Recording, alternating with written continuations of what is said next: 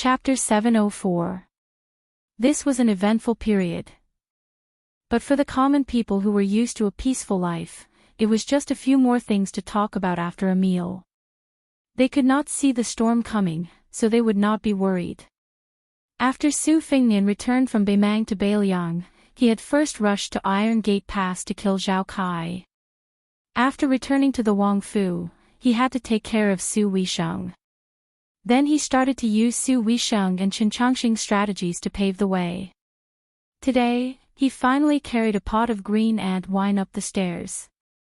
It was not that he could not squeeze out time to go to Tide Listening Pavilion earlier, but Su Fengnian did not dare to do so. When he was young, his legs were weak, but he could climb up and down Tide Listening Pavilion quickly. Now, even though his cultivation had dropped, he still had second-level internal power, but he walked so slowly. The withered man who had sat on the top of the pavilion for almost 20 years did not smile. After the death of Beiliang's chief strategist Xiao Chongling, he, who had been suppressed, should have been the time to rise up, become familiar with the Liang dynasty, improve further, and leave behind an important comment in history. But he remained in seclusion there. Why? Wasn't it all for the sake of having a name that would go down in history after death for the sake of a wise ruler? Li Shan died without a grave, and without a stele. Su Xiao personally brought a jar of ashes to the border to scatter. According to Li Shan, it was his fate to die without a grave.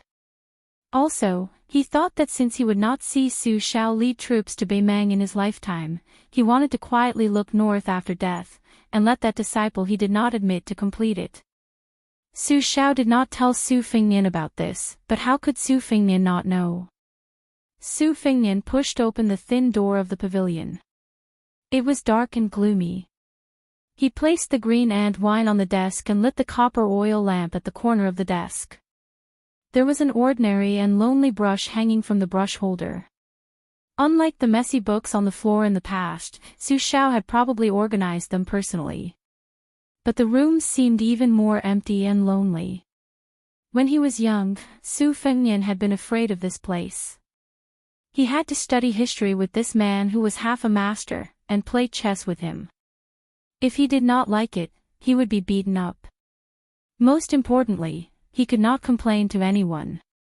He had to watch him drink and listen to his coughs as though he would die of drunkenness in the next moment. In the empty space of the desk under Su Fengnian's feet, there was a chess stool with vague engravings and 2 boxes of black and white chess pieces. He bent down and moved them to the surface of the desk. In the past, in order to test and improve the young Su Fengnian's memory, the master and disciple both raised their hands and pointed at each other in the air to play chess.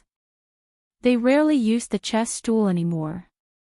Su Fengnian opened the chess box and took out a handful of black chess pieces. There was one person missing from the opposite side. In the past, Su Fengnian was often missing. This time, Li Shan was missing. In the future, there would be fewer and fewer people. Su Fengnian said softly, Chen Jibao went to Western Shu alone without a single soldier. I have made such an enemy. I have made master worry. Chen Jibao left without any attachments. But his trusted subordinates who were willing to die for him, almost 100 of them left. I told Su Xiao not to stop them. If you want to scold them, then scold them.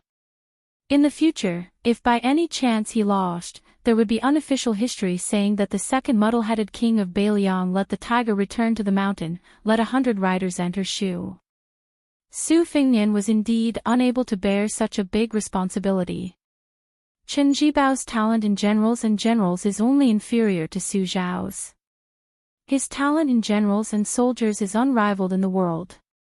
When he arrived at Western Shu and became the king of Western Shu, I am afraid in a few years he would have several tens of thousands of elite troops ready to fight and defend. However, I think that since I am destined to fight him, I might as well fight him fair and square.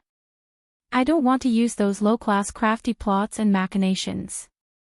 Nangong Push, who was in closed-door training with you in the pavilion, has already come out to intercept and kill Han Diaoxi. I don't know if it's because Quan Castrator is one of White Fox's 4 enemies. Before I killed Raccoon Diwu in Baimang, I thought that in this life, I could catch up to his realm in one go. I did not think that after the Battle of Iron Gate Pass, I would be beaten back to my original state. It seems that Master has never rejected letting me practice martial arts. In the 9 rounds of listening to the tide, there was one round where you and Su Xiao bet on whether I could enter first rank. I entered first rank and then fell out. Now, I don't know if I have disappointed you. According to your arrangements, Murong Tong Wang brought an enigmatic face and hid in the Baimang court. Xu Xiu also went to Xiangfan City. She used 10 years of her life to exchange for the glory and wealth she dreamed of. She is not a Wang Fei, but she is better than one. As to whether Murong Tong Wang can take root, and whether Xu Xiu can succeed, Zhao Sun and that Lu Su who brushed past me, you said that man proposes, God disposes. I can wait. Su Beiji and Chen Shiliang each have their own merits. It is hard to say who is like you and who is like Chen Shiliang. I left Su Huainan's head by the Ruo Shui. As expected, Su Beiji willingly told the truth. He is an extremely magnanimous counselor. He does not stick to the back of the curtain, and he comes up with many stratagems. He is also very familiar with politics, and his gift of foresight is even more outstanding. If nothing unexpected happens, I will make him the first choice for the next administrator. Chen Shiliang was born a poor scholar, but he is first class in recognizing strategy and literature. You once commented that strategists should plan for themselves, for others, for the army, for the country, and for the world. They should advance step by step, and only when they have achieved their own peace can they help others devise strategies.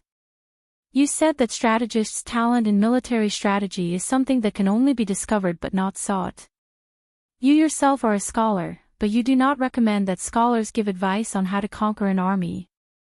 You can skip this realm, but you must have the vision to plan for the country. You even said that Northern Liang's chess game is a helpless game of governing an orphan. You can only seek victory amidst danger. Strategists do not have to deliberately seek to rule the world. If they use this as their goal, they will have to destroy the wealth that Northern Liang has painstakingly accumulated over the past 20 years.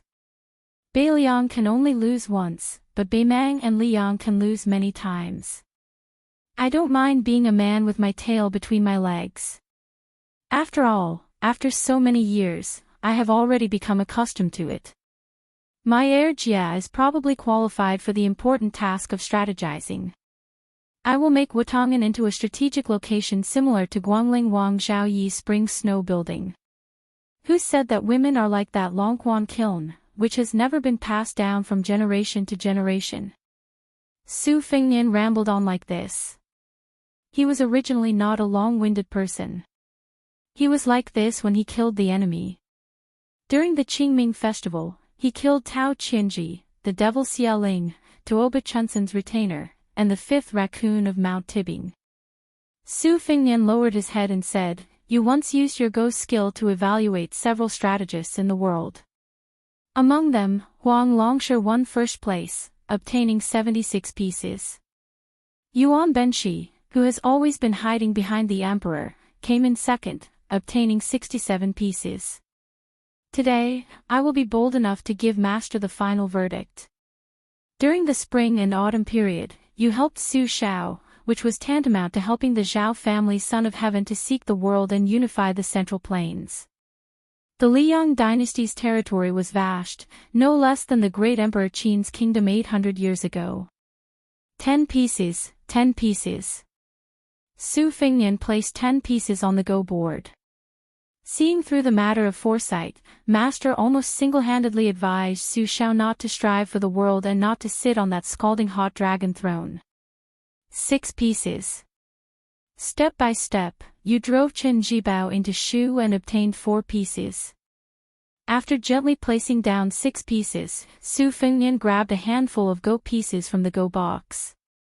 As for the matter of geography, under your guidance, the imperial court allowed Su Shao to lead troops into Bailiang and be given the title of king of a different surname. He was far away from the capital and was able to guard the northwest gate of the dynasty and obtain 9 pieces. You liked to personally plan troops, but you single-handedly facilitated the battle of the imperial concubine's tomb and Chu Lushan's 1,000-man cavalry to open Shu. After pacifying western Shu, you even used the strategy of exterminating the family. After entering Bailiang, you created no less than 100,000 refugees and sinners to form an army that could fight. Once I became the king of Bailiang, I would issue an amnesty and have 100,000 troops. 8 pieces. As for diplomacy, Su Shao followed your arrangements and mediated with the imperial court, Zhang Julu, and Gu Jiantang for more than 10 years. He did not fall behind and was far better than the king of Yan's strategists. He was fully deserving of the title of #1 expert in the world. 9 pieces. As for astronomy, you did not believe in ghosts and gods, so you did not get a piece. As for the appreciation of people, Su Shao's 6 pieces, Yuan Zuozong, Chu Lushan, and Qi Dangguo all came from your unique insight and obtained 6 pieces. Yao Jian and Yi Shizhen took 4 pieces. After that, you personally wrote down the carving method for Su Beiji and Qin Shiliang, adding 4 pieces for now. Northern Liang is a desolate place. It only has 3 provinces in its hands. Even under your meticulous planning and management, Northern Mang still doesn't dare to make a single move. Moreover, you've successfully obtained the hereditary title for Su Shao, giving an idiot like me the chance to become the Northern Liang king and obtain 8 sons. There were a full 60 pieces on the chessboard. Then, there were the relatively idle 6 pieces. 11 pieces slowly appeared on the chessboard. Su Fengnian looked at the chessboard in a daze. A strategist must first plan for himself. Huang Longshi, who single-handedly created the chaos of the spring and autumn period, is still free and unfettered. Yuan Benshi, who is invincible behind the scenes in the Zhao family, is also safe and sound, hiding in the imperial court. The king of Yan's chief strategist is above tens of thousands of people in Nanjiang, enjoying the riches and honor of the mortal world. Master, what about you? He lifted a pot of green ant wine. He poured the wine on the chessboard. After pouring out all the green ants in the pot, Su Fengnian, who was alone in the room, had tears streaming down his face. He choked and said, Master, who do you want me to bring wine to in the future? Chapter 705. There are 2 more chapters to make up for yesterday's update. The sky gradually turned dark. Su Fengnian walked out of Su Weisheng's room that was filled with the smell of medicine. Cucumber, the maid, had been sticking to the crown prince, whom she hadn't seen in a long time. She sniffed at the door and wanted to take off the sachet at her waist and hang it on the crown prince to wash away the smell of medicine. However, Su Fengnian shook his head and walked into the courtyard with her. Seeing Su Shao dozing off on the stone bench, Cucumber covered her mouth and smiled. She tiptoed out of the courtyard so as not to disturb the king of Bailiang and his royal highness time together. Before leaving, she looked back and saw the crown prince's white hair, which made her worried. The moment Su Fengnian sat down, the dozing off Su Shao woke up. He rubbed his cheeks and said self-mockingly, I get sleepy when I'm old. I remember when I was young, whether it was killing enemies or running for my life, I didn't sleep for 3 days and 3 nights. I didn't see any fatigue. As long as I had a good night's sleep, I could eat 4 to 5 kilograms of cooked meat when I woke up. I really have to admit that I'm old. Su Fengnian smiled. A real man doesn't talk about his past glory. Who hasn't aged before? You're not a Taoist who hides in a cave to cultivate immortality. Moreover, with your comprehension, you want to achieve immortality. You've been a level 2 master your whole life. Look at General Gu Jiantang, who's even younger than you, he's already on the martial ranking. Aren't you ashamed? Su Shao wanted to laugh out loud, but he didn't dare to disturb his daughter who was recuperating in the room. He pulled up his sleeves and put his hands in his sleeves. He didn't look like the king of Baeliong, nor did he look like a general. Instead, he looked like an old man who didn't have to worry about food and clothing. He laughed softly. "You don't understand.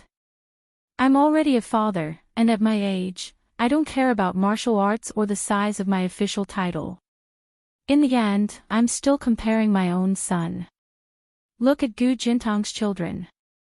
The boys aren't good at martial arts, and they look ugly. The girls aren't outstanding either. Gu Jintang wants to compare himself with me, Su Shao. I don't even want to talk to him. He can go play with his blade." Su Fengnian laughed mockingly. "You're taking it easy." Su Shao turned his head and looked at the yellow crane tower at the top of Mount Qingliang. He suggested, "Let's talk while we climb."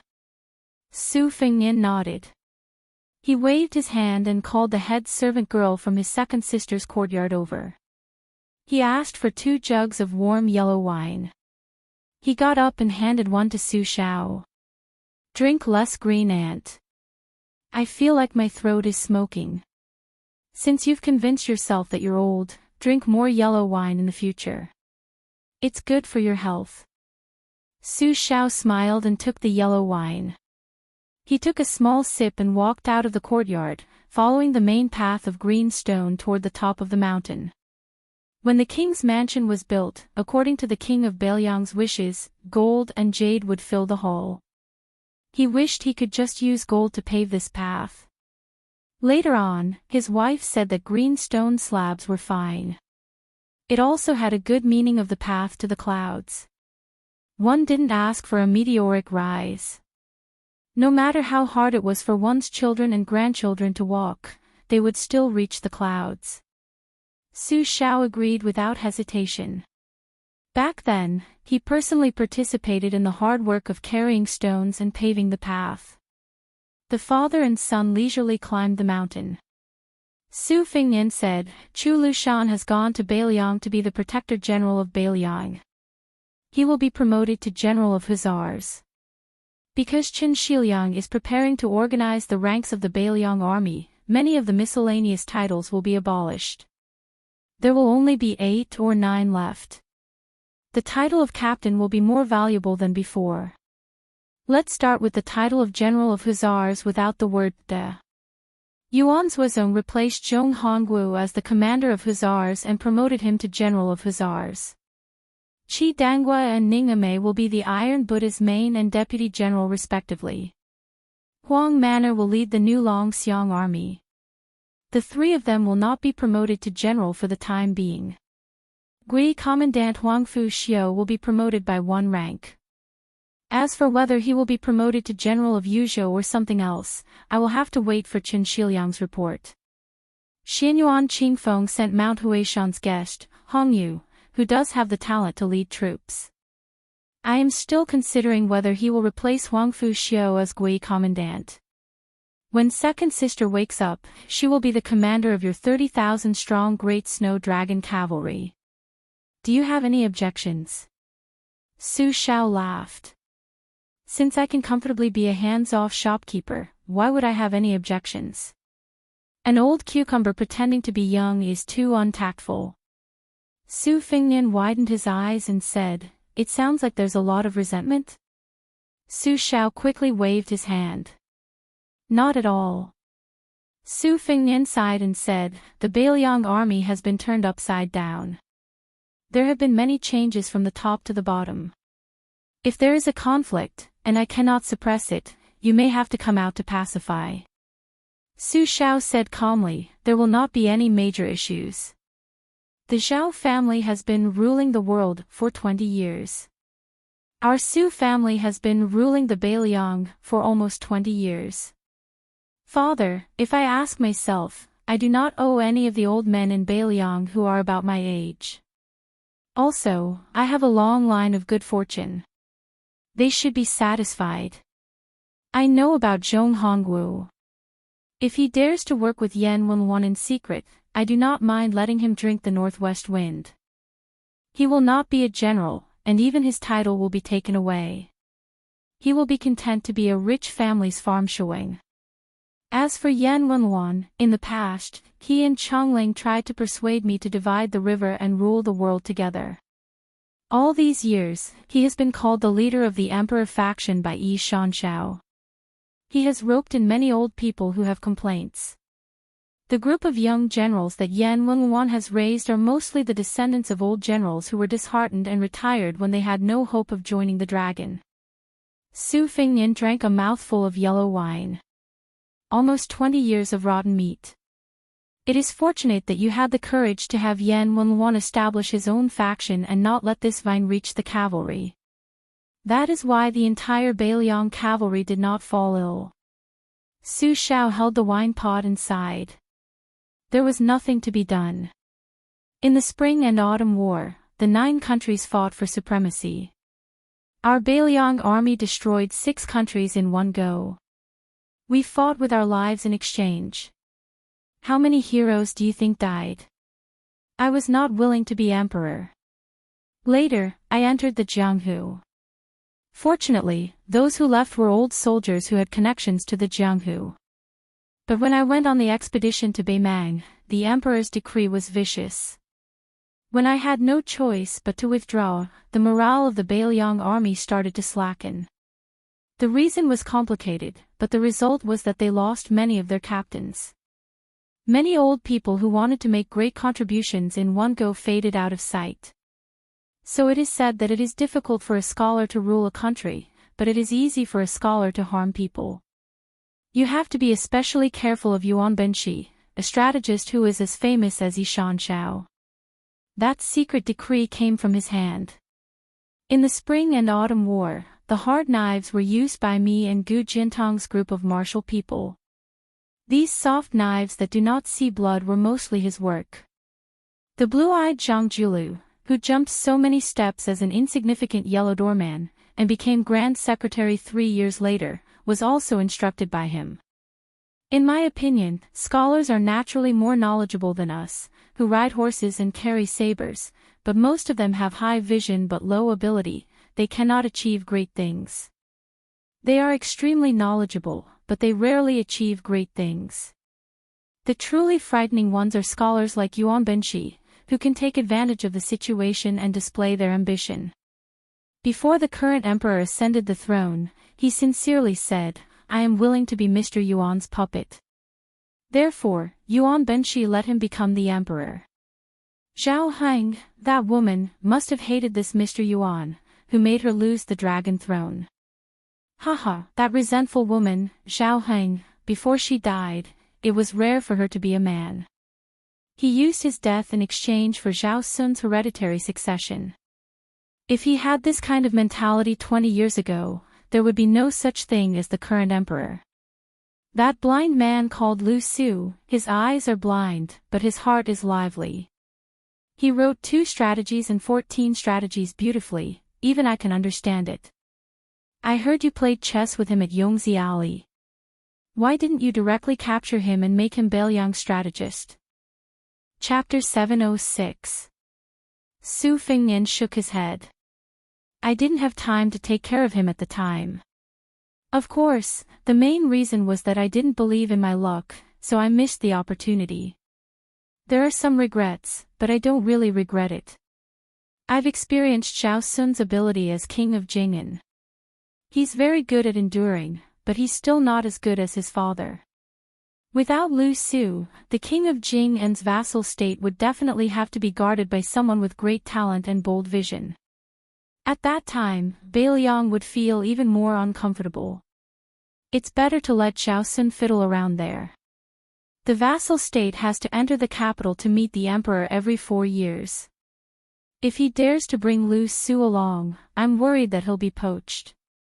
At that time, this once-in-a-century civil official vassal state would become the biggest joke. Su Shao smiled with gratification. You're worthy of being my son, Su Shao. You're so domineering.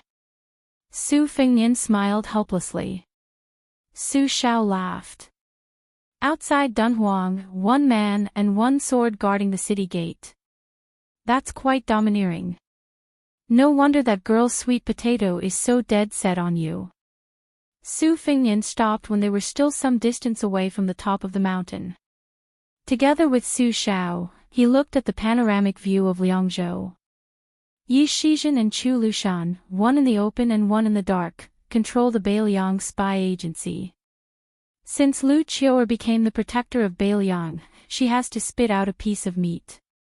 I plan to let Qin Shiliang take care of it. As for Yi Shizhen, do you have a suitable candidate in mind? Su Xiao asked softly, why don't you choose Su Beiji? Su Fingyan shook his head. I want him to be wholeheartedly focused on becoming the next administrator.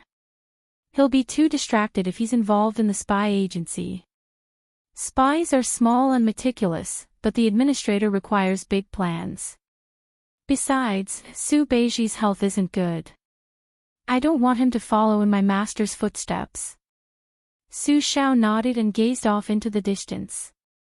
As they continued to climb the mountain, Su Xiao said, Wuqi should have already entered Shu from Beimang and joined Qinjibao. Su Fingyan said bitterly, this trip to Beimang was very difficult, but I didn't even get to meet this uncle. Su Xiao shook his head and said, maybe you have, but you just don't know. You don't have to think too much about it. The fate between relatives has come to an end. Su Xiao continued, no one's son is born rich, and no one's son can't die. My son is no exception. If he wanted to inherit the family business, he had to rely on himself. For the past 20 years, I have been waiting for you to grow up, while Chen Jibao has been waiting for you to die. My friendship with old Chen's family ended after he went to Iron Gate Pass and tried to kill you and Zhao Kai. This is also good. No one has wronged anyone. Fingyan, I forced you to travel 3 times. Don't blame me for being cruel. Su Fingyan joked, I know you are holding a grudge. I beat you with a broom so many times. Su Xiao almost laughed until tears came out of his eyes. He coughed a few times and drank some warm wine to calm himself down. Finally, they reached the top of Mount Qingliang.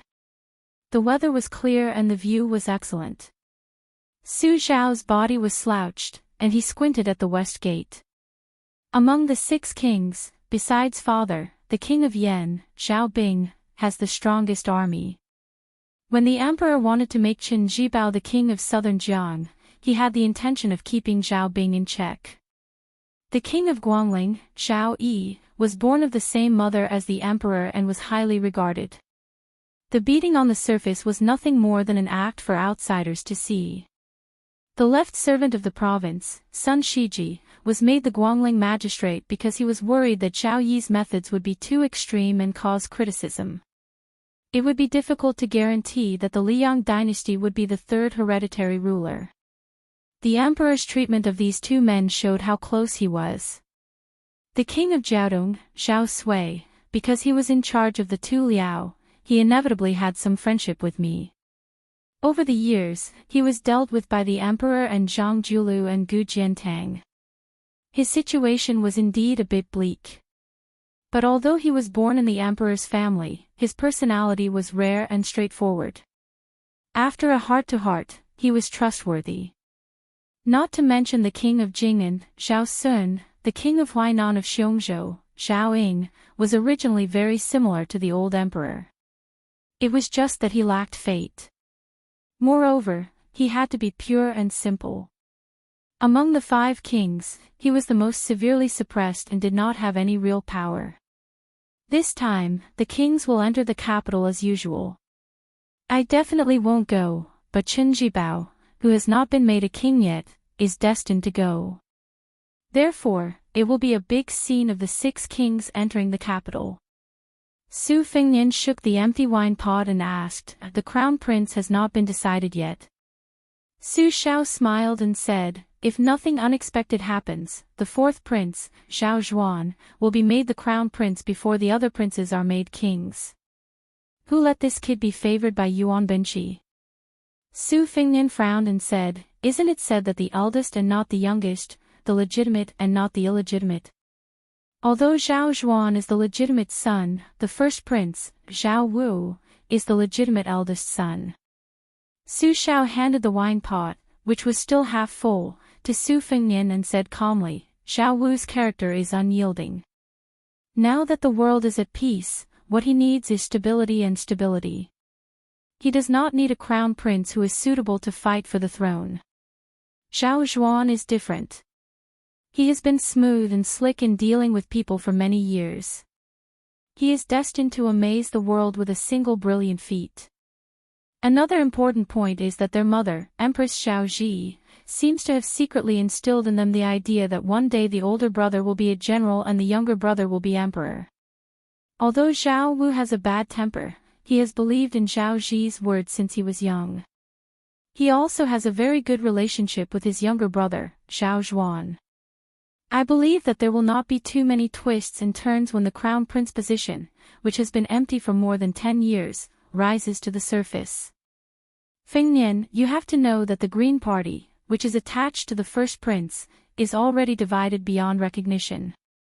The group of scholars in the northern land who are fighting for power with the scholars in Jiangnan, although they have bet heavily on Zhao Wu, as long as Zhao Wu can smoothly go to the two Liao provinces to guard the border, Zhao Zhuan will certainly compensate these people when he ascends the throne in the future. For them, their immediate interests will not be damaged, but will instead increase. Right now, their complaints will not be too big, and they will not dare to be too big. As for the second prince, Xiao Bo, who is supported by the most powerful faction in the court, Zhang Julu and the emperor are only acting as a smokescreen. It is not worth mentioning. Su Fengnian took a sip of wine. Su Shao smiled and said, the newly favored eunuch, Song Tonglu, is in charge of the Directorate of Ceremonies. After the cat Hanxing left the capital, although he has not directly become the head eunuch of the Directorate of Ceremonies, he has taken over the Directorate of Ceremonies from his master. The court knows that I will obviously not pay attention to the show of the crown prince ascending the throne and the princes going out, so they had Song Tonglu come to Beiliang in private and bring you 2 sets of the crown prince's makeup clothes. One is red and the other is white. The white set is specially made for you. In the end, they want you to go to the capital to watch the ceremony. Are you going? Su Fengnian asked. 9 deaths. Su Shao shook his head and said, this time is different. It will be difficult to die even if you want to. The emperor and the empress will protect you from both sides. Now that the situation in Liang has been settled, especially since Chen Jibao has become the king of Shu. If they still want Beiliang to fall into chaos, who will help them block the 1 million Beimang iron cavalry? Without us in Beiliang, even if Gu Jiantang makes the eastern front impregnable, not to mention the emperor, the entire capital will be in a state of panic. Those bastards will only curse me fiercely. In private, they will be glad that they have the 300,000 iron cavalry of Beiliang. Su Fengnian asked, last time you entered the capital, as soon as you left the main hall, you crippled an official. Why? Su Shao smiled and said, that blind guy said the Beiliang cavalry is a watchdog. I beat him half to death. Look at the civil and military officials, who dared to make a sound. Besides, Gu Jiantang also taught that guy a lesson afterward. Those words even scolded him, the great general. The death soldier appeared and disappeared mysteriously. He said softly, eunuch Song Tonglu is already outside the mansion. Su Shao asked, are you really going to the capital? Cat Man hasn't been killed yet. Aren't you worried? Su Fengnian shook his head and said, I'm waiting for him to come to my door. Su Shao wanted to say something but hesitated. Su Fengnian suddenly said, I killed Yang Taisui. Do you blame me? Su Shao said calmly, my old brother died a worthy death. The mastermind of the white clothes case in the capital city was the son of the Zhao family, and the mastermind was the sneaky Yuan Benqi. Han Diaoxi was one of the many masters. As for the celestial state master, it was someone else. Su Shao said softly, let's go down the mountain. On the way down the mountain, Su Xiao saw Su Fengnian carrying 2 wine pots in his hands. He said with a smile, "You want me to carry them? No matter how old you are, you can still put on armor and mount a horse. Carrying 2 wine pots is not a problem." Su Fengnian slowed down and looked at the blue stone under his feet. He said, "I'm old, but I can't die." Su Xiao sighed softly, "I also want to hold a grandson." Chapter 707. The first 2 chapters have been updated with 10,000 words. The third chapter, 6 Kings Enter the Capital, is at around midnight. P.S. Please automatically subscribe to this book. Song Tonglu, who was not even 30 years old, was the head eunuch of the Imperial Eunuch Bureau, the personal attendant of the emperor who was favored by the empress, and had a secret edict. He could only take a few disguised eunuchs and quietly enter through the side door of Bailiang Palace. When he saw Su Xiao at the entrance of the main hall, he didn't dare to look at him. He had the palace guard stay outside the door and quickly stepped over the threshold alone. With a plop, he knelt down solidly. His forehead left a bright red mark as he said in a muffled voice, "Song Tonglu of the Imperial Eunuch Bureau greets the King of Bailiang and His Royal Highness." Su Xiao and Su Fengnian didn't sit down, but they also didn't move to greet this eunuch who already held great power. Su Xiao smiled lightly and said, "Song Jiao Temple, rise and announce the edict." The titles of Jiao Temple and eunuch were not titles that ordinary eunuchs could use. In the imperial palace of Graydon City, there were only a handful of them. Other than Han Xingxian, who had been at the top for many years, Song Tonglu's master, the head of the Imperial Eunuch Bureau, who was only second to the Ceremony Bureau, was one of them. Song Tonglu had been personally bestowed the surname by the emperor and now had a chance to reach the top. It could be said that the student had surpassed the master. The entire court was dumbfounded. When Song Tonglu left the palace, he had already thought it through. If he announced the edict, according to the law, the vassal kings had to kneel. As for whether the king of Bailiang knelt or not, Su Xiao could carry a sword into the palace and had the privilege of not kneeling to listen to the edict. However, if he stood there and announced the edict with a serious tone, it would probably be seen as a demonstration.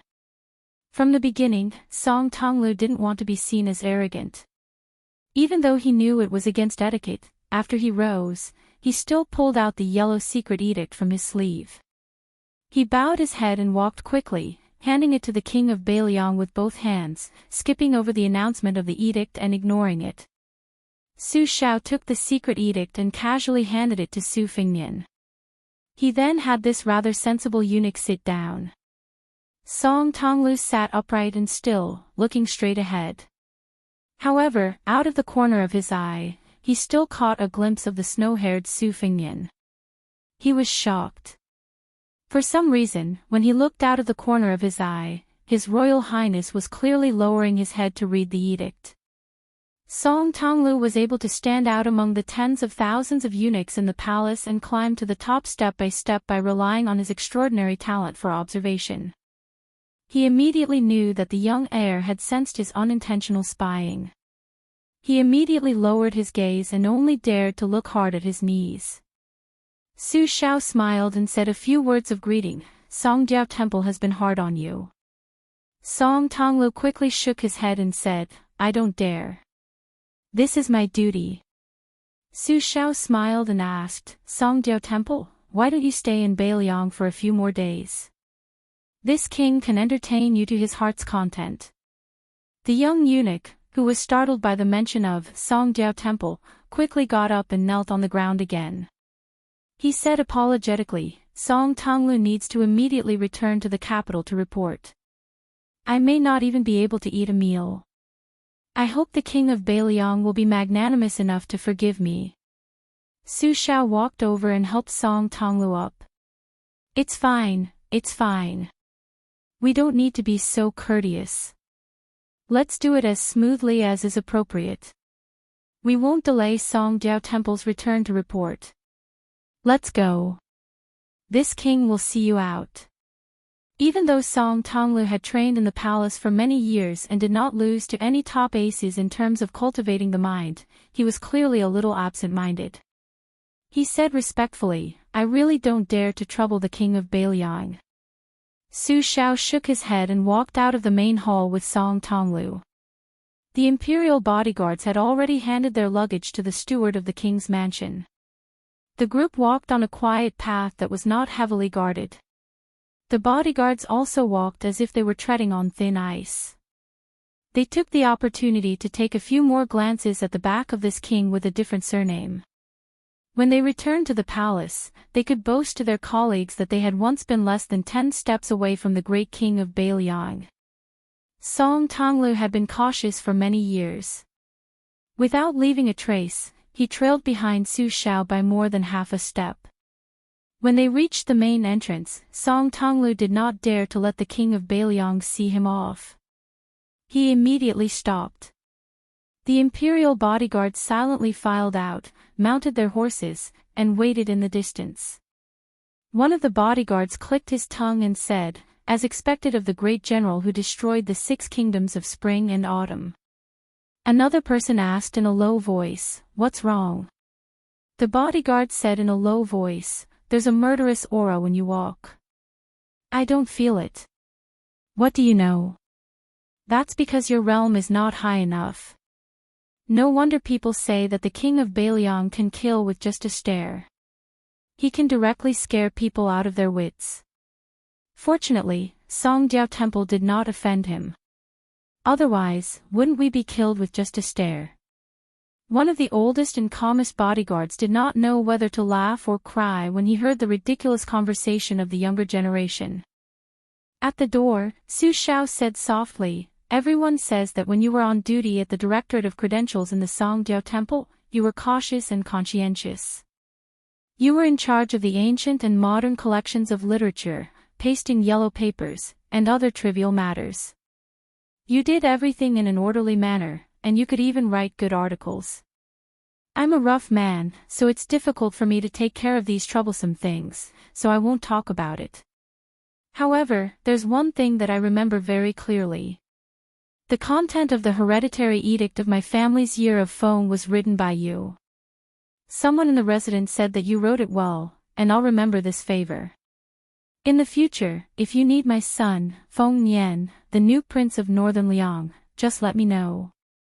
I won't dare to boast that I'll help you settle it." Songjiao Temple felt as if he had been struck by lightning. He subconsciously wanted to kneel again. Su Xiao held his hands and scolded jokingly, "A man has gold under his knees. What is there to kneel for? Song Tonglu, if you have the chance to come to Bailiang Palace again, you don't have to remember this. This has nothing to do with your status. This king is indeed unreasonable and only cares about friendship." Songjiao Temple gritted his teeth and said with a trembling voice, "In the future, Song Tonglu will definitely do what I have to do. However, I won't say too much about unnecessary matters." Song Tonglu will only remember these words in his heart and pretend that the Grand General did not mention them. Su Xiao nodded, "This king will not see you out." Songjiao Temple's scholar bowed with his hands clasped in front and turned to leave. Su Xiao slowly walked back to the main hall. He saw that Su Fingnian had finished unpacking his luggage and was pinching the sleeve of a python garment. He was muttering to himself, "It looks pleasing to the eye and feels quite comfortable. When the flying sword leaves the sleeve, you have to be careful. If you cut it, who will sew it up?" Su Xiao joked, "Are you afraid that you won't be able to find someone to sew it up?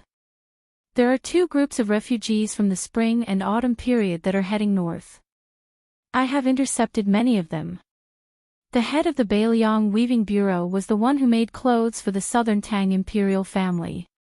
However, this time, the specific task of sewing your royal robe was given to a few clever and skillful women.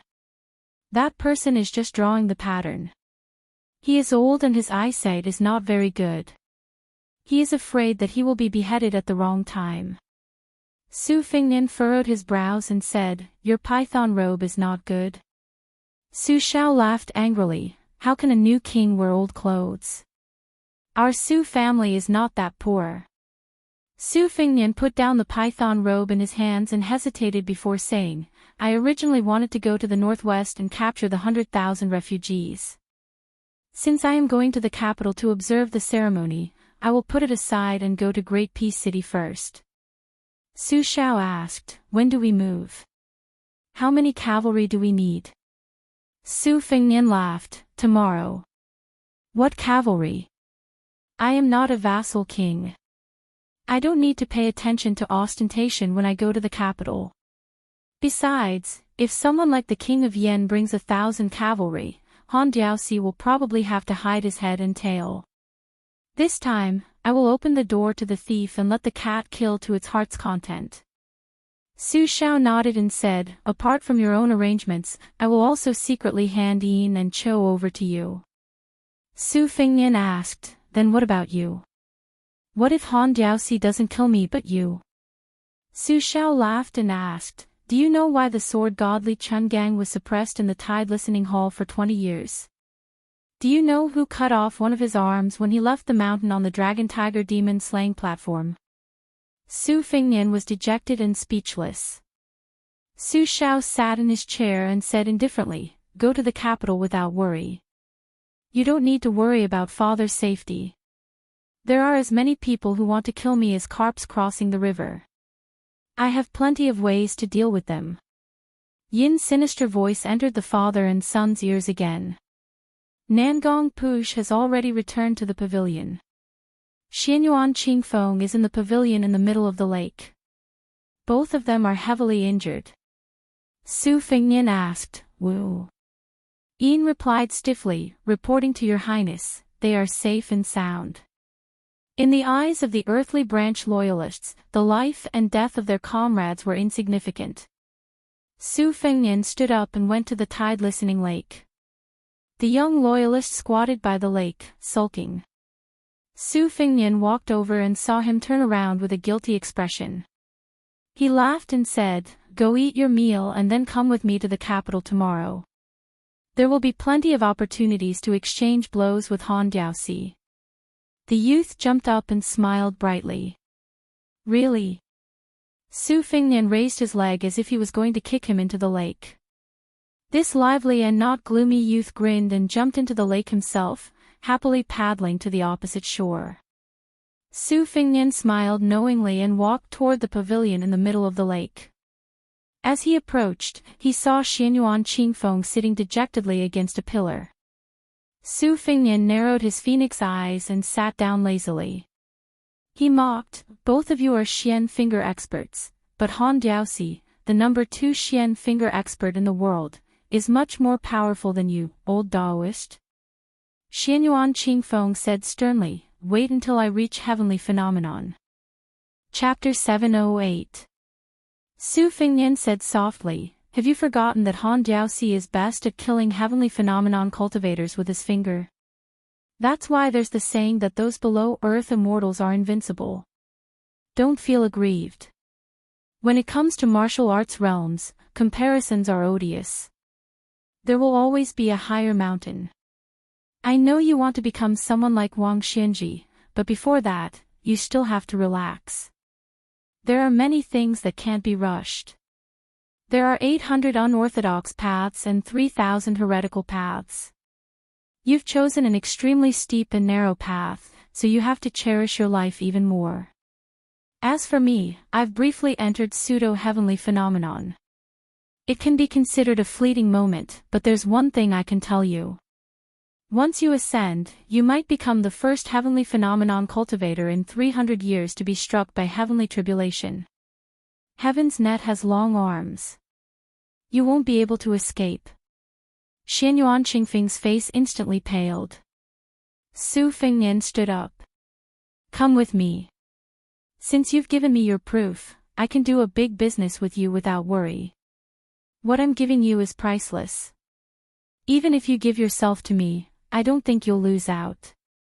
For the first time, Xianyuan Qingfeng didn't retort. She quietly followed behind Su Fengnian. It seemed that her failure to encircle and annihilate Han Diaoxi had caused her arrogant and lawless character to settle down. Su Fengnian pushed open the door and entered the Tide Listening Pavilion. He brought Xianyuan Qingfeng directly to the 8th floor.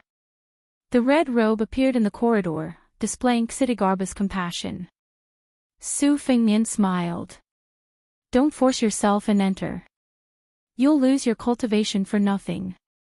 The door opened and closed. Xianyuan Qingfeng saw an unforgettable scene. 9 imperial jade seals of different sizes. They hovered in the air. They hovered in the same position as the 9 kingdoms of spring and autumn. Su Fengnian stood still with his hands clasped behind his back. Calmly, he said, Later Sui, West Chu, Southern Tang, Western Shu, Northern Han, and Great Wei. After the fall of these 6 countries, the names of the countries recorded in the history books were all destroyed by Su Shao. In order to commend Su Shao for his military exploits, the Liyang imperial court bestowed 5 imperial jade seals to the Su family except for the missing West Chu emperor seal. Back then, De Chu was regarded as the orthodox of the Central Plains largely because it had been passed down from the Emperor Qin's seal of destiny. Later on, it was separated by the spring and autumn period. Various countries had copied it or simply reprinted it. There were all kinds of names for it, such as seal and treasure. Of the 9 pieces you see, 3 of them are imitations made to make up the number 9. The Tide Listening Pavilion has 9 floors for a reason. I know what you want to ask. Since the imperial court only bestowed 5 and imitated 3, where did the last one come from?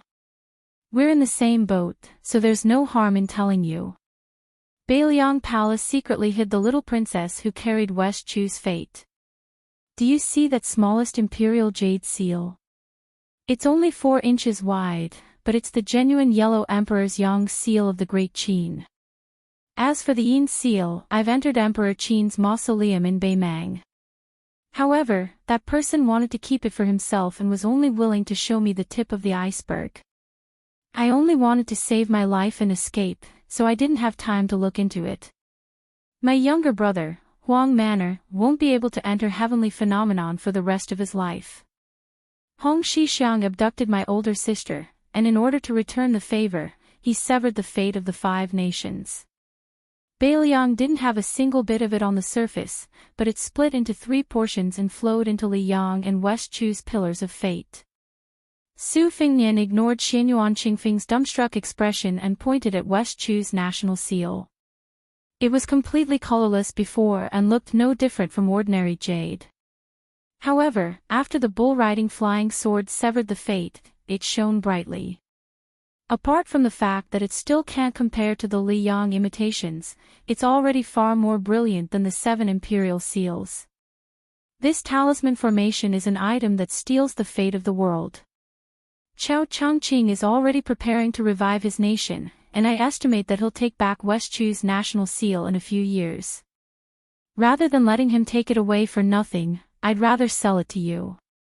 You can carry it with you for the next 2 years and slowly absorb it. When you reach Heavenly Phenomenon in the future, you can use it to resist the heavenly tribulation.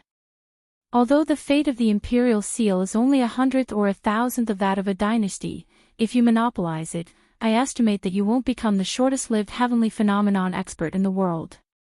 Xianyuan Qingfeng asked in a low voice, Then what about your little brother that my father said could only reach the finger-profound realm? Su Fengnian's lips twitched. At least you still have some conscience. 1 less Great Qin Yang seal, which is bound to be lost, but there are still 8 remaining.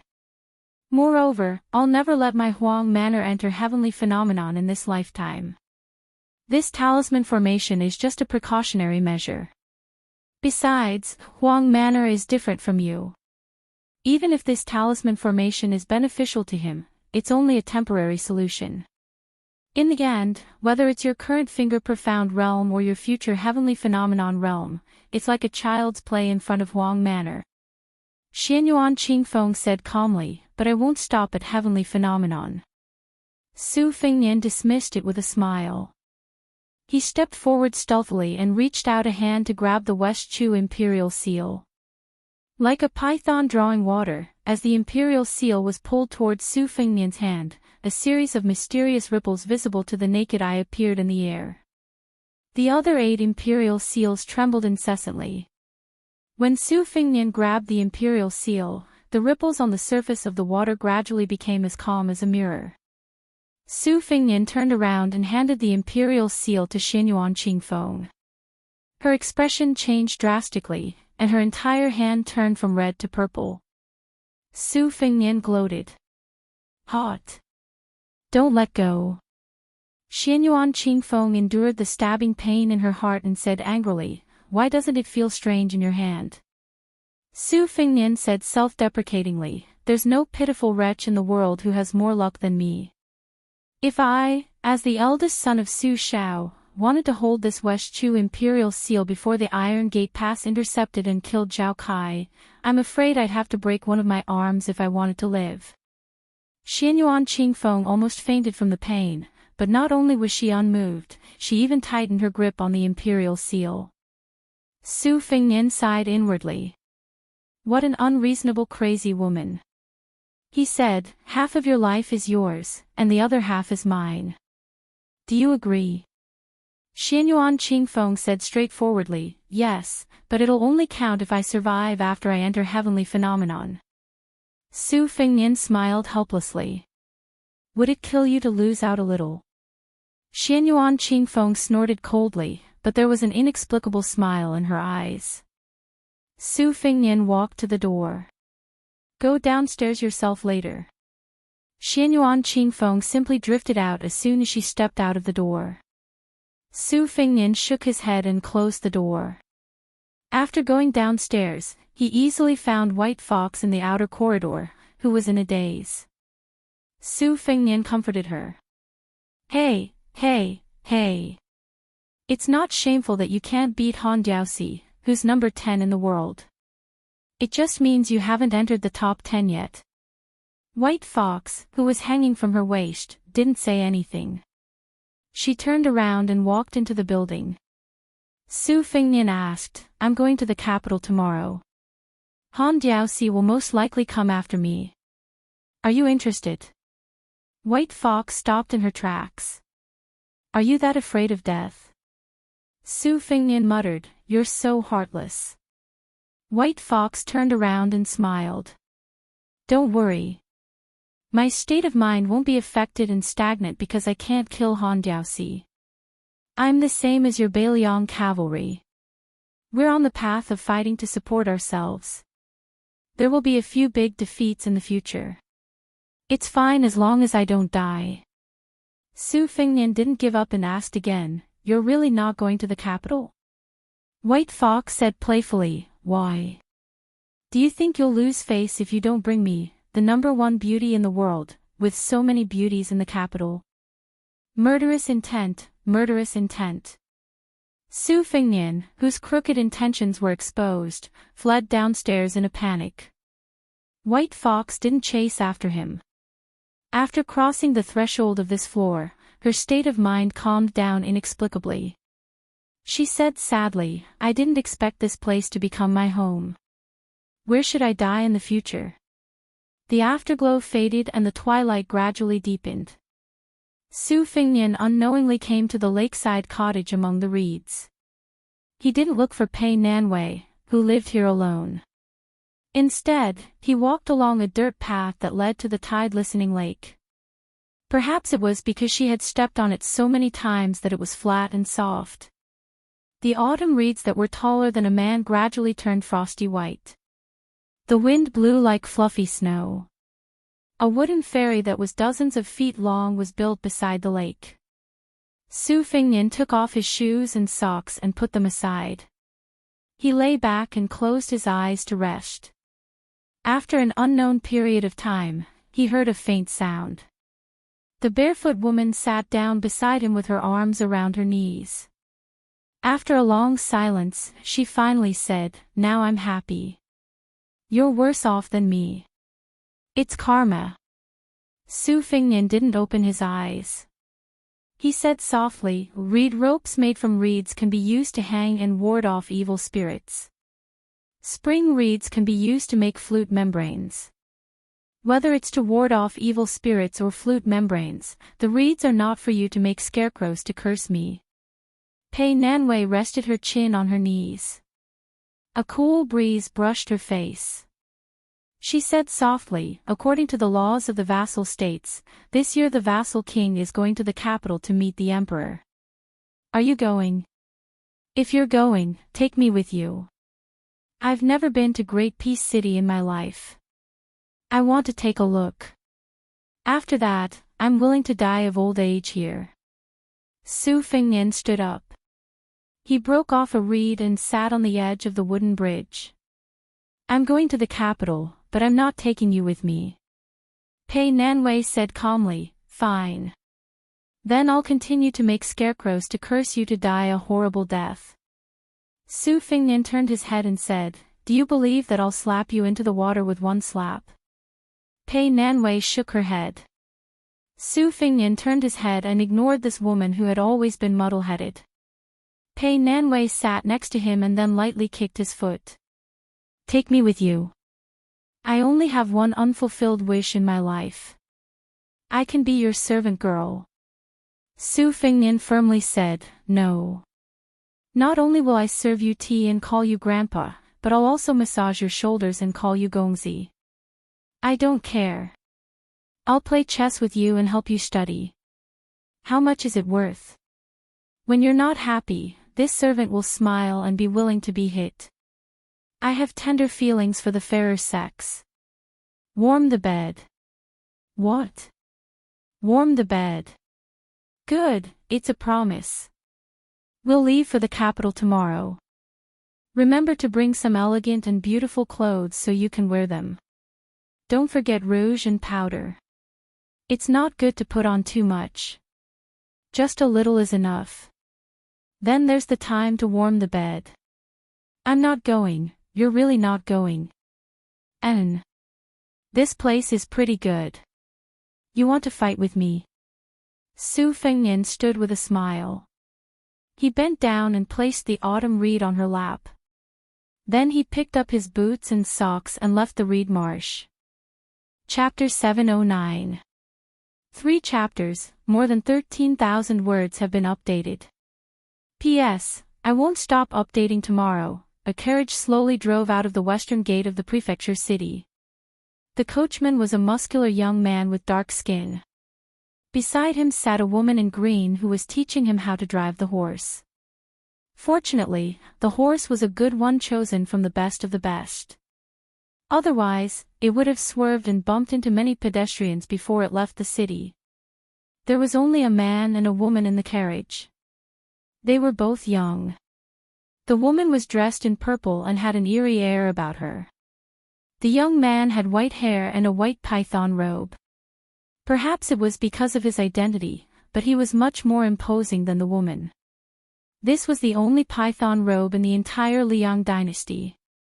If one didn't look closely, it was no different from a rich white robe made of silk. But if one looked closely, it was extremely exquisite.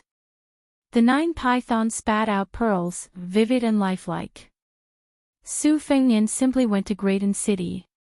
It was better than the first time he went out, but much worse than the second time he went out with 100 riders. Princess Jing and Pei Nanwei didn't have the face to show up. She couldn't go to the capital to take a look. She would probably have to kill a few more people to vent her anger. Fortunately, there was a large patch of reeds in the middle of chaos and there was no lack of reeds throughout the year. Su Fengnian went to the capital for the first time in his life. He brought 2 famous inkstones. Baibus City had already given them to Qin Shiliang, so of course they weren't included. One of them was unique to Liangzhou. It was a frozen iron inkstone that was fished out from the bottom of the river. It was said that the brush was as sharp as an awl. It was in line with the valiant customs of Beiliang. The other was Xianyuan Qingfeng Shiil Yellowstone Rui Vase inkstone. It was a specialty near Mount Hui. Hui and Zhou's inkstone were competing for the title of the best inkstone in the world. There was a saying that Hui was like an official and Zhou was like a beautiful woman.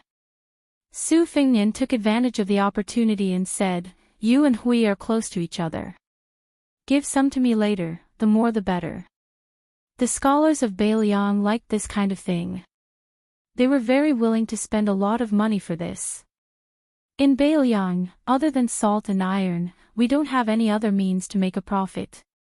If you give me those secret manuals, I can't just set up a stall and sell each book for a few thousand taels of silver. It's much simpler to sell famous inkstones, and it's also more elegant. Moreover, in the future, Beiliang's civil officials will become more powerful. If you send the ancient inkstone over, you can even give it away.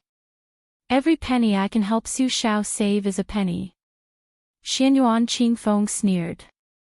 Are you still His Royal Highness who spent money like water in brothels? I heard that even if you bump into a ranger, they'll chase after you and give you money. Su Fengnian smiled calmly and said, "You don't know how expensive food is until you're in charge of the household. Besides, you can do whatever you want. After all, there are many things that you can't do as you wish. It's not only you Jianghu people who have no choice." Xianyuan Qingfeng stared at him for a long time. Su Fengnian acted as if he didn't see it. He continued, "Think about whether there are any side doors that can bring Beiliang rolling in wealth. The biggest show in the world is the military. Beiliang cavalry has 300,000 men. To outsiders, it's a miracle that they haven't lost any men after so many years and can still fight. However, I'm not going to tell you about the hardships involved. You're a rich young lady who's been holding a bag of gold, bullets, and birds since you were young. You won't understand even if I tell you." Xianyuan Qingfeng sneered. "Isn't it also not easy for me to be in charge of Mount Hui?" Su Fengnian said sarcastically, "In any case, you only want to raise your cultivation level. You don't care about the Xianyuan family at all.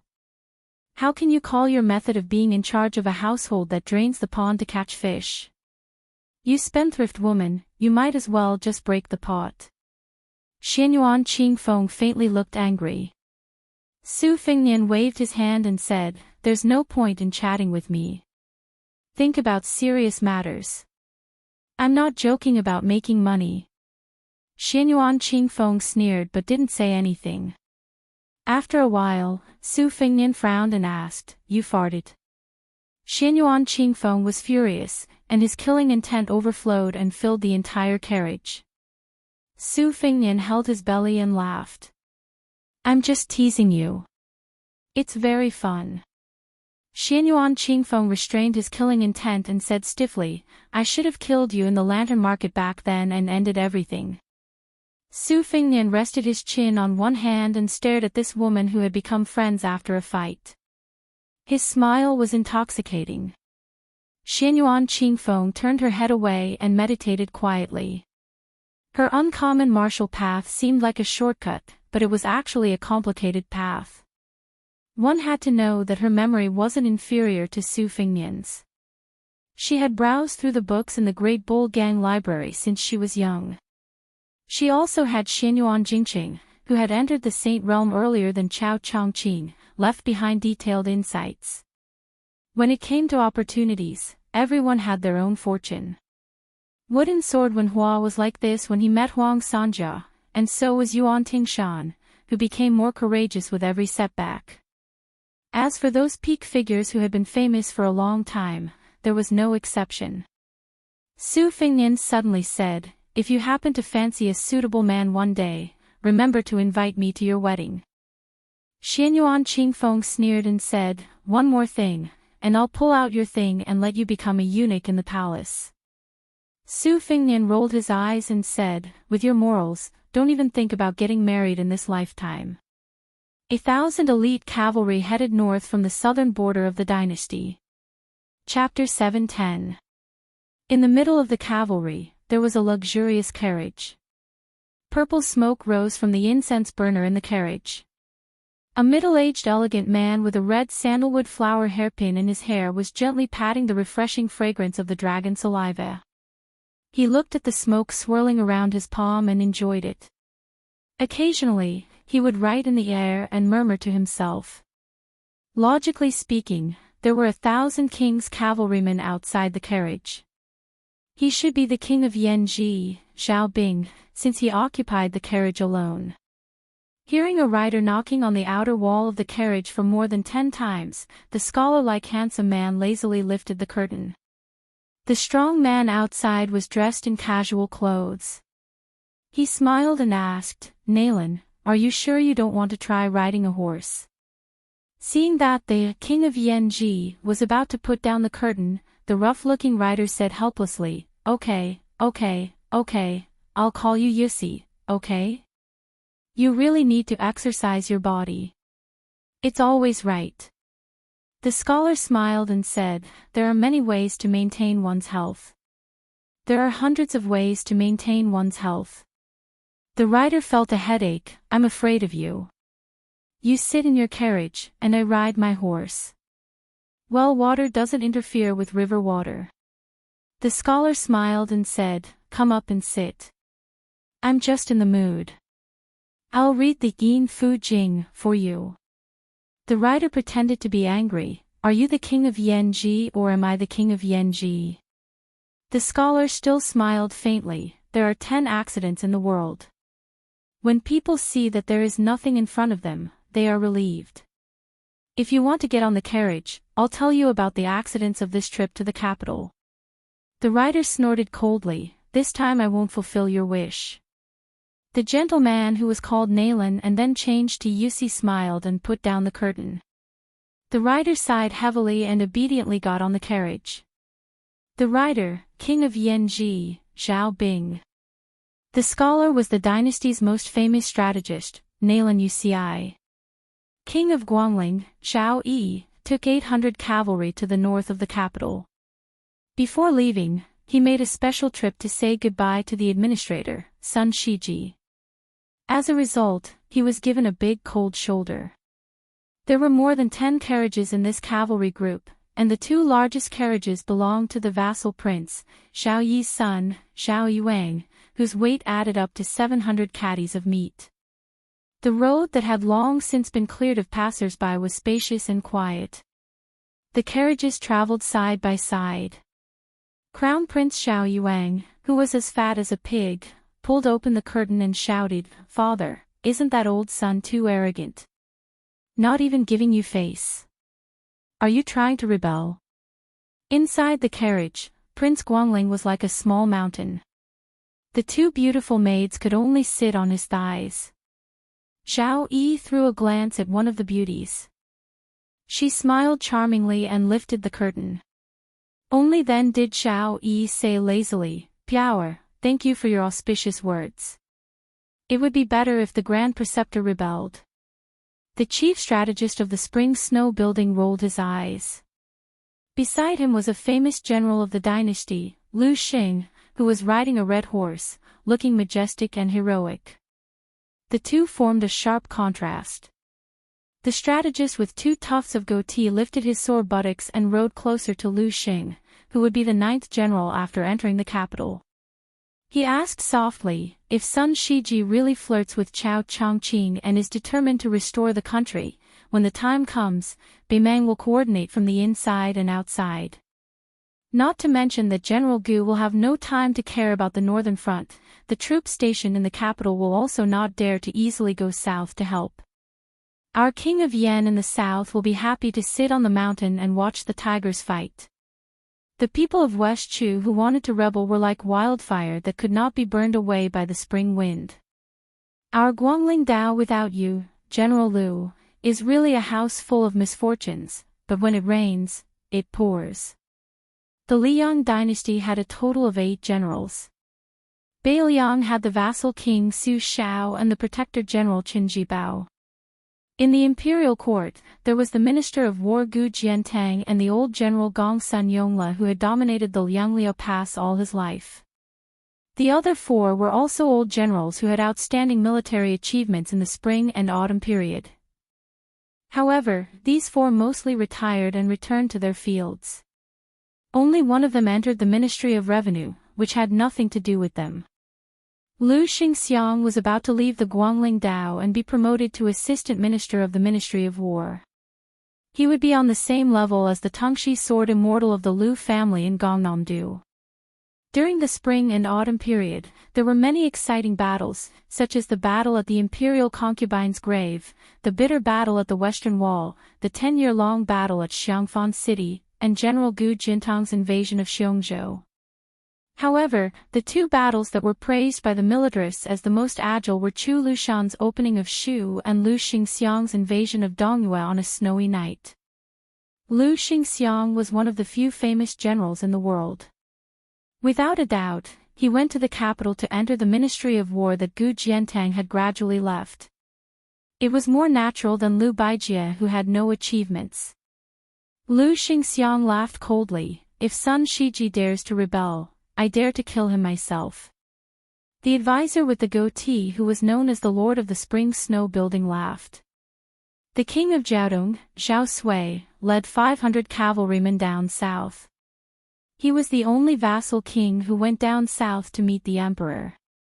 Zhao Sui's face was dry and solemn. He sat in a simple carriage and was deeply worried. His son, Zhao Yi, blended into the cavalrymen and was exactly the same as the ordinary cavalryman. Because of his good relationship with Su Shao in the early years, he had been troubled by him for so many years. That year, he fell into a trap set up by the capital. More than 30 of his elite subordinates were demoted or sent away. People's hearts were shaken and their vitality was greatly damaged. They had not recovered yet. Zhao Sui put down a military book in his hand and smiled bitterly. Lame Su will definitely not be willing to come. I don't know if the notorious nephew has the courage. 300 cavalrymen set off from Xiangfan City. It was the same as the relationship between the king of Yan and Naylan Yusi. The one who rode the carriage was not the king of Jing'an, Zhao Sun, but the blind advisor. Zhao Sun felt refreshed. With Lu Su's strategy, the Song family, which was supposed to dominate the literary world for 3 generations, collapsed like a paper tiger. This old man Song vomited blood on the sickbed and died of anger. The king of Huainan, Zhao Ying, who was recognized as the most cowardly person in the dynasty, only brought a few dozen cavalrymen to the capital. He was drunk in the carriage. Looking at the many jars of wine at his feet, he was probably drunk more than sober. When he was sleeping, a lone cavalryman brushed past his pitiful cavalryman. It was the white-clothes plum wine of Shishu. Chapter 7:11.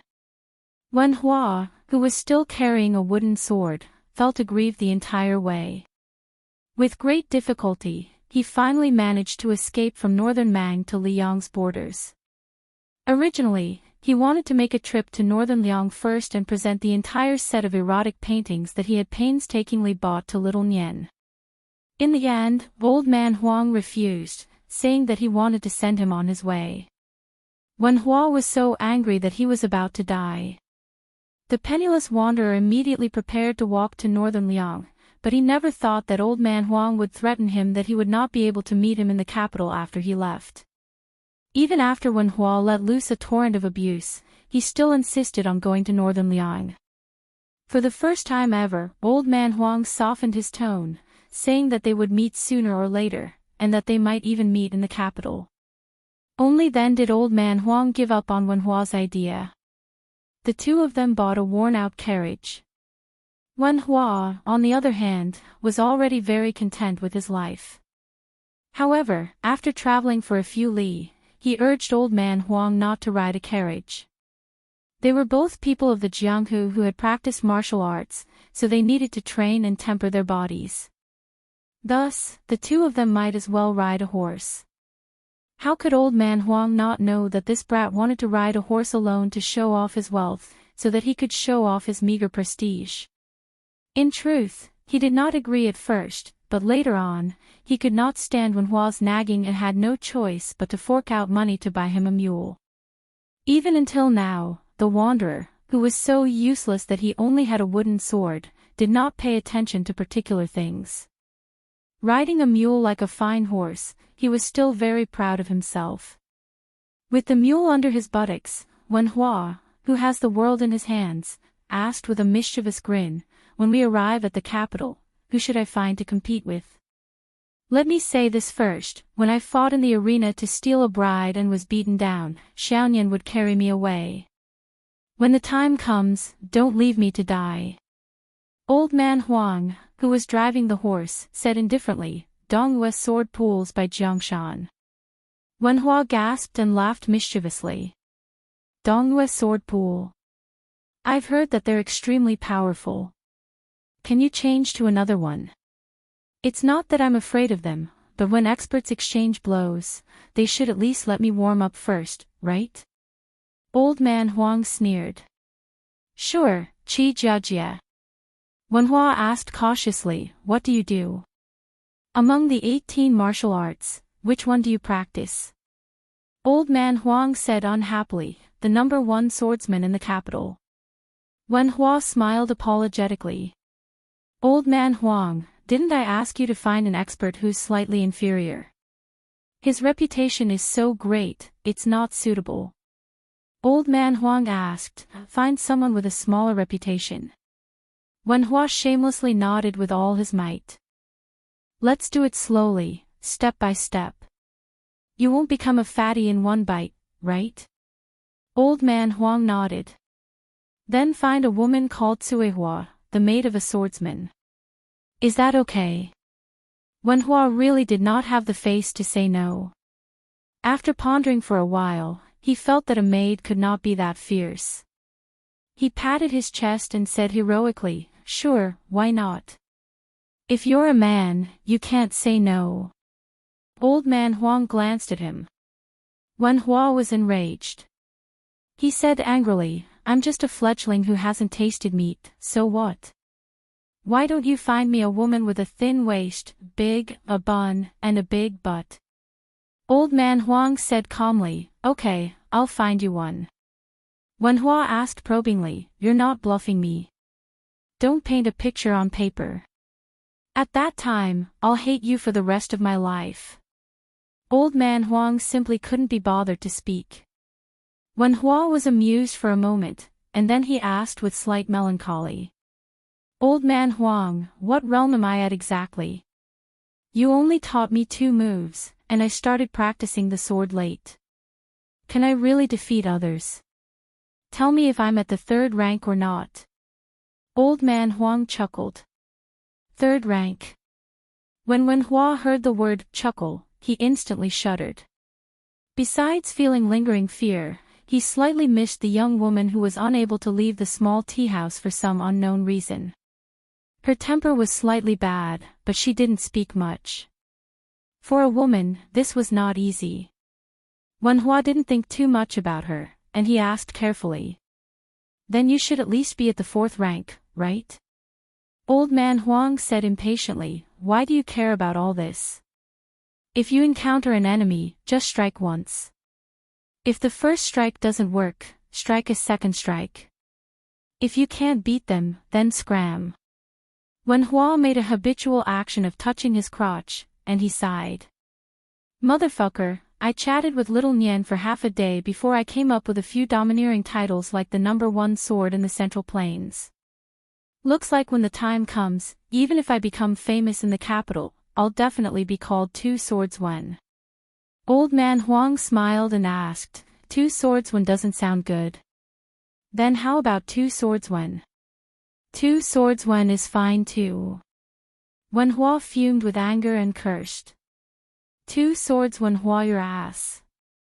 Old man Huang sighed. 2 strikes aren't enough. There are many. If Li Chungang hadn't been delayed by the 2-sleeved azure snake all those years ago, he would have entered the great realm of sword immortals that opened the gates of heaven with a single strike. How would he have been in such a miserable state later on?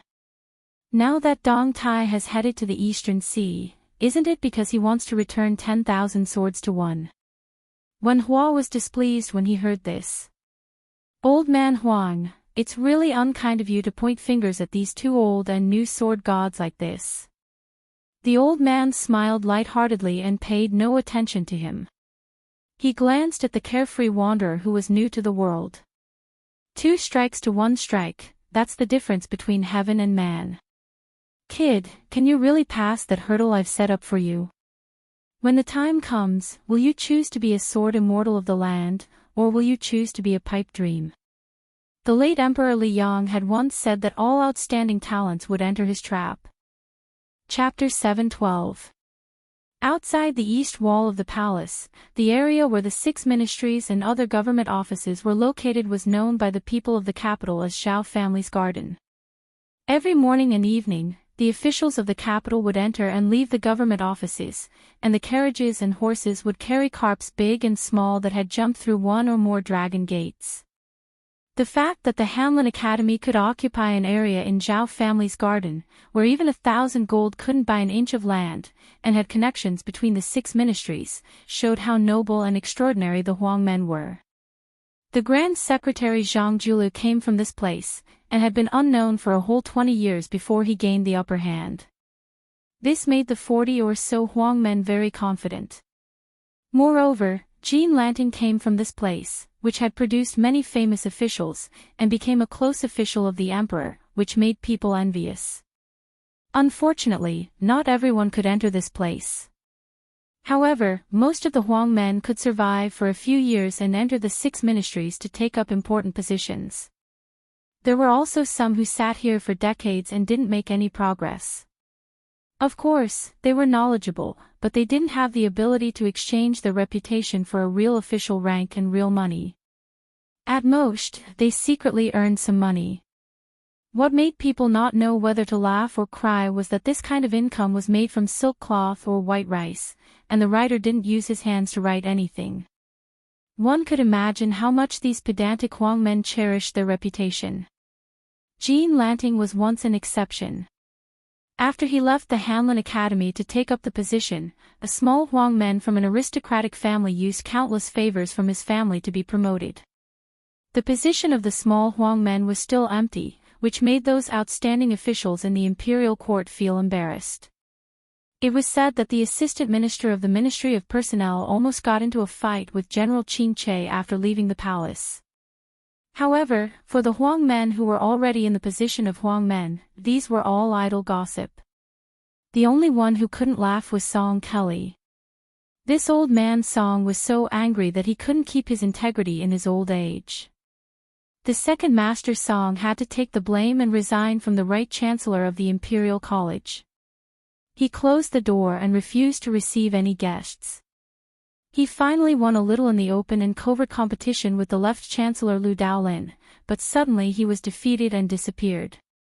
As for the young phoenix of the Song family, she wasn't affected, but in the Hanlin Academy, she was on the verge of collapse.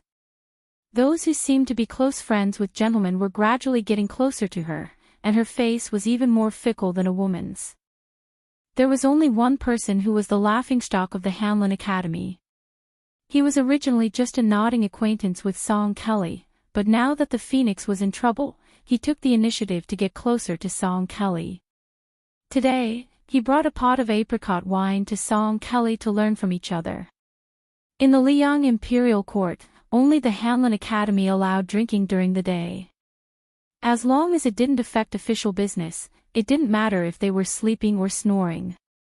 His Majesty once visited the Hanlin Academy without warning in winter a few years ago. When he saw a drunken Huang man who was still reciting poems in his sleep, everyone was scared silent. Unexpectedly, the emperor, who was known for his diligence, just smiled and put a fox fur coat on that guy. He said to the other Huang men, "I won't allow myself to be lazy, I won't allow other officials to be lazy, but I will allow you to be arrogant because of your talents." This became a popular story in the imperial court. Song Kelly, who had nothing to do, was immersed in reading a book that he had read many times. The Huang men, who was said to be in his 50s but looked like he was in his 40s, sat down with a smile and put the wine pot on the desk. Song Kelly looked at this senior from the Hanlin Academy who did not know how to curry favor with him and could not help but sigh in his heart. He did not feel grateful, but rather helpless. It was true that there were unforeseen events, but he did not expect that his own family would experience good fortune and misfortune. This made Song Kelly, who was born with a smooth life, feel very confused. His future was bleak and uncertain, so he was not in the mood to drink. However, this old man was not very tactful. Every few days, he would come to drink with him. Fortunately, he did not speak much. Song Kelly knew that he could not speak clearly, but his handwriting was unique and blunt. It was the complete opposite of his father's official song style that was once popular in the imperial court. When he was given a hard job in the Hanlon Academy, his colleagues liked to pass it on to him. This strange man, whose surname was Yuan and name was Pu, was easy to talk to and did not refuse anyone who came to him. It was rumored that he had no children and was not like the other Huang men who often gave themselves titles like Sir or Mountain Man. After Song Kelly entered the Hanlon Academy, he had never seen Yuan Pu go to a brothel with his friends to get drunk, nor did anyone come here to ask him for help. Although a gentleman did not associate himself with friends, it was rare to see someone as lonely as Yuan Pu. Probably because he felt inferior and could not speak clearly, Yuan Pu, who was still a Huang man at his age, continued to drink when he saw that Song Kelly was not drinking. Song Kelly could not stand this man's attitude. He put down the book and asked softly, "Yuan Huang men, forgive me for being blunt, but are you trying to burn the Song family's cold stove? Are you thinking that the Song family will rise again in the future and I will cherish your friendship during this period?" The Huang men smiled and shook his head. If it were someone else, Song Kelly would not believe it easily. However, for some reason, he believed it when he saw this man. Song Kelly became more curious and could not help but ask, "Then why are you inviting me to drink now?" The silent Yuan Pu picked up his brush and laid out the paper. He did not write too much, but he wrote quickly and slowly. After he finished writing, he put down his brush and turned the paper around. Song Kelly glanced at him and said, "An ordinary man is brave and impolite, and a scholar is brave and immoral, and a country is in chaos. A gentleman's courage does not lie in winning against others, but in winning against himself." Song Kelly said bitterly, "Are you saying that I am weak? But my words carry little weight. How can I turn the tide? His Majesty is furious. Not only did my father refuse guests, but he also kept his mouth shut at home. What can I do?" The Huang men, who did not look old but was actually quite old, picked up his brush again and turned the white paper back to write another sentence. There are 3 things that a gentleman does not care about. He does not care about his family, he does not care about his family, he does not care about his country, he does not care about his country. Song Kelly thought for a while and still shook his head. Confucianism cultivates one's family and rules the country. It does not mean that one cannot have both. The Huang men pressed the paper and turned it. Then, he smiled and wrote the words, "Confucianism," on the paper. He gently pressed down the pen and erased the word, "Confucianism," and added the word, "family." Song Kelly nodded and did not refute this. This person then wrote another line of words, "Public and private, the boundary between human and ghost." Song Kelly was not stupid. He understood immediately. Does the Huang men want to say that the word "public" is divided into big and small? But not only do I lack the heart of a small public, I only have selfish motives. The Huang men nodded. If he was not a bookworm who did not know the ways of the world, why would he be so straightforward? Scholars valued reputation and face. It was so 1,000 years ago, and it was destined to be so 1,000 years later. Song Kelly was poked where it hurt. He smiled sadly. This time, he really wanted to get drunk and not think about anything else. He took the wine pot and poured himself a cup of wine. He raised his head and drank it all. The Huang men patiently wrote a sentence, "The human heart is cold. It is not the fault of the world." Then, he pointed the tip of the brush at his head and then at his heart. Song Kelly asked softly, the Huangmen sect taught me to remember and let go of my worries. The Huangmen sect nodded and was about to put down the brush. He thought for a while and slowly wrote the fourth sentence: the fall of all the countries in the world cannot escape from accumulation. The rise of all the countries in the world cannot be separated from the contributions of accumulation. Thank you for teaching me, Mr. Yuan. Song Kelly will never forget it. Song Kelly stood up and bowed deeply with tears in his eyes. Yuan Pu didn't say anything. He just took a sip of wine, lowered his head, and gently blew on the ink. After it dried, he flipped the page over and switched to a hard brush. Then, he wrote in tiny characters. Do you know who killed the Song family? After Song Kelly sat down, he turned around and wiped his tears with his sleeve. He took a deep breath and said calmly, the mountain is the mountain and the water is the water. It must be that king of Jing and Zhao Sun. The two young Huang men, who had a huge age gap, spoke in a strange way. If you gain power and control of the country, will you take revenge and resolve your hatred by harming both public and private interests? No. If you become the pillar of the imperial court, will you take revenge and resolve your hatred by harming both public and private interests? Everything is decided by the situation. I will do whatever is beneficial to the country and the people. I, Song Kelly, am willing to rule the world even if Mr. Yuan sees me as someone with great ambition but little talent. These are my words from the bottom of my heart. Are you still shaking your head at this moment? I won't do it again. The Huangmen sect put down the brush and rubbed the ink on his fingertips. Finally, he said in a hoarse voice, Song Kelly, you know the truth because you are very smart and can understand many things easily. But I still want to ask you one more thing. Can you bear the humiliation and live a nameless life for 10 or 20 years? Song Kelly said without hesitation, if Grand Secretary Zhang can do it, why can't I? The Huangmen sect spoke with great difficulty and his words were as slow as an old turtle. Your father will return to his hometown and never become an official again. Song Kelly's face turned pale.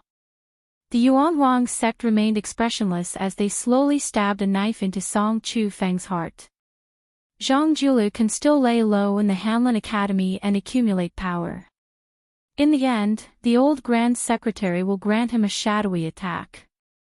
But you can't even be a small Huang sect. Song Kelly's mind went blank.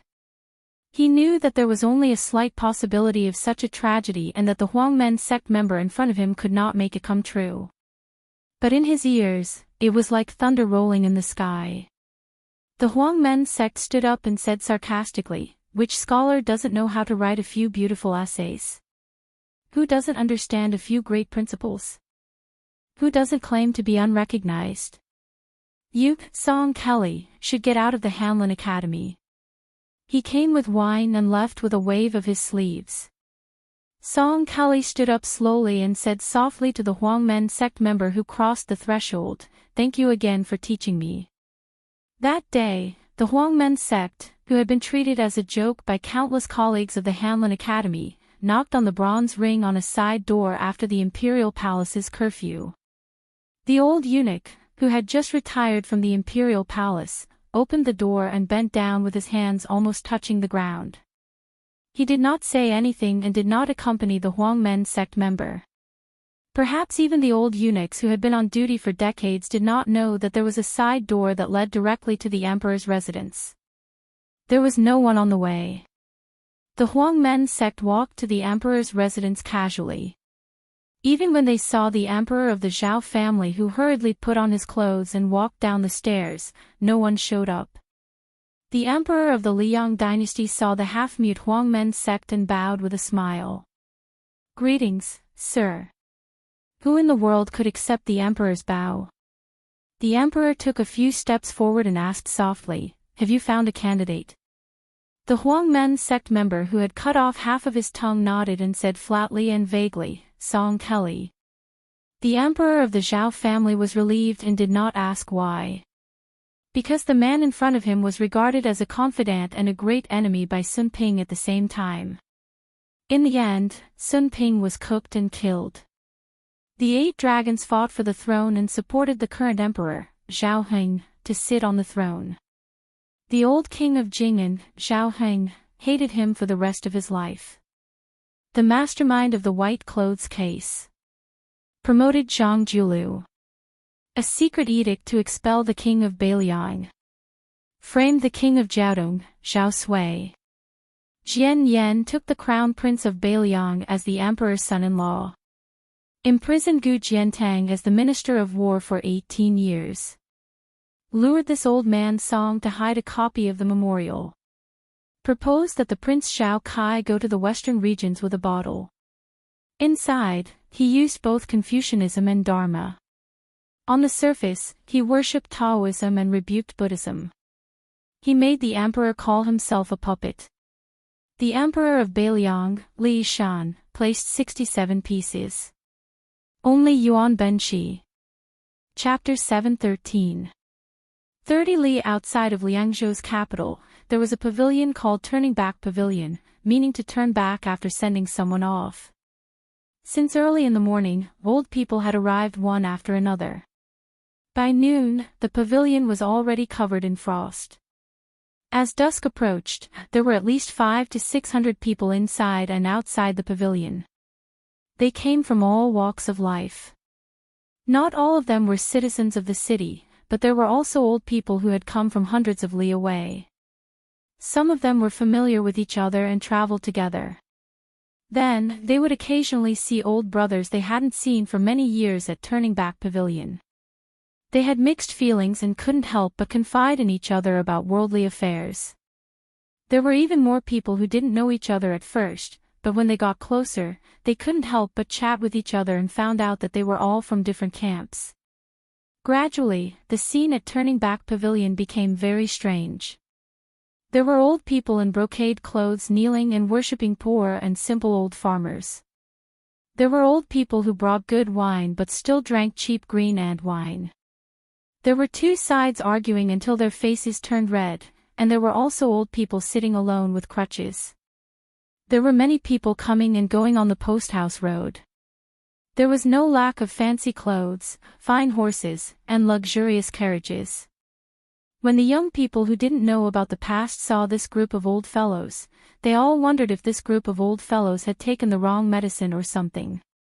In the afternoon, a one-armed old man who came by an ox cart was about to get off the cart to lead the ox down the post-house road. Unfortunately, he still blocked the path of a carriage.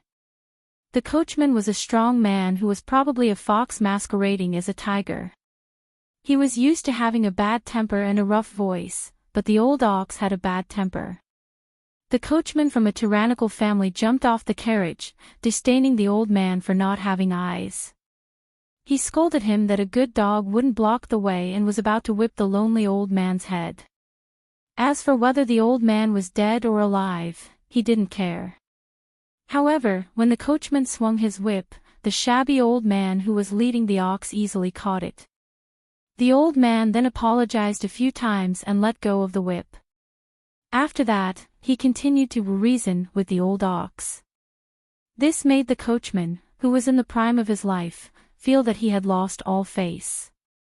He was furious and wanted to kick the old bastard to the ground, so that the master in the carriage wouldn't see this scene and dislike him for not doing things well. However, he didn't expect that his fierce kick would cause the old man to stagger and dodge as if he was drunk.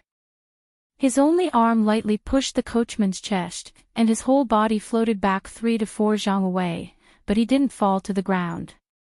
The coachman stood where he was, and was shocked. Did he think that he had met a master?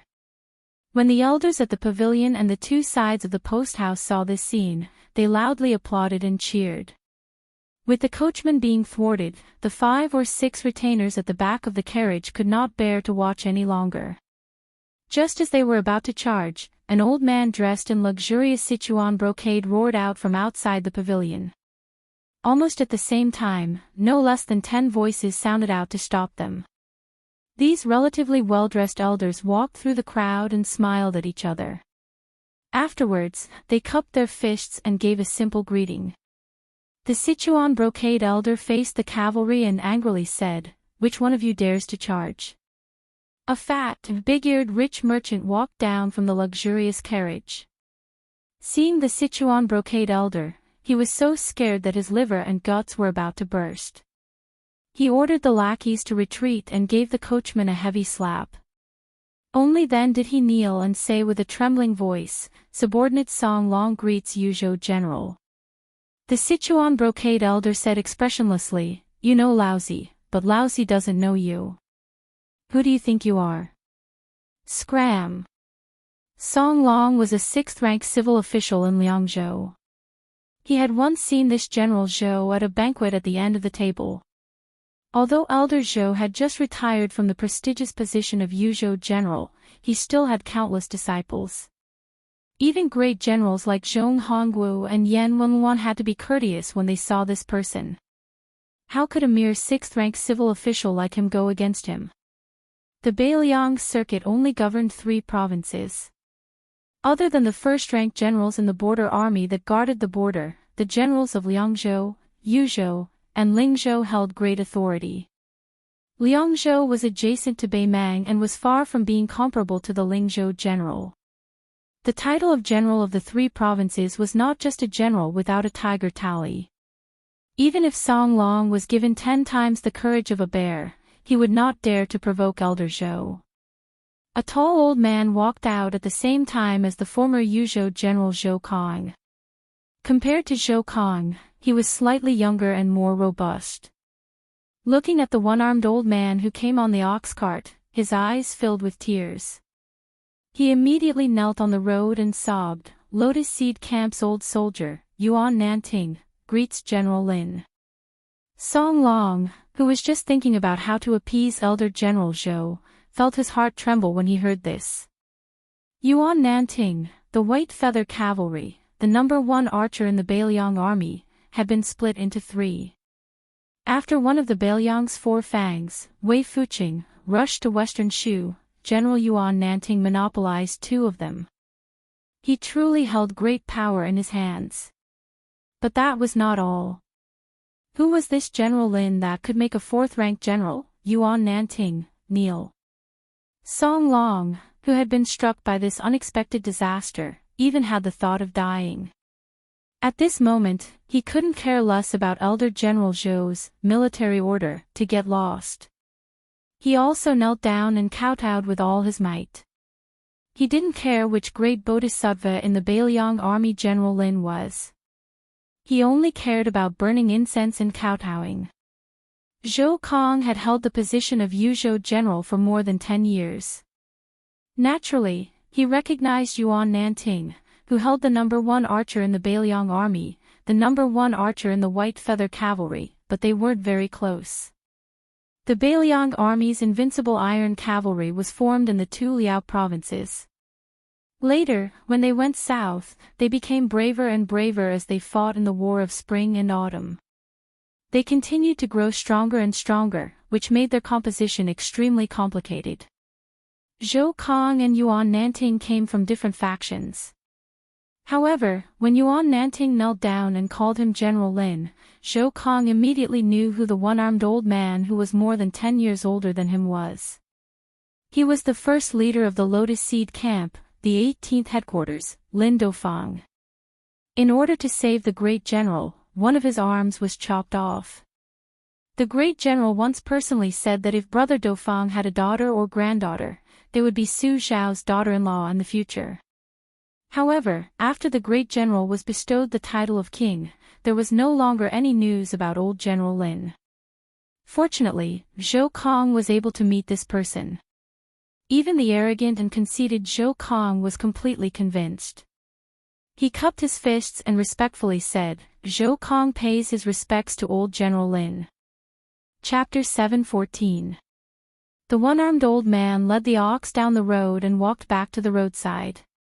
After nodding to Zhou Kong, he helped Song Long up and said calmly, "It wasn't easy for the great general to train an elite troop that can dominate the world. It's not for you to show off your power to the common people. All right, Sir Song, stop kneeling. Go about your business." You don't have to worry about me, more than the common people. Song Long didn't even dare to wipe off the sweat on his forehead. He quickly nodded in agreement, afraid that he would be an eyesore and run away. This group of old men didn't take the clown Song Long seriously. Zhou Kong smiled and asked, "Why is old General Lin here?" The one-armed Lin Dofang wasn't the kind of official who was deliberately mystifying. When the Beiliang army should have been rewarded, he retreated at the top of the tide, and lived as a common person for almost 20 years. He looked at the road and sighed softly, "You're still not waiting for the crown prince to enter the capital." As an old soldier of the Lotus Seed Camp, Yuan Nanting was still respectful to his old superior even though he had become a general. He cupped his fists and said, "Reporting to General Lin, Yuan Nanting has been waiting with my old brothers for a whole day, but we still haven't seen any cavalry or carriages passing by turning back pavilion." Lin Dofang nodded and said with a smile, "On the way here, I heard that he went to Beimang and took 2 heads. Do you believe it?" Zhou Kong said with a heavy voice, "The matter of Northern Courtyard's Great King Su Huainan and Mount Tibbing's 5th raccoon has already spread throughout Northern Mang. Paper cannot wrap fire, and there is no doubt that their heads were forcibly cut off by someone. If it is only Su Huainan's death, this show can treat it as the Northern Mang Empress method of cooking the hound after the rabbit has been caught. However, 5th raccoon's sudden death also cannot be explained by internal strife in Northern Mang. Now, there's intermittent news that Tao Qinji's death was also caused by the crown prince. There's also news that the Beimang devil Xiao Ling was also killed. Later on, the crown prince met Tuoba's youngest son Tuoba Chunsun. One of the 2 famous devils under his command was killed by the crown prince alone. Zhou Kong privately drew a route of the crown prince's trip to Beimang in his mansion. It was completely consistent with the time of death of these formidable characters. It should be true. All these years, we old fellows have really lost our sight. Lin Duofang smiled and said indifferently, "Regardless of whether these frightening rumors are true or not, I don't really care. This time, I came to Turning Back Pavilion before I died because I heard about the fish dragon camp Su Yongwan. After his leg was broken, a young man who saved him often bought him wine before he died. The young man also promised to carry his coffin after he died. If your highness didn't carry the general's coffin on his behalf, I'm afraid Su Yongwan would never know who that young man was. As for me, I'm stubborn. Anyway, I admit to this matter. I feel that it's not sullen that we followed the general on horseback for decades and then had such a young man take over Beiliang. At that time, I was angry with the general and went to farm. A few years ago, I heard about this young man's absurd behavior and even scolded the general in my mind from afar. I scolded the general for raising such a bastard. Fortunately, I, Lin Duofang, don't have a daughter or granddaughter. Otherwise, wouldn't I regret it?" Zhou Kong, Yuan Nanting, and the group of old men around them all laughed knowingly. Lin Duofang also laughed and said, "In the end, I regret it even more now. If I had known, I would have married the princess of Southern Tang. She was so beautiful. It's a pity that I was too proud and hesitated and missed the opportunity. Otherwise, I would have a large nest of children and grandchildren now." Yuan Nanting, who was as serious as the god of death in the army, was now like a naughty child. He licked his lips and said, "General Lin, you still have such a wonderful thing with the princess of Southern Tang. Tell me about it." Lin Duofang glared at him and Yuan Nanting immediately looked down and showed concern. Lin Duofang slapped his old subordinate's head and scolded, "You were quite decent when you were a pawn. Now that you're a general, why are you acting like a rascal? I'll be frank first. I heard that you're in charge of half of the White Feather Guards. Don't be blinded by greed and only care about making money. If I hear about it in the future, I'll break your 3 legs. If I don't have the chance, I'll have to trouble General Zhou to do it for me. If this kid dares to fight back, General Zhou, you can reason with the general." Zhou Kong laughed heartily. Zhou Kong will remember these words. General Yuan, the few times we've met over the years, you've always glared at me. Now that I have old General Lin's imperial edict, won't you bring chicken, duck, and fish to my residence every now and then to curry favor with me? Yuan Nanting went straight to the point. General Zhou, I didn't see eye to eye with you in the past. It's inevitable that the border army and the local army of Yuzhou have some conflicts. It's not that I have a problem with you. To be honest, since I can meet you here today, I've decided that you can be my old brother. It's a pity that you don't continue to be the general of Yuzhou. I'll talk to the general later. If I don't want to be the general of Yuzhou, I can't be the general of Liangzhou. Zhou Kong shook his head and laughed. I'm different from Brother Yuan. My body can't take it anymore, so I won't shamelessly compete with the young people for a job. But if there's a day when I need to ride a horse into battle, I can still drink a few bowls of wine and eat a few kilograms of beef every day. If I risk my life, killing dozens of northern barbarians will be a piece of cake. Lin Dofang suddenly said, I think he didn't bring any cavalry to the capital this time. Maybe we've missed it. Zhou Kong was stunned. Yuan Nanting laughed and said, that's good. The general's eldest son, our future king of Beiliang, should have this kind of pride. A large group of old people around him nodded with a smile. Although they didn't get to meet His Royal Highness and waited in vain for a day, they didn't regret it. A simple carriage slowly passed by and drove out of Turning Back Pavilion. It seemed to hesitate and stopped for a moment. A man with white hair and white clothes walked out of the carriage. Under everyone's gaze, the man bowed deeply. He bowed to the old soldiers. When Lin Dofang saw this person, his eyes were filled with tears. He patted his coarse sleeves and knelt down. He said loudly, Lin Dofang of the Lotus Seed Camp respectfully sends His Royal Highness to the capital. Zhou Kong followed closely behind. He knelt down and said in a deep voice, Zhou Kong of Yuzhou respectfully sends His Royal Highness to the capital. I, Yuan Nanting, respectfully sends His Royal Highness to the capital. Chuan of the 18th Headquarter Camp, respectfully sends His Royal Highness to the capital. Old Soldier He Turan of the Cavalry Army respectfully sends His Royal Highness to the capital. 600 old soldiers faced the young man who bowed for a long time. One after another, 600 voices of farewell. Chapter 7:15. Inside the carriage, Xianyuan Qingfeng closed her eyes and focused. She looked indifferent, but in fact, her mind was in turmoil. When she opened her eyes and saw the white-haired young man in the white python robe slowly returning to the carriage, she smiled and asked, You've endured for so many years and secretly practiced your saber technique, all for this day. The carriage moved slowly. Su Fingnian didn't pay attention to her at all. Xianyuan Qingfeng was used to going head-to-head with this guy. She felt uncomfortable if she didn't provoke him. She continued to ask, The people in the capital don't dare to touch the king of Beiliang. Even if you have a firm foothold in Beiliang, won't you be drowned in their spit when you go to Taiwan City?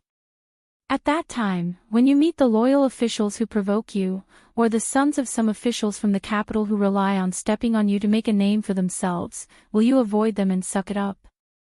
Also, other than Linlang King Zhao Ao, who died without heirs, and your mortal enemy Qin Jibao, there are 5 other kings who are eyeing you covetously. Most of them have a grudge against Beiliang, not to mention that Taiwan City is Han Diaoxi's territory. At that time, if I stand by and do nothing, you'll only have that celestial phenomenon otherworldly item left. And the human cat is good at killing celestial phenomenon experts. Won't you be walking right into a trap? Aren't you afraid of waiting for 20 years and not even becoming the king of Beiliang? Su Fingnian kept his mouth shut. Xianyuan Qingfeng had probably been isolated to the extreme after her cultivation deviation. It wasn't easy for her to find someone she could sit with as an equal. She was as talkative as a married woman and didn't think there was anything wrong with a one-man show. Facing the mirror, she carefully applied yellow flowers and asked with a playful expression, "Who will you marry in the future?" Su Fengnian frowned and said, "Xianyuan Qingfeng, can't you stop for a moment? How about you drive the carriage?"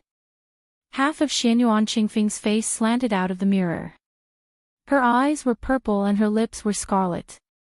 She smiled at Su Fengnian and said, "Aren't you afraid that I'll take you directly to the bull gang?" Su Fengnian lifted the curtain. In his field of vision was a desolate scene of yellow grass and trees. It was frost in the north and the insects were burrowing into the mud. If it was the south, it would have been long dead. Su Fengnian. For some reason, he remembered his first trip, including this trip to the capital. He had left home 4 times. It seemed that his first trip was the most desolate, but also the most unforgettable. Half of Xianyuan Qingfeng's face was exposed from the mirror. His eyes moved as he stared at the young man with gray hair. Su Fengnian finally opened his mouth and said, "I'm doing business with you with a clear price, and I don't mind you taking advantage of me. But if you're still not satisfied and watch the show when it's time for you to make a move, I have plenty of ways to make your life a living hell." Xianyuan Qingfeng laughed loudly and said, "Are you threatening me?" Su Fengnian's eyes were cold. In the next moment, a red robe that looked like a big red peony slid into the carriage.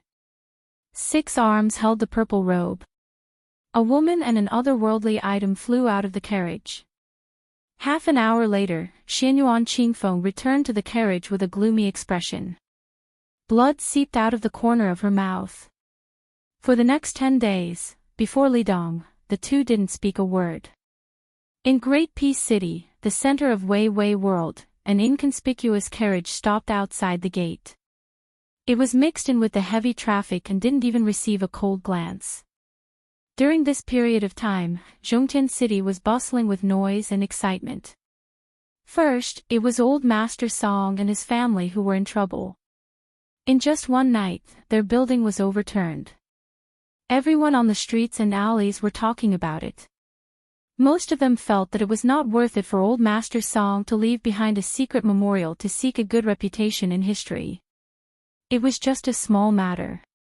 Not only was it infuriating, even Old Master Song and Little Phoenix were implicated. The whole family, old and young, packed up their belongings and left the capital. At that time, the people who saw them off were officials from the 3 provinces and 6 ministries, scholars from the Imperial College, and many other members of the royal family who were not involved in power. After the Song family lost power, it was time for the 5 princes to enter the capital. The Prince of Jiaodong, Zhao Sui, entered the capital first, followed by the Prince of Huainan, Zhao Yi, followed by the Prince of Guangling, Zhao Sun, the King of Jing'an, and Zhao Bing, the Prince of Yanqi. This made the Imperial Vassal Office, as well as the Minister of Rights and the Assistant Minister of Rights, very busy. They probably lost a few pounds of weight. But the biggest sensation was the white-robed Shen Jibao of Western Shu. When he rode into the city, it was the first time since the white-robed monk Li Dongxin that the streets were empty. It was the first time that the streets were empty since the white-robed monk Li Dongxin. That day was the Frost Festival. This war sage was dressed in white, riding a white horse, and drinking plum wine. Even the old enemies of Northern Liang, who had only heard of his name and never seen him before, were deeply impressed by his unparalleled scholarly bearing after seeing him with their own eyes. Not to mention, who knew how many women on both sides of the main street screamed and went crazy. The shrewd flower peddlers made a lot of money. They didn't care whether they recognized the white-robed man or not. They just closed their eyes and flattered him as much as they could. It was guaranteed that they would be able to swindle money from the noble ladies and daughters of rich families. When Su Fengnian lifted the curtain and looked up at the majestic city wall, he said calmly, "I didn't want to get off the pavilion of turning back, because I was afraid that I would let down their expectations. Your situation in Mount Huishan is different from mine in Beiliang. Sometimes I vent my anger on you. You're a heroine who aspires to reach the peak of martial arts. Don't lower yourself to the level of a common person like me, who isn't an expert. Xianyuan Qingfeng, who had originally planned not to say another word to him on this trip to the capital, suddenly said softly, "Why don't you just become the emperor? Before I can enter the heavenly phenomenon stage, I'll work for you." Su Fengnian smiled. "I suddenly thought of a good way for you to get back at me. After you get off the carriage, you start shouting that the Crown Prince of Bailiang is going to rebel and become the emperor. You'll definitely make me suffer." Without waiting for Xianyuan Qingfeng to speak, Su Fengnian waved his hand behind him and said, "Don't take it seriously." Su Fengnian said to Blue Bird, "Let's go to the Demoyai post house." Putting down the curtain, Xianyuan Qingfeng frowned. "You're not going to let the officials of the Ministry of Rites make a big fuss?" Su Fengnian smiled. "The Minister of Rites, Lu Daolin, is related to the Su family by marriage.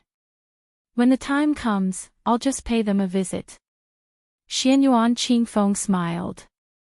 "It's true that national laws are inferior to family laws." Su Fengnian said helplessly, "Don't open a dye house just because I give you some color." Xianyuan Qingfeng suddenly asked, "Have you not spoken sweet words to a woman for many years?" Su Fengnian closed his eyes. "I'm so hungry that I don't have the energy to think." After handing over their residence certificates, the carriage slowly entered the main city gate of Great Peace City.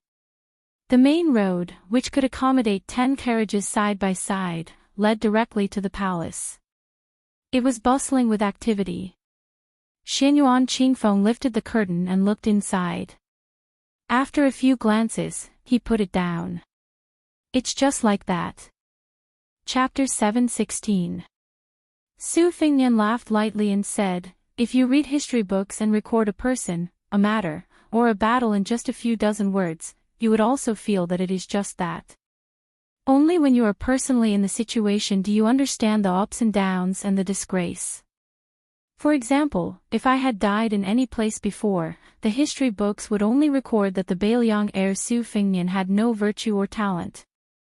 But sitting next to you, along the way, how many times have you involuntarily wanted to kill me?"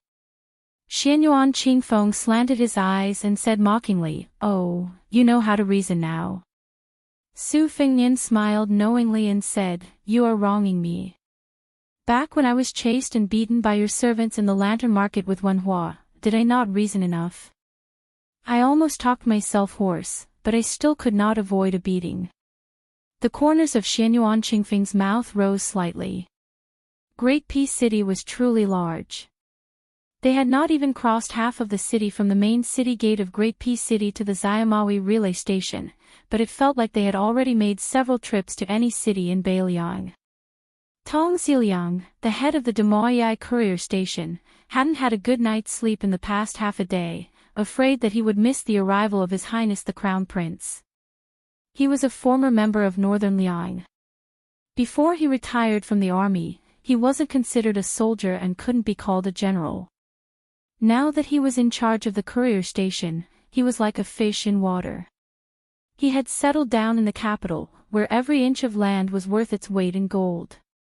He was even more extravagant than many of the capital's old officials who couldn't afford to buy a mansion in their lifetime. He had bought a small residence in the southwest corner of the city, and his grandson had been studying for many years.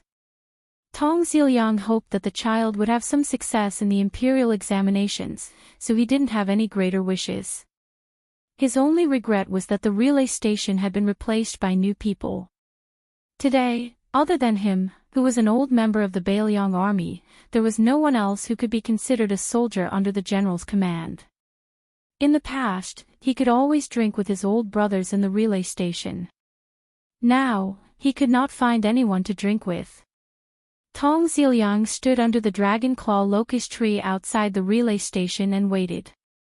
His subordinates all laughed at him for thinking too highly of himself. Even if the infamous heir of Bailiang entered the capital, he would stay in a grand residence specially arranged by the Ministry of Rites. At the very least, he would not lack beauties, fine wine, and good food. Would he be willing to stay in the relay station? But Tong Ziliang did not explain anything and just stood there. In the past, He had waited time and time again for the king of Bailiang to return with merits and for the generals of Bailiang to return with glory. The only time he was disappointed that no one came. During the Battle of the Western Wall, General Feng and Ma Ling, 14 generals, including Ma Ling, went to the palace. The carriage stopped. A young, handsome man with white hair got off and walked toward Tong Ziliang. He smiled warmly and said, "Tong Ziliang, you've worked hard." Tong Ziliang asked in astonishment, "His Royal Highness." As soon as he asked, Tong Ziliang wanted to slap himself a few times. Looking at the unfamiliar but noble white satin robe of the man in front of him, who else could it be but the heir? Otherwise, which member of the imperial family would be willing to look for trouble? Tong Ziliang knelt on the ground and said in a low voice, "Tong Ziliang of the Horseway pays his respects to His Royal Highness." Su Fingnian helped him up and said with a smile, "Su Shao asked me to pass on a message to Tong Ziliang. Be careful of your unmarried daughter. Don't let Su Fingnian meet her, lest he be harmed." Tong Ziliang stood up in a daze and couldn't help but laugh. It was difficult for him to restrain himself. Su Fingnian walked with him to the door of the post house and said, "I'll be staying here for the next few days. I'll come here however Su Shao used to come. There's no need to specially arrange anything." Tong Ziliang nodded and said, "I'll definitely do as His Royal Highness says." Behind him, Wu whispered, "Sir Ziliang, remember to give him more food." Tong Ziliang laughed and said, "Don't worry about that. There's enough food and meat." Behind them, Bluebird and Xinyuanzi were very eye-catching. Su Fingnian suddenly turned his head and saw a middle-aged poor scholar with a pure yang scarf on his head. Behind him was a handsome boy carrying a black sandalwood sword case. Su Fingnian first let Wu follow Tong Ziliang into the post house to eat. He walked toward the assistant minister of the Ministry of War who had become popular in the capital in just 2 years and said with a smile, "Greetings, Sword Immortal Tang Shi." The assistant minister of the Ministry of War, Liu Baijie of the Liu family. Sword Immortal Tang Shi smiled and said, "Fortunately, Your Highness didn't ask this rotten scholar about benevolence and morality. Now that I'm an official in the capital, I've been called assistant minister so many times that I've almost forgotten that I'm a swordsman. That's why I purposely let my boy servant come with a sword. I wanted to disregard the dignity of an elder and exchange swordsmanship with you, but I didn't expect to be humiliated."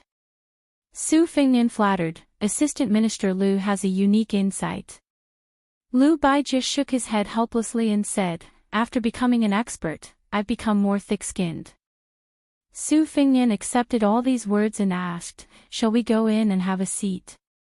Liu Baijie nodded and said, "I'd like to ask you about the way of the sword." Su Fingnian blushed and said, "Uncle Liu, aren't you afraid of being blind?"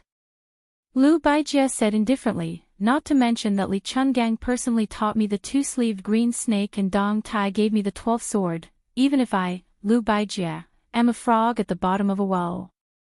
I should know that even if the 5th raccoon stood there and let me stab him a few times, I might not be able to kill him." Su Fingnian was silent. Liu Baijie joked, "Don't worry, no one in the capital believes that you really killed the mountain master of Mount Bubang. They all say that it was done by the king of Bailiang's men of sacrifice. It has nothing to do with you." Su Fingnian was about to speak when the boy servant with the sword on his back shouted in shock, "Teacher, there's a ghost on the locust tree." Liu Baijie turned around and knocked him on the forehead. A red robe was hanging on the lush dragon claw locust tree. Liu Baijie didn't even look at it and said softly, "Xianji." Su Fingnian shook his head and said, "It's already a celestial phenomenon." Liu Baijie laughed and said, "I'm indeed worthy of being called a frog at the bottom of a well." Su Fingnian held back his laughter. Liu Baijie was puzzled. When she saw the woman in purple from Mount Huishan, she sighed deeply. Even with Tangshi Sword Immortal's excellent state of mind, she couldn't help but have mixed feelings. She went straight to the point and said self-deprecatingly, in the officialdom, there are only old men with white hair and eyebrows. After seeing you today, I know that a little success in the officialdom will lead to a big disappointment in martial arts. If I had known earlier, I wouldn't have come. It was late autumn and the capital was clean. Tong Ziliang, the post-house keeper, saw that there were many people, so he simply moved the table to the courtyard and did everything himself. He didn't give anyone in the post-house a chance to get close to Su Fengnian. The locust tree in the courtyard and the dragon claw locust tree outside were a pair. The people at the table under the tree were Su Fengnian, who had come to the capital to observe the ceremony, Lu Baijie, Mount Huishan Xianyuan Qingfeng, Blue Bird, the young man of sacrifice, and the boy servant with the sword on his back. There was one more. The boy's servant pointed at the gloomy locust tree with a pale face and said with grievance, "Teacher, look, I didn't lie to you. There really is a female ghost on the tree." Chapter 7:17. There was a table of people under the tree and a ghost on the locust tree. One was a happy face and the other was a sad face. This time, Lu Baijie was too lazy to reprimand him. After Tong Zhuhui left the courtyard, he opened his mouth and said, "Since I already know that Mr. Chao is bringing Princess Jiang Yan to restore West Chu, I have been targeting the Guangling Road's deployment ever since I entered the Ministry of War. If Your Highness has the opportunity to see Mr. Chao, I hope that you can apologize for me. This is indeed my duty, I cannot watch with folded arms." Su Fengnian smiled casually and said, "I saw Chao Qingyi once outside the Iron Gate Pass. I'm afraid I won't have the chance to see him again in the next few years. Besides, he may not care about this." Lu Baijie heard the words, Iron Gate Pass, and remained calm. She finished her meal in the dusk and put down her chopsticks. She said softly, "Q sword." Su Fengnian sat where he was and nodded. Xianyuan Qingfeng and Blue Bird were sitting at the table with their hands behind their backs. Only Wu was still eating. After the servant took off the red sandalwood sword case and respectfully handed it to Tang Shi, he ran to the door of the courtyard furthest away from the dragon claw locust tree. On one hand, he was annoyed at how arrogant and unreasonable the white-haired crown prince of Bailiang was. On the other hand, he was horrified that he had provoked an unclean otherworldly item. Why did it seem like he was the only one who had seen the red-robed female ghost? Lu Baijie stood with the case horizontally and slapped the end of the sandalwood case with one hand. The sword case and scabbard flew to the servant, leaving behind the last legendary sword made by the Tongshi sword furnace, Ba Xiu. Before Lu Baijie could hold the Ba Xiu ancient sword, she heard the sound of metal clanging. The long sword was dented from the middle of the blade for no reason. Tang Shi was not surprised but happy. She smiled and held the twisted hilt of the ancient sword. She gently shook her wrist and the sword chi rippled. The sword swept through the army. The white sword chi split the air and pushed towards Su Fengnian at the table. However, the sword chi dissipated as soon as it was born. Su Fengnian knocked on the table. Lu Baijie leaned back and swung the Ba Xiu sword in a semicircle. The sword chi was as brilliant as a crescent moon. However, before the crescent sword chi surged out, Lu Baijie took the initiative to return her gang chi to the sword. She slapped the ground with her palm and spun.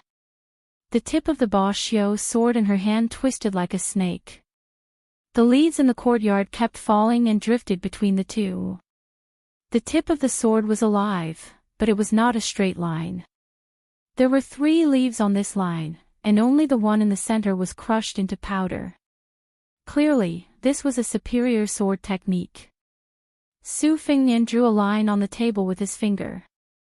The flying sword and the sword chi collided, and a cloud of mist spread out.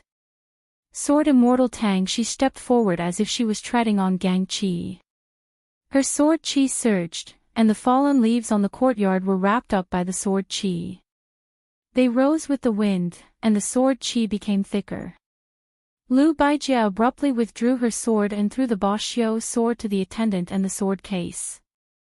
The attendant hurriedly caught the ancient sword and put it back into the scabbard. Only when he focused his eyes did he see that around his teacher, who was praised for having a divine sword, more than 10 flying swords had stopped trembling slightly. He was shocked. He turned to look at Su Fengnian. Could it be that this guy had been controlling his swords from the beginning to the end? Lu Baijie sat back down at the table and frowned. Compared to Gongnamdu, why didn't your inner chi improve when we first met?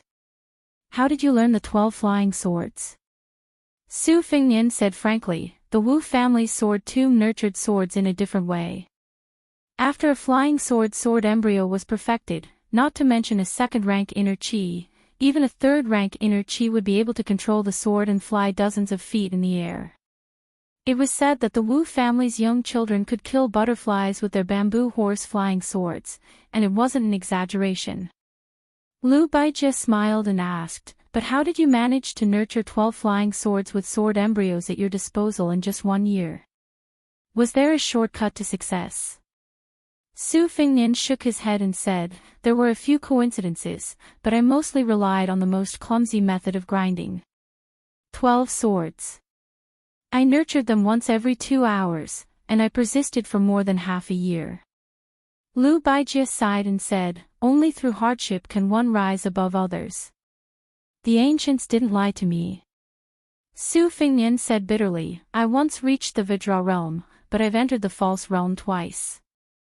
I don't think I'll have any more achievements in the first-rank realm in this lifetime. Lu Baijie asked, 2 false Xian fingers?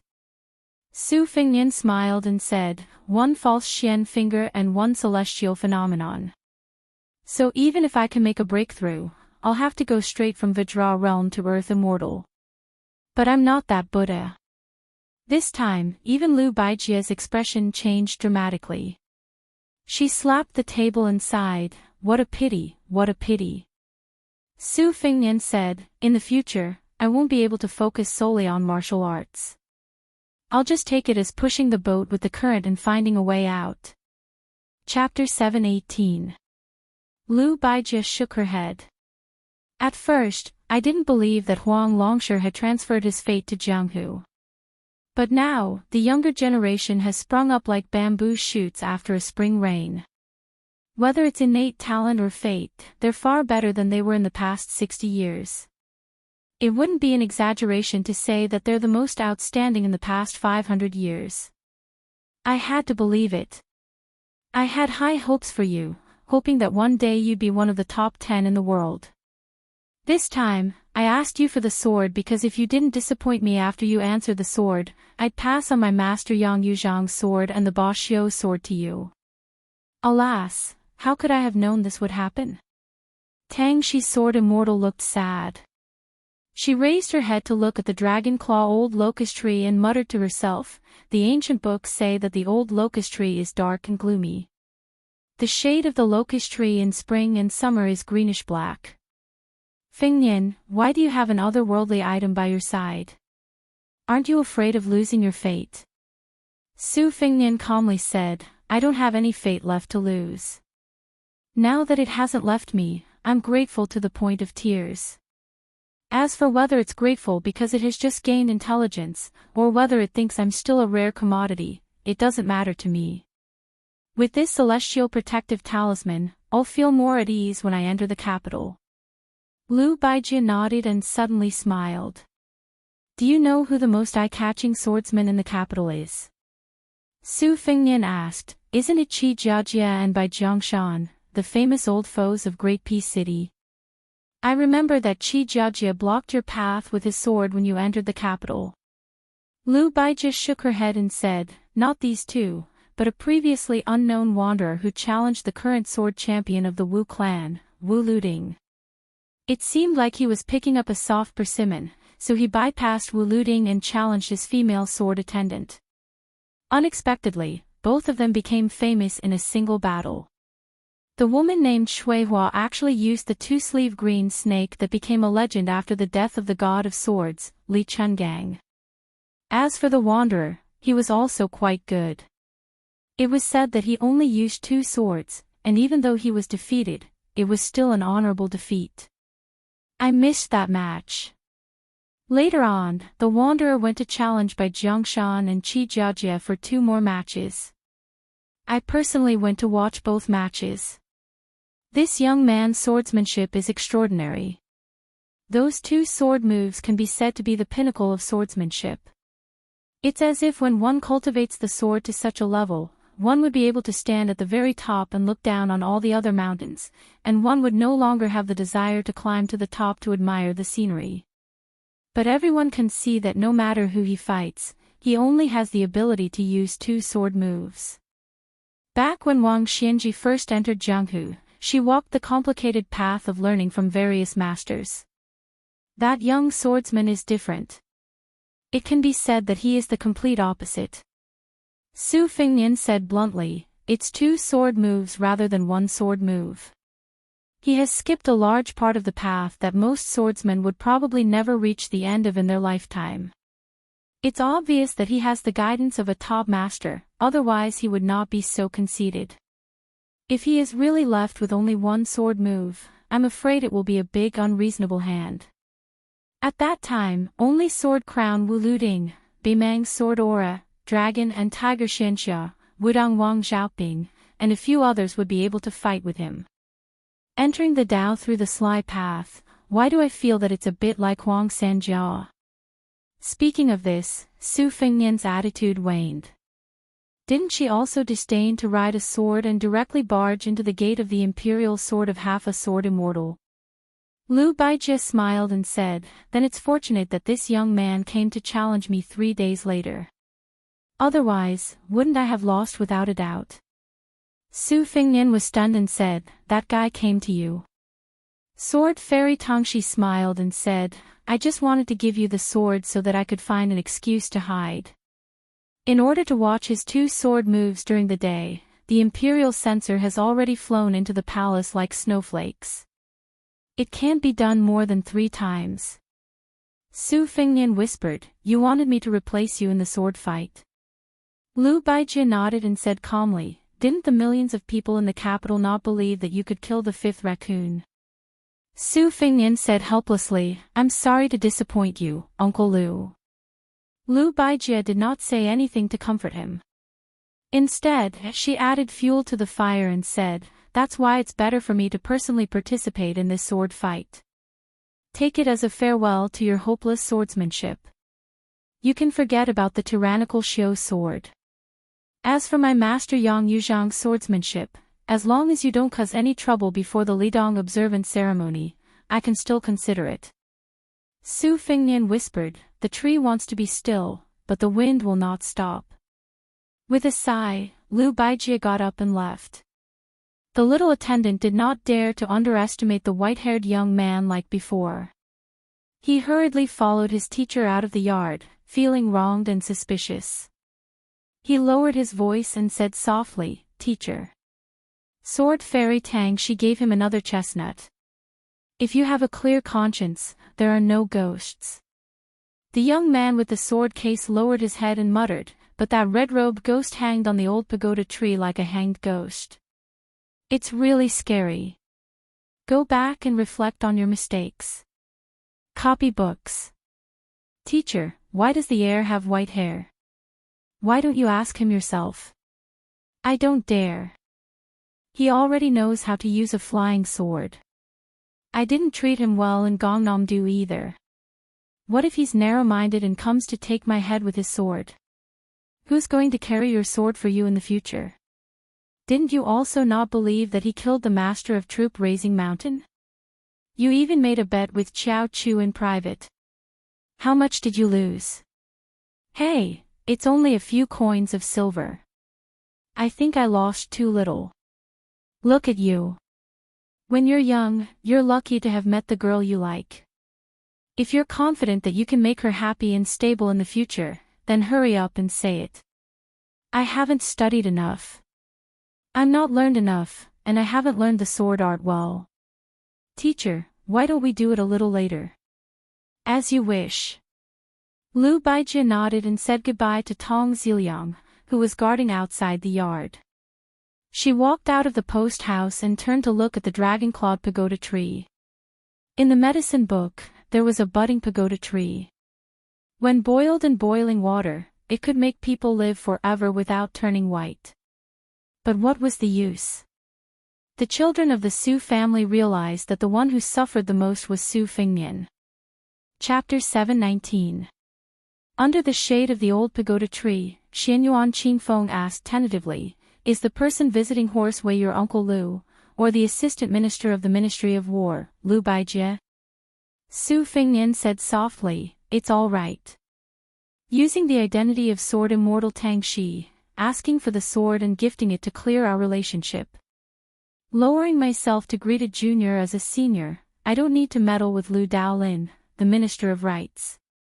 Uncle Lu isn't an ordinary person, but he's in a high position in the imperial court. He has to think for his family, so he can't do both. I know what's good for me, so I won't embarrass him. If it were anyone else, they wouldn't dare to visit me personally under the emperor's nose. They'd probably just find someone to pass on the message to Horse Wei. Xianyuan Qingfeng sneered, "Officials are indeed much more cunning than the Yellow River." Su Fingnian laughed, "That's already considered simple and straightforward." Xianyuan Qingfeng skimmed over this foul matter and asked curiously, "Who do you think will be the first to come to Horse Wei to make trouble for you?"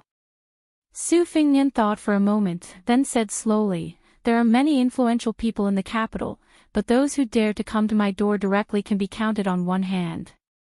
Princess Sui Zhu, who is absolutely irreconcilable with me, is definitely one of them. Then there are a few others." As he said this, Tong Ziliang knocked on the door a few times, then reported, "Your Highness, Her Highness the Princess is visiting Horse Wei incognito." Xianyuan Qingfeng was stunned. Su Fingnian, who had always been a jinx, stood up with a self-deprecating expression. "I'll go take a look." Princess Sui Zhu Zhao Fingya had already arrived at the outer courtyard. Her retainer was still that noble from Dongyue, Zhang Huan, who carried the twin sabers at his waist. He had gone to Sundiao Temple, one of Wudong's 12 supervisors. After returning to the palace, he quickly lost his power and faded out of sight. She saw Su Fingnian, who had nothing but a jade belt around his waist, and clicked her tongue. "You don't even dare to wear a saber now. What, are you afraid someone will challenge you to a duel and expose you? You even said you killed the 5th raccoon of Mount Tibbing. Who are you trying to fool?" Su Fingnian narrowed his phoenix eyes, which many women could only dream of, and smiled. "If you believe it, then it's..." Zhao Fingya was furious. Furious. "Uncle Su Ziliang, why did you come here? Don't you think it's embarrassing?" Su Fingnian said indifferently, "Su Xiao asked you to take me to try some snacks in the capital. I think we should forget about it." Zhao Fingya spat. "You're such a big pile of dog shit. I can't wait to take a detour. Of the Princess Zhao. Of Xiao's. Of the. Of the. Of the. Of the. Fingya of you. Of the. Of the. Of. Is. Of. Xianyuan Qingfeng stood behind Su Fingnian with a smirk. He was obviously gloating. Zhang Huan, who had 2 Changdang swords at his waist, did not dare to let his guard down when he saw Su Fingnian. When he saw the young lady in purple, it was as if he was facing a great enemy. Her Royal Highness, who did not know the immensity of heaven and earth, was really suffering in silence for provoking others. Jianghu was different from officialdom. In officialdom, the more cunning the old fox was, the more vicious he was, and the more respected he was. In Jianghu, it was better to bully a white-bearded old man than a young man. After the Jianghu people passed their prime, most of them were like chess pieces. Their level of improvement was much lower than when they were young. The Crown Prince of Northern Liang was a far cry from the Wudong Mountain. Zhang Huan had already felt that he couldn't fathom the Crown Prince's strength. Moreover, there was also the seductive and gloomy woman. Her aura was so strong that Zhang Huan didn't even need to draw his saber to admit defeat. Su Fengnian smiled and said, "That's good. I don't need to dirty the princess's feet. Everyone is happy." Princess Sui Zhu turned around and said an earth-shattering prophecy, "How dare you kill the prince? I'd like to see how you, Su Fengnian, can walk out of Great Peace City alive." Su Fengnian looked up at the empty autumn sky and said casually, "Look, a sparrow came and left." Zhao Fengya turned around angrily. Zhang Huan did not dare to stop her. She walked to the bottom of the stairs and pointed at Su Fengnian, who was standing on the stairs. "Say that again." Su Fengnian lowered his head and smiled at the tip of the shrewish and arrogant lady's small nose. Her freckles were small and playful. "I was talking about a sparrow. What does it have to do with the princess?" Zhao Fengya did not turn her head and shouted, "Zhang Huan, kill him." Zhang Huan had no choice but to slowly draw a relatively long sword. Then, there was nothing. Confused, Princess Sui Zhu turned her head to look. Just as she was about to reprimand him, she saw a scene that made her shriek. Behind Zhang Huan, a female ghost in a crimson robe was floating. She was laughing happily as she stretched out her 6 arms. One of them pressed down on Zhang Huan's arm that was pulling out the knife, while the other pressed down on Zhang Huan's head. Like most women in the royal family, Zhao Fengya believed in Huang Lao Tzu and immortals. She was so frightened that she retreated on the spot. She knocked against the stairs and fell backward. She subconsciously closed her eyes to wait for the pain, but she fell into a warm embrace. When she opened her eyes, she saw a face that she had never seen so close. A strand of white hair fell to the tip of her nose. It was soft and ticklish. Chapter 720. It was the end of autumn in the 6th year of Yong Hong's reign. Today's court assembly was the last grand court assembly before the beginning of winter. Other than the 6 kings entering the capital, almost all of the officials outside the court rolled into the capital. Among them was the General Gu Jiantang, who was rumored to hand over the position of Minister of War. The famous general of the spring and autumn period, Lu Xingxiang. The rest of the generals who were still alive all put on their court uniforms and followed the flood as the sky darkened. They entered the imperial road from the mansions in all directions and slowly flowed to the outside of the imperial palace.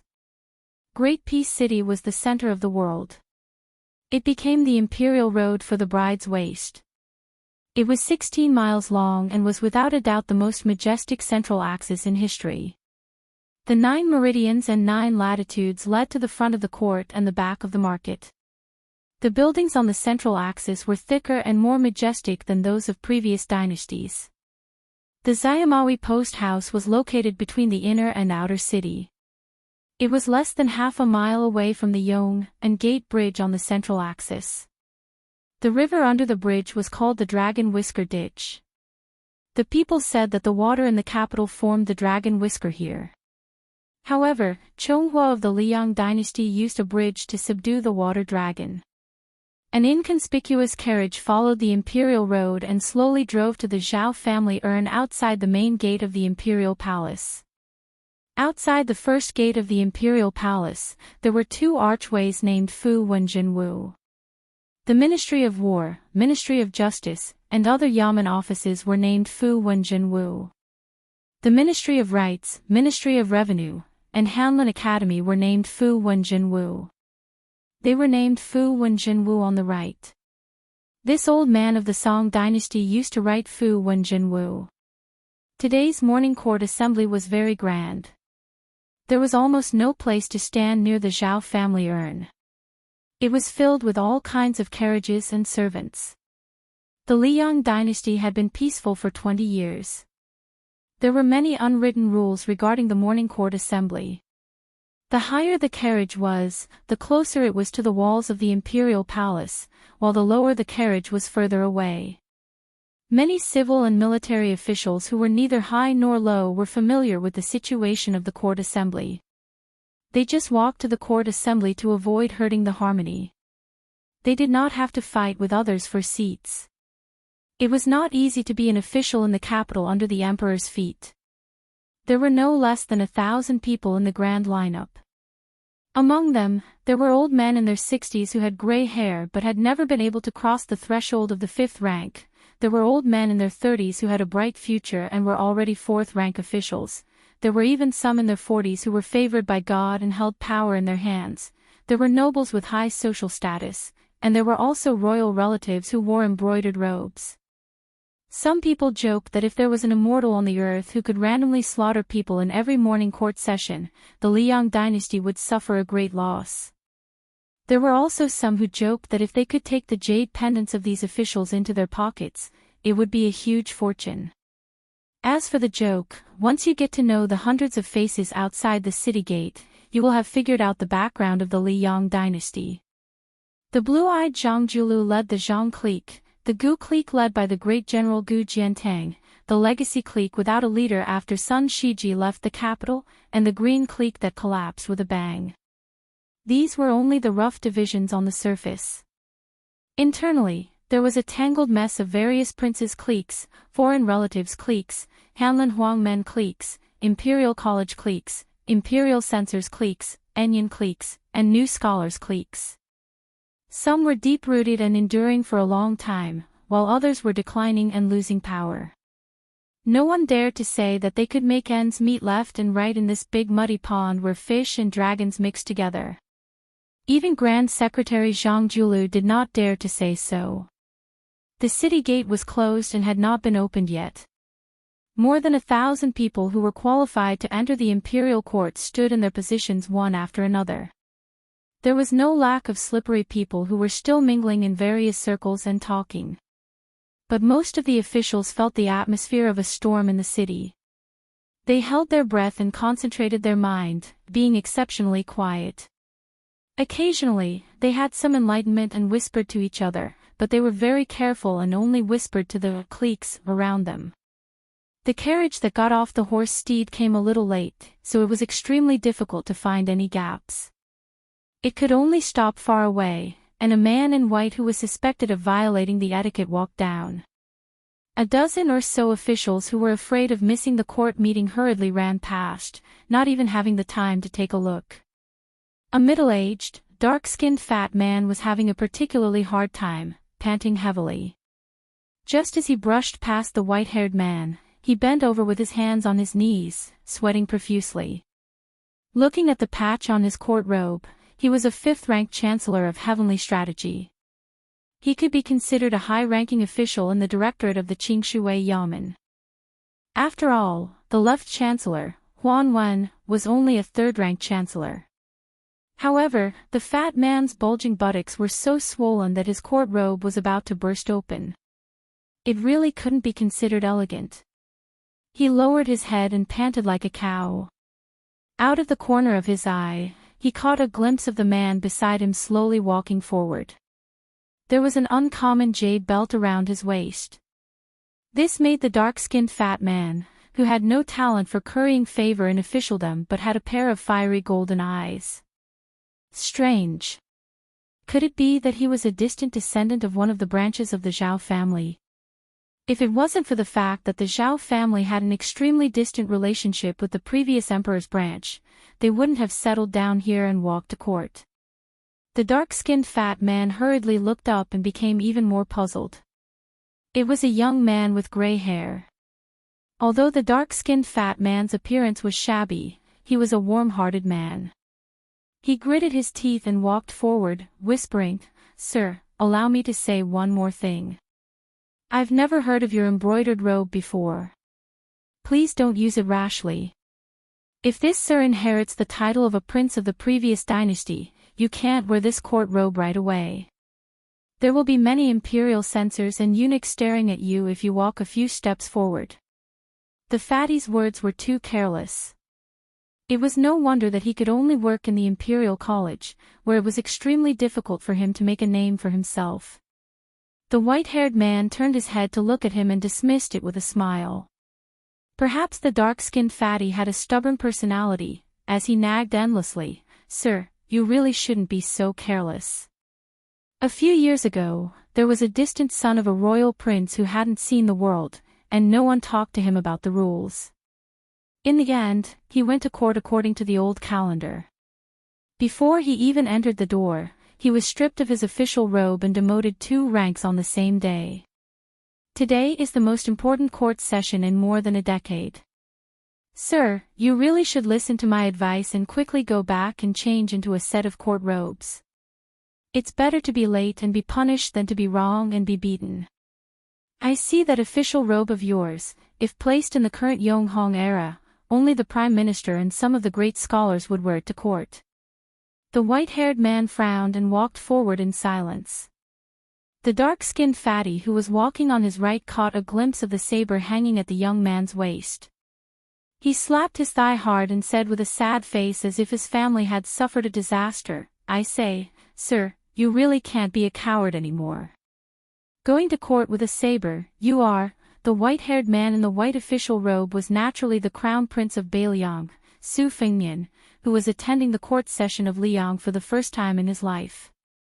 He chuckled softly and said, "Mr. Chancellor, are you saying that I'm courting death?" The dark-skinned fatty smiled embarrassedly and waved his hand hard. He said awkwardly, "I can't afford to be Chancellor, and I can't afford to be Mr. Chancellor."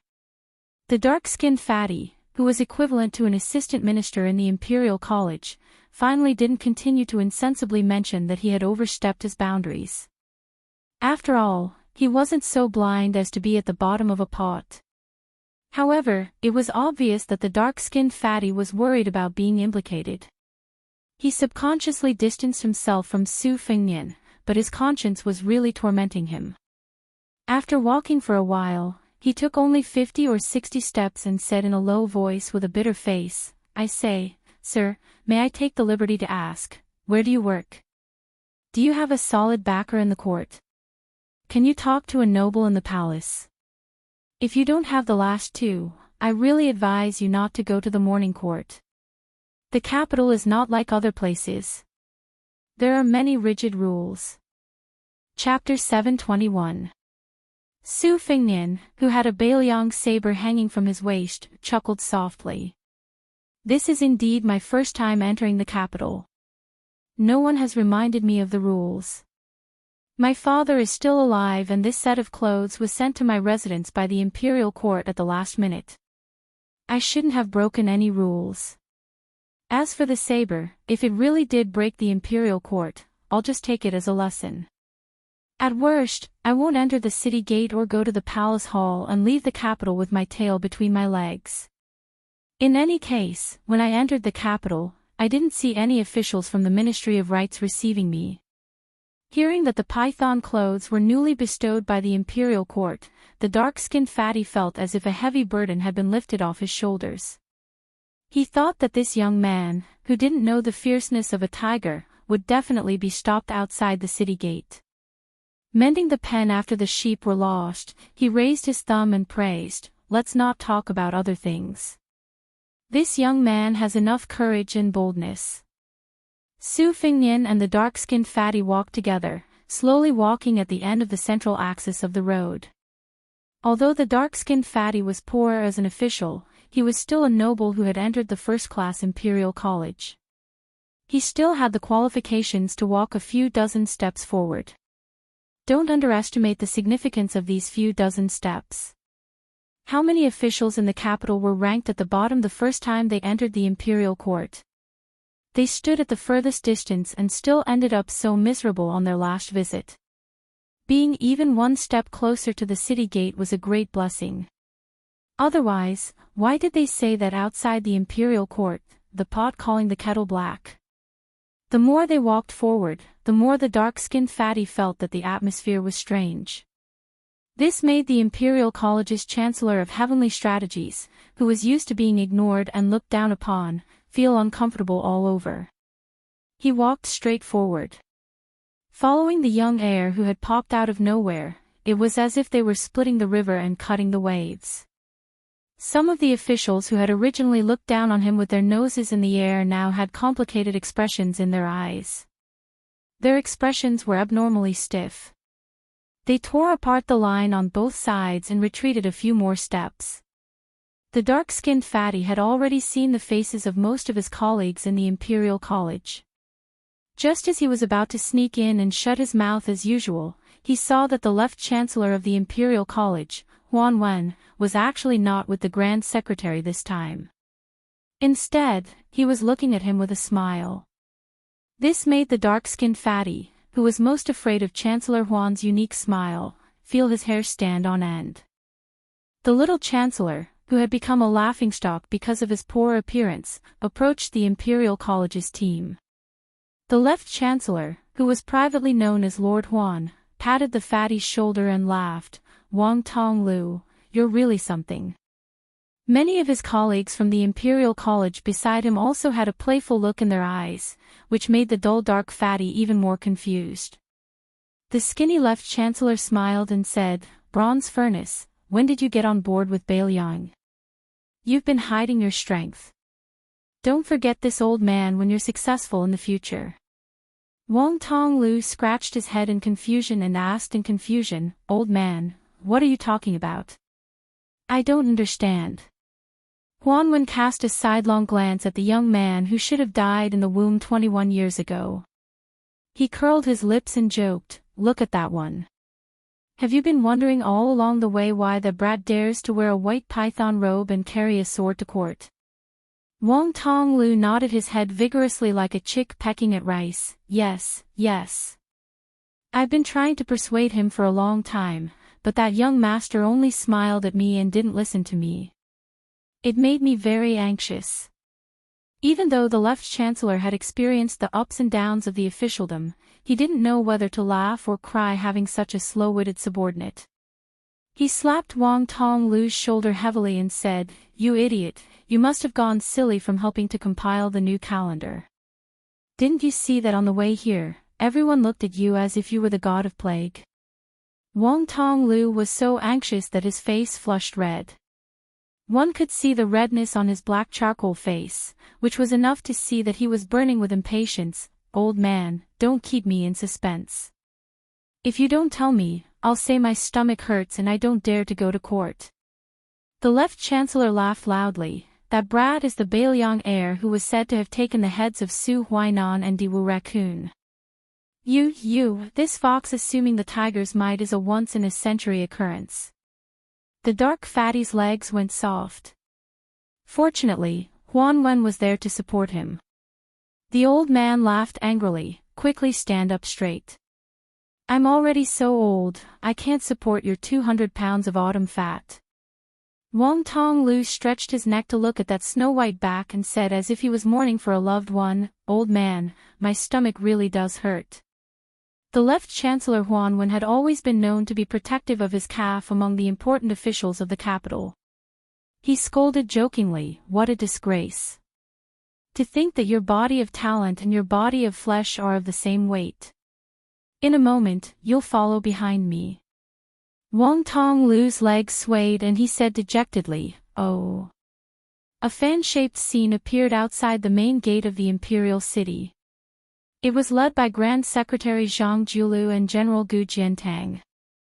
There was also the King of Yanqi, Xiao Yi, the King of Guangling, Xiao Sui, the King of Jiaodong, Xiao Ying, the King of Huainan, and Zhao Heng, the King of Jing'an.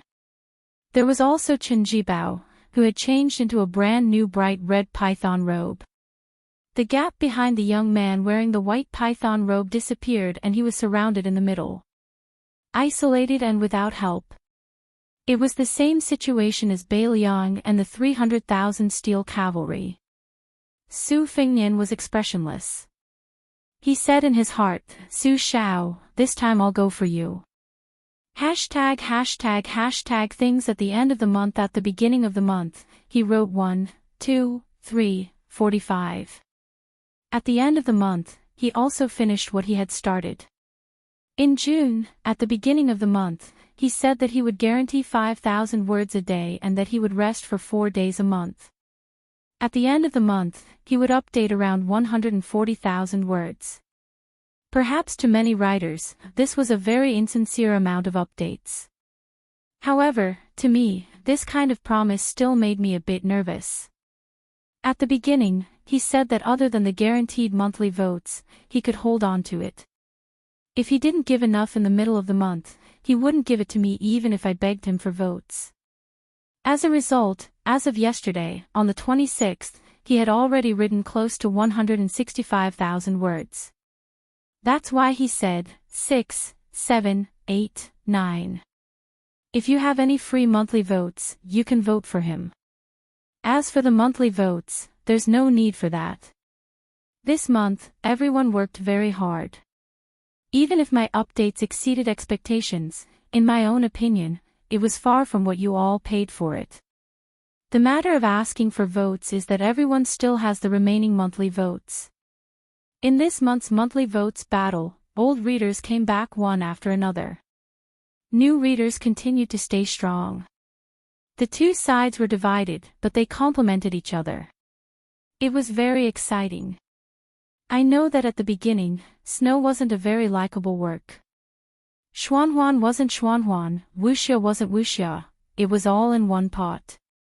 However, I was very happy when I wrote Snow. I was happy that I didn't encounter any major bottlenecks. I was happy that I silently picked up my character. I was happy that many new readers joined in. I was happy that new readers occasionally didn't understand my updates.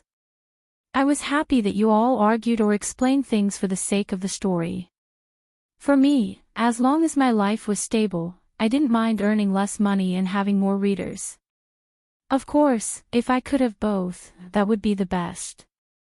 I was lucky to have debuted in the golden age of online literature. At that time, I never thought that I would be where I am today. I was lucky to have met you all. In the 8th, Snow will start pre-selling on Dang Dang tomorrow, which is Wednesday. Toad will probably be published in October. However, compared to Snow, Toad is still a long way off. Thus, Snow became my first published simplified Chinese book. I hope that everyone can support it within their abilities. I also sincerely hope that Snow will be a physical book that can maintain its value and increase in value. I always felt that the book in Snow would be better if it was read slowly on paper. I reckon that one of my hardcore readers at the publishing house, the beautiful girl who planned the publication of Snow, was completely speechless by my laziness. I thank her here. It was because of her stubbornness that everyone was able to see the physical book in Snow so quickly. In the 9th, next month, which is September, we will still fight for first place in the monthly votes. However, as Xiao Yi, who I have known for many years, said, we are all persevering. That is enough. I suddenly remembered a sentence from Li Yufu, I see Zhenwu sees me. I work hard to write the book, you quietly read the book. Chapter 722. Auspicious opening. Forbidden Purple. Su Fingnian finally saw the main hall in front of him. It had a yellow roof and red walls. The two wings of yellow glazed roof gradually fell. The main hall was built on a white sumra base. On the left and right of the central axis of his feet were the seawall tiles. Su Fingnian knew a little about geomancy. He knew that the central axis behind him was not only 16 miles of imperial road, but also a long earth axis that extended to the south of the empire. Mount Fengchan, the mountains in Huaizhong, and the many mountain ranges in Jiangnan formed three majestic mountains. The emperor of the Zhao family in the capital was sitting on the dragon throne in the main hall, listening to the world from the south. The head of the civil officials, Zhang Julu, walked to the right. The head of the military, Gu Jianteng, walked to the left. The 5 kings of the imperial family all walked slowly around Zhang Julu. Only Chen Jibao and Gu Jiantang walked side by side. Su Fingnian, as the son of a king, should not be in front. But no one raised an objection. The imperial censors shut up and the eunuchs kept quiet. Among the 5 kings, the king of Jing'an, Zhao Sun, walked behind Zhao Ying, the duke of Huainan. Zhao Sui, the duke of Jiaodong, intentionally or unintentionally, fell behind his nephew, Zhao Sun. He walked in front of Su Fengnian, but did not say anything. It was like a crumbling old wall, sheltering the young man from the wind and rain for the last time. Su Fengnian kept his gaze down and silently counted his steps. When the glorious dragon wall appeared in his vision, he was about to start climbing up the steps. When he stepped on the white jade steps, he gently turned his head back to look. There were a lot of people moving around, and the sound of jade hitting jade could be heard. His figure slightly stagnated. The old civil official behind him, who once carried the coffin and remonstrated with the king of Bailiang, subconsciously retracted his foot and snorted heavily. Obviously, he was dissatisfied with the young prince's ignorance. Su Fengnian retracted his gaze and did not care about the elder's demonstration. He turned around and climbed step by step into the main hall.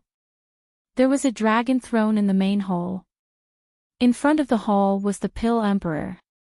There were copper tortoises, copper cranes, and sundials. There were 18 cauldrons on the upper and lower terrace. When the powerful officials who had the qualifications to enter the main hall stood in place, the Son of Heaven, dressed in a yellow dragon robe, finally appeared. The several princes also quietly entered the hall.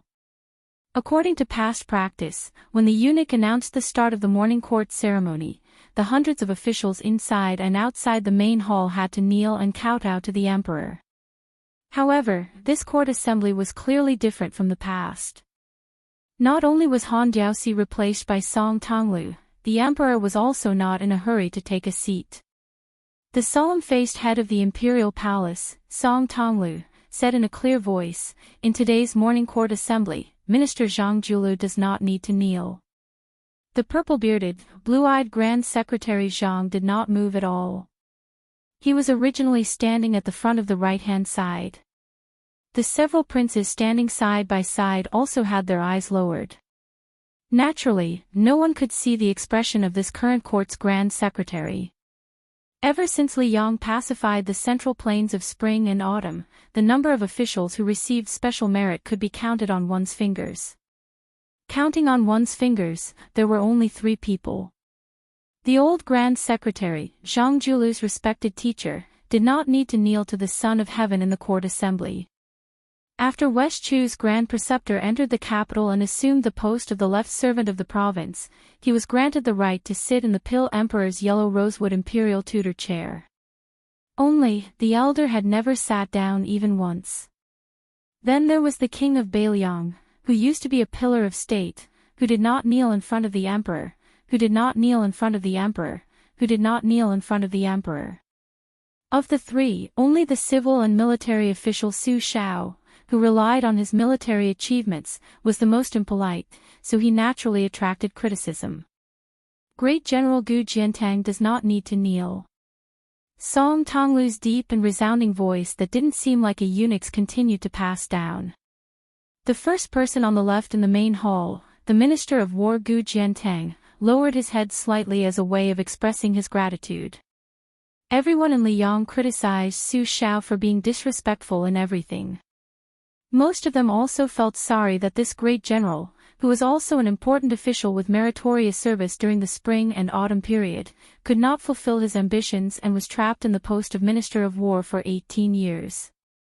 Only in recent years did he rush to the northern border. Everyone in the court felt that the Son of Heaven was wise. With Gu Jiantang guarding the northern gate of the capital, Li Yang could naturally rest easy without worry. However, nowadays, there were constantly rumors coming out of the capital's prestigious mansions that Great General Gu was about to step down from his post as Minister of War. This made many people start to mutter again, hoping that Minister Gu's military power would not be taken away as well. Now that the military town at the northern border had just improved slightly, could it be that they were going to burn the bridge after crossing the river? That would be killing the donkey after it had outlived its usefulness. War Saint Chen Jibao does not need to kneel. In the future, during the court assembly, Chen Jibao may enter the hall in civilian clothes and with a sword at his side. Chen Jibao's face was expressionless. However, the pillars of the court all sucked in a breath of cold air. Some of the younger officials, perhaps because they had heard the older generation talk about how the current emperor regarded and respected the little butcher, most of them did not think much of it. Today, they had thoroughly experienced it. Chen Jibao currently did not have the title of king or an official position. Fine, then he would directly confer the title of war saint in front of the court officials. These two words carried even more weight than not kneeling in front of the emperor. It was clear that Chen Jibao's position in Liyang, which unified the spring and autumn period, was almost equivalent to one of the spring and autumn period's 13 armors, Yi Baikue, to West Chu. Previously, when the 5 kings entered the capital, the emperor did not give them any special treatment. Only when a white horse in white clothes and plum wine from West Chu entered the capital, the emperor personally came out of the palace to welcome them. Now, he even wore civilian clothes and had a sword at his side to attend the court assembly, becoming the 4th person after Su Zhao's old Grand Secretary's son Shiji. Chen Jibao's special honor could be said to be at the peak of perfection. Yan Qi King Zhao Bing does not need to kneel. The king of Yan lowered his head and said softly, "Thank you for your grace." The Imperial College's left chancellor, Huan Wen, does not kneel. The wizened old man, Huan Wen, gave a carefree smile and calmly accepted it. Huan Wen was an anomaly in the Liyang Imperial Court. He was famous for not fighting. Not fighting once was nothing, but Huan Wen had not fought for more than half his life. Back then, among the old Grand Secretary's favorite students, Huan Wen's poetic talent was publicly acknowledged to be above Zhang Julu's. Before the old Grand Secretary passed away, Kuenyan alone entered the Hanlin Academy as the Yellow Gatekeeper. It was said that it was Huan Wen who gave the position to Bai Yan while he sneaked out of the capital and became a small foreign official, slowly climbing up the ranks without arrogance or impetuousness. Afterwards, when he returned to the capital to resume his post, the emperor originally intended for him to enter either the Ministry of Personnel or the Ministry of Rights. However, at that time, those 2 third-rank high positions just happened to be his close old friends. As a result, Huan Wen ran off to the Imperial College to serve as the chancellor. Behind closed doors, he wholeheartedly studied knowledge.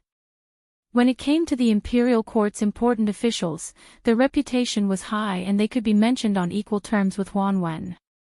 However, in their later years, this old man Song's son and the current Minister of Rights, Lu Daolin, were just a few people. Xiongzhou's Yao Baifeng does not kneel. Chapter 723. A scholarly old man at the back bowed slightly in return, neither servile nor overbearing. Yao Baifeng had always been a free and unfettered scholar in the Liang dynasty. He himself was a first-rate Confucian scholar, one of the 5 heroes of the Yao school. His reputation was no less than the 3 heroes of the Song school. He even used his home school to contend with the private school of Qi Yanglong of the Yinxue Palace. When Zhang Julu was young, he had asked Master Yao many times.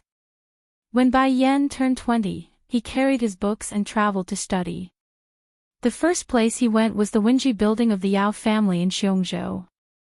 Yao Baifeng devoted his life to transforming the essence of Confucianism into national studies. He had students all over the world. Yao Baifeng's trip to the capital to meet the emperor would not have been so quiet if it were not for the fact that the 5 kings had gathered and Chen Jibao had come alone, which was too eye-catching. The crown prince of Beiliang, Su Fengnian, will not kneel. When head eunuch Song Tonglu said this, the hall was finally in an uproar. Most of the officials standing side by side looked at each other. But the next sentence was even more shocking. He can enter the palace with a Beiliang sword, and he can enter and leave the palace at will in casual clothes. Countless officials sighed in their hearts. The court was building momentum for this little bastard to succeed the king of Beiliang in the future. What a Beiliang! Zhang Julu, Gu Jiantang, Zhao Bing, Huan Wen, and Yao Baifeng didn't kneel in today's court assembly. In the future, they probably wouldn't receive this treatment. Chen Jibao and Su Fengnian, who were also from Beiliang, didn't kneel in the future. One could already enter the palace with a sword, while the other could enter the palace with a sword. This meant that as long as the two didn't commit any major crimes, this honor would continue to be passed down. Every time they participated in a court assembly, they would have more indescribable glory. As for Chen Jibao, who was personally praised by the emperor as the white-clothed war immortal, the officials in the hall were already mentally prepared. As for Yao Baifeng, he was a renowned scholar. It was reasonable that he didn't kneel even once. But this Bailiang heir, Su Fengnian, what virtue and ability did he have? Some officials who hated Bailiang and feared the butchers glanced sideways at the young man whose hair was as white as an old man's. They all silently cursed in their hearts. Since his hair was already white, he might as well die. Bailiang's white-haired people sending off their own white-haired people. That was truly a joyous occasion for the entire country to celebrate. 7 people who didn't kneel, there was no one else who didn't kneel. After the head eunuch spoke, the thousands of people inside and outside the hall slowly knelt down. Like a tide, they quickly rushed from south to north. Not to mention the officials in the square who couldn't see the emperor's dragon face. After the 300 officials kneeled on the wide steps in the hall, they could only see the emperor's feet on the dragon throne. Among the 7 people who didn't kneel, most of them, including Yao Baifeng and the others, had their heads bowed. The old man, Huan Wen, looked left and right. In the eyes of this old man, who was jokingly called Tantanon, Chen Jibao, who was no longer wearing white, was handsome and dignified. He was truly a strange man who would stand out wherever he went. Huan Wen had a good impression of this young man who had enjoyed wealth early on. In his heart, he had long placed him in the first line with the Minister of War, Gu Jiantang. Then Huan Wen saw the man in white in front of him, who was even younger than Chen Jibao. Of course there was a world of difference between the two. When the white-clothed war sage entered the city with plum wine, thousands of people turned out to greet him. The emperor himself came. The difference between the white-clothed war sage and the white-haired emperor standing in front of him was like heaven and earth.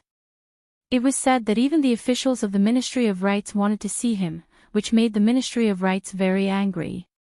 If it weren't for the fact that the minister Lu Daolin was related to the Su family by marriage, they would have already cursed him in the office. Huan Wen almost couldn't hold back his laughter. He didn't know whether this kid was stupid or calm. Right now he was looking up at the Xian Yuan mirror hanging in the middle of the main hall. Huan Wen followed his gaze and looked up. Huan Wen was a learned man who knew everything in the literary world. Not only did he know that the place where Su Fengnian was looking at was a peachwood talisman, he even knew the Fu characters on both sides of the talisman.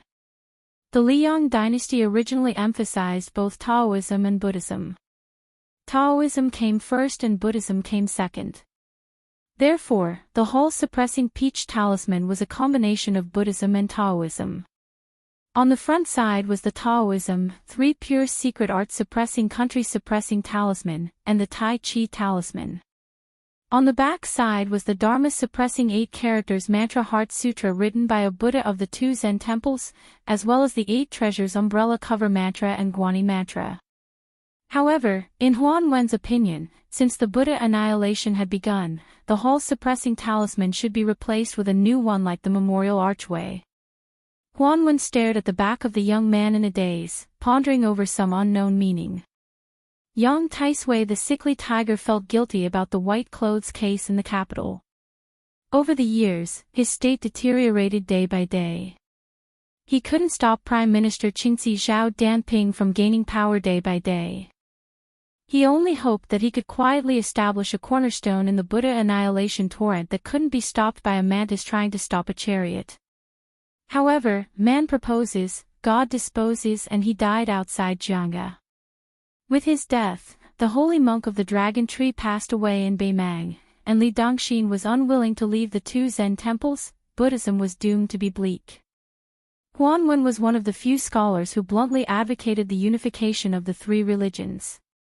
Unfortunately, on this matter, old man Huan also knew Green Eye's difficulties, so he didn't want to add more trouble to the Grand Secretary. The emperor interrupted Huan Wen's thoughts with a shout, "Rise, all my beloved officials." Huan Wen collected some of his emotions and began to close his eyes to rest and nap.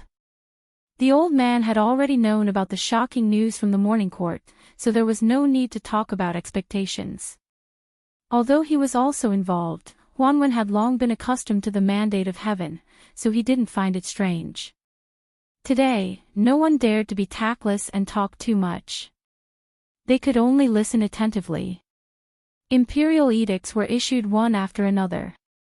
Looking at the expressions of the civil and military officials, one could tell that there would soon be an aggressive shaking of the court and the common people. Promote the left chancellor of the Imperial College, Huan Wen, to the left push of the province and be conferred the title of Grand Secretary of the Wenting. Promote Yao Baifeng to the left chancellor of the Imperial College. Promote Jean Lanting to the right chancellor of the Imperial College. Gu Jiantang will be relieved of his post as Minister of War and be conferred the title of Great Pillar State, in charge of the military and politics of the northern region. Promote Lu Xingxiang to the Assistant Minister of War. Confer Yan Jieshi to the Grand Secretary of the Dongyuan Pavilion. The last imperial edict was, Chen Jibao is in charge of the Minister of War. In the future, if there is an external post, he can also lead the Ministry of War. At this point, Chen Jibao turned his head and looked to the right. It just so happened that someone was looking to the left. On the dragon throne, the emperor had a playful look in his eyes. Chapter 724. The court session was dismissed with a light sentence. Nothing happened in the hall, but the entire dynasty was in a storm. Any single promotion today would be enough to make the capital talk about it for months to half a year. But once it happened, it was easy to make people dumbfounded. Hundreds of court officials stood up and slowly walked out of the hall. Most of the old people went to congratulate Huan Wen, grandfather Huan, who had been transferred to become the left servant of the province. Regarding Tantanon's promotion, it could be said that they were happy to hear about it. No one was jealous or jealous. Some of the younger and more popular court officials flocked to Jean Lanting, calling him brother. It was very lively. They originally thought that Jean Lanting would polish his position as the emperor's personal attendant for a few more years before returning to take up an important position. They never thought that he would leap to become the right chancellor of the Imperial College left behind by Song's second master. This was a dignified secondary third rank in his early 30s. He had even become the leader of tens of thousands of imperial students, becoming famous in one fell swoop. Everyone knew that Jean Lanting, this outsider, was destined to be irresistible in the officialdom. They couldn't help but wonder if he really was the next template of Grand Secretary Zhang.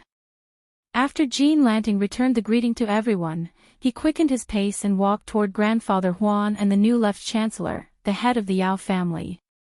He respectfully bowed with his hands folded in front.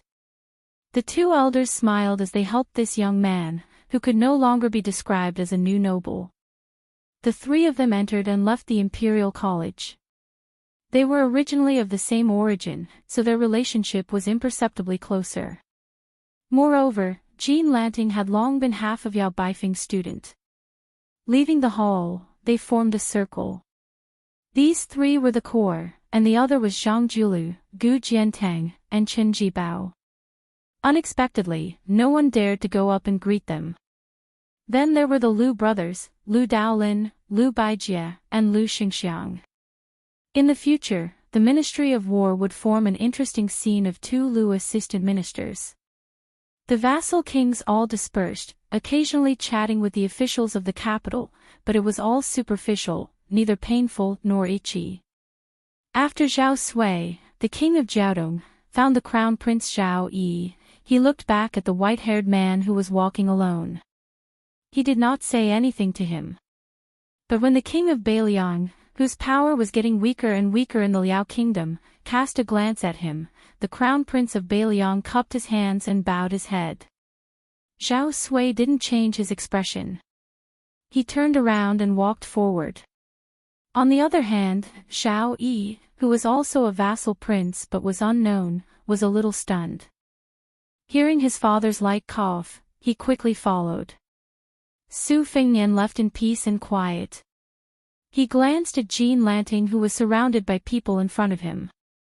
The little county magistrate who had been scared to death by him in the past was now flushed with success.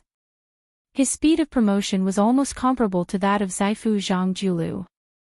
Su Fengnian did not have a good impression of this guy who was good at taking advantage of others. He was afraid that if you wanted to go down in the future, you would not be able to. You could only fall down directly. In addition to Jean Lanting, there was also Yan Jieshi, who had become a relative of the royal family after betraying Bailiang.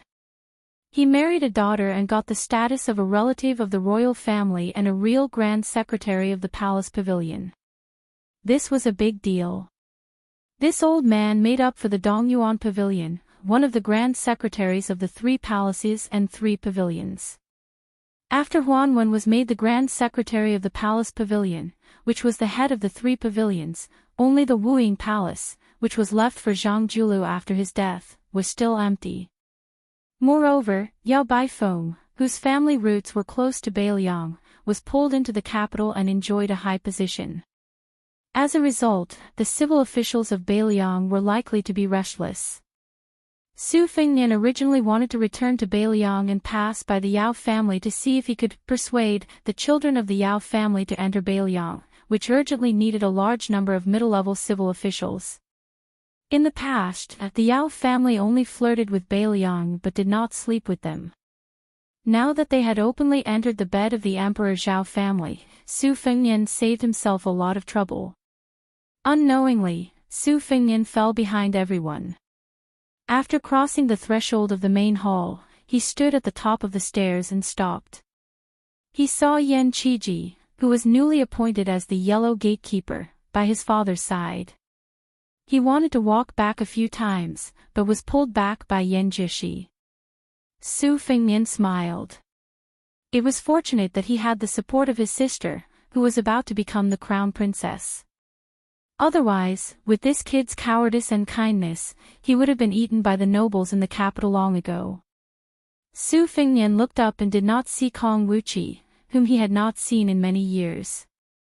Presumably, his official rank was still not high enough and did not have the qualifications to participate in the court assembly. Su Fengnian placed one hand on the dragon-carved railing. He knew that the reason the 7 people did not kneel in the court was mostly because of him. More accurately, the emperor had given Su Xiao a great deal of face. However, after giving him the sweet date, he was served with a few sturdy sticks. He had poached the corner of the Yao family into the capital and promoted Jean Lanting to disgust the Bailiang. As for Chen Jibao temporarily taking charge of the Ministry of War, it would not affect his appointment as the Prince of Shu. It was only because the emperor of the Zhao family favored this person too much that this was the icing on the cake. This kind of behavior was like a man going through untold hardships to chase after a woman he had admired for a long time. He wanted nothing more than to use rouge, powder, gold hairpins, and magnificent clothes on her to show his sincerity. Furthermore, the court could not miss this once-in-a-lifetime opportunity.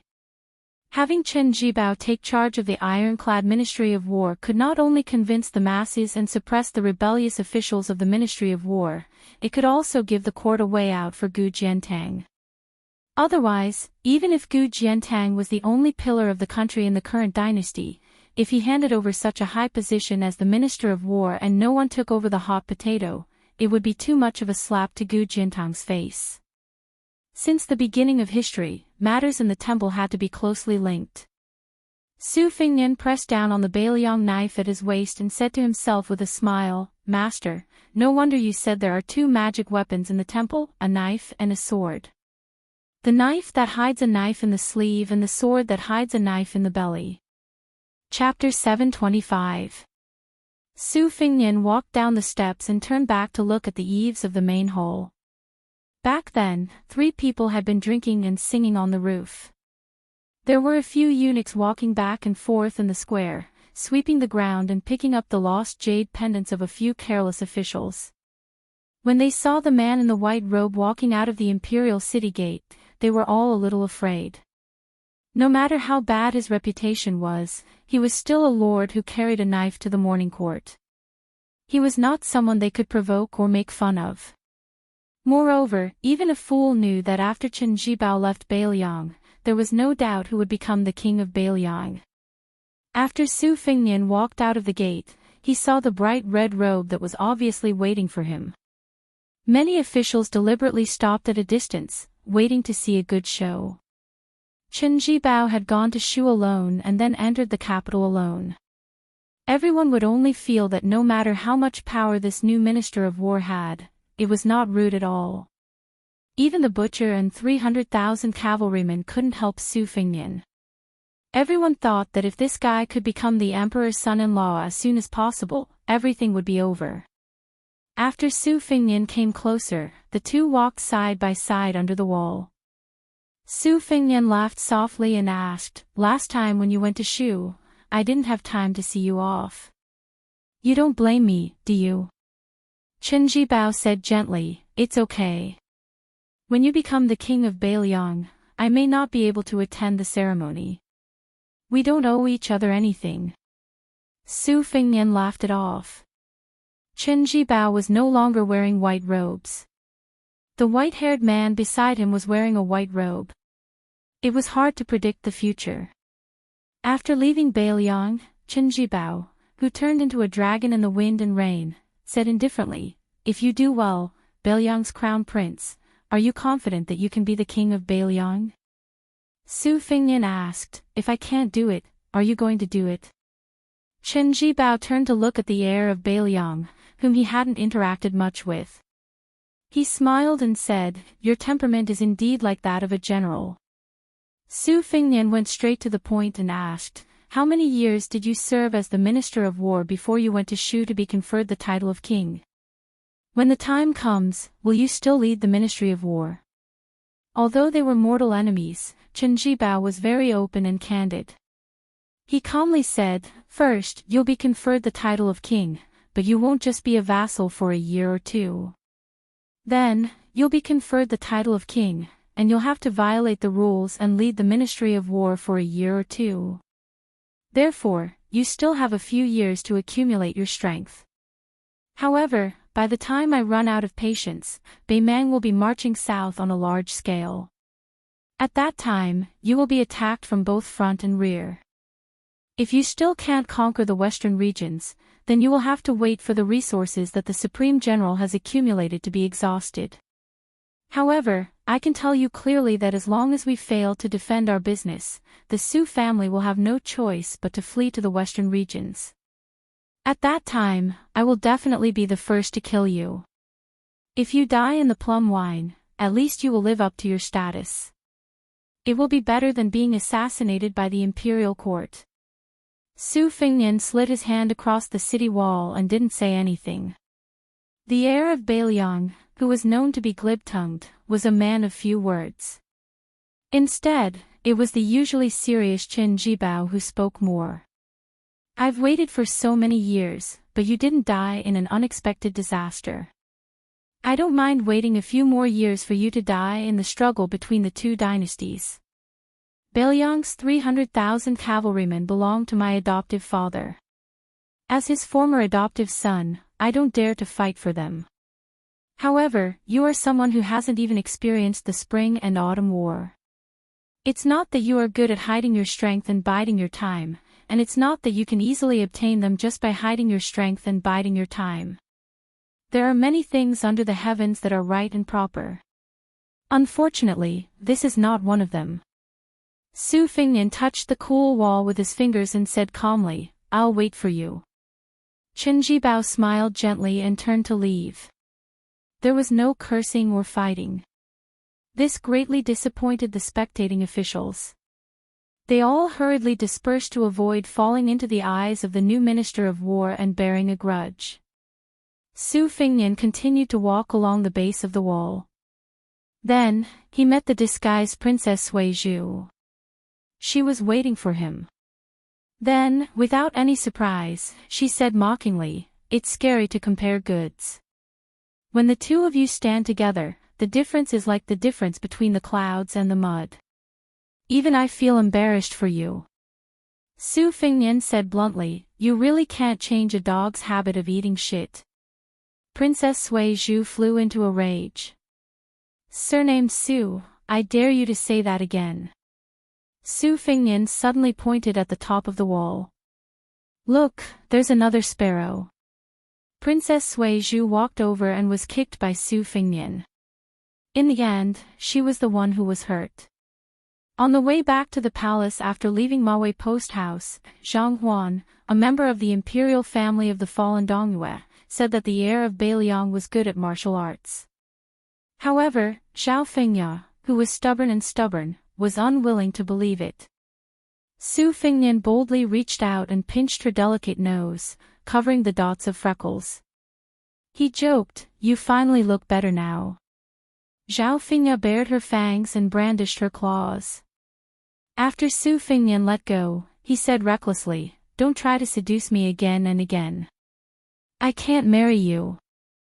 Do you want to marry into Beiliang and become a princess? Zhao Fengya spat and said aggressively, look in the mirror and see what you're like. Su Fingnian narrowed his eyes and said with a smile, be careful that you don't marry Qin Jibao. Princess Sui Zhu was stunned for a moment. Then, her limpid eyes overflowed with unconcealable fear and panic. Su Fingnian turned and walked away, saying, I was just saying.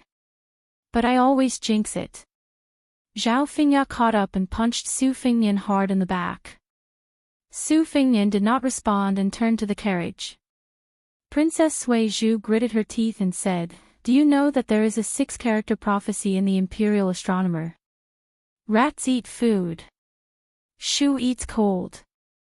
Su Fingnian turned his head and said with a smile, then why don't you hurry up and become the princess of Shu? Zhao Fengya sneered and said, can you really let this happen? Once Qin Jibao becomes a relative of the imperial family, even if you become the king of Beiliang, will you have a good day? Su Fingnian blinked and turned back to whisper in her ear, Su Shao also asked me to pass a message to you. If you are really forced to be sent to Shishu, tell him. Princess Sui Zhu did not fight back for the first time. She blinked and whispered, you're not lying to me. Su Fingnian said seriously, of course I'm lying to you. Zhao Fengya almost fainted from anger and shouted that she would beat him to death. Her elegant and luxurious white embroidered robe was stained with dust from countless footprints. She leaned against the wall and could only watch the bastard walk away. She cursed, rats eat food, eat you up. The king of Shu will kill Prince Liang and kill you. Unexpectedly, the bastard had not gone far before he turned around and opened his mouth, saying 3 words silently. It's true. Zhao Fengya found that she had never felt so disgusted with the enemy in front of her. She told herself that she pitied him because his hair turned white at such a young age. And after his hair turned white, he did not look ugly. Instead, he looked even better. Zhao Fengya wrinkled her nose and squatted along the wall in a daze. She wanted to cry and laugh. Chapter 726.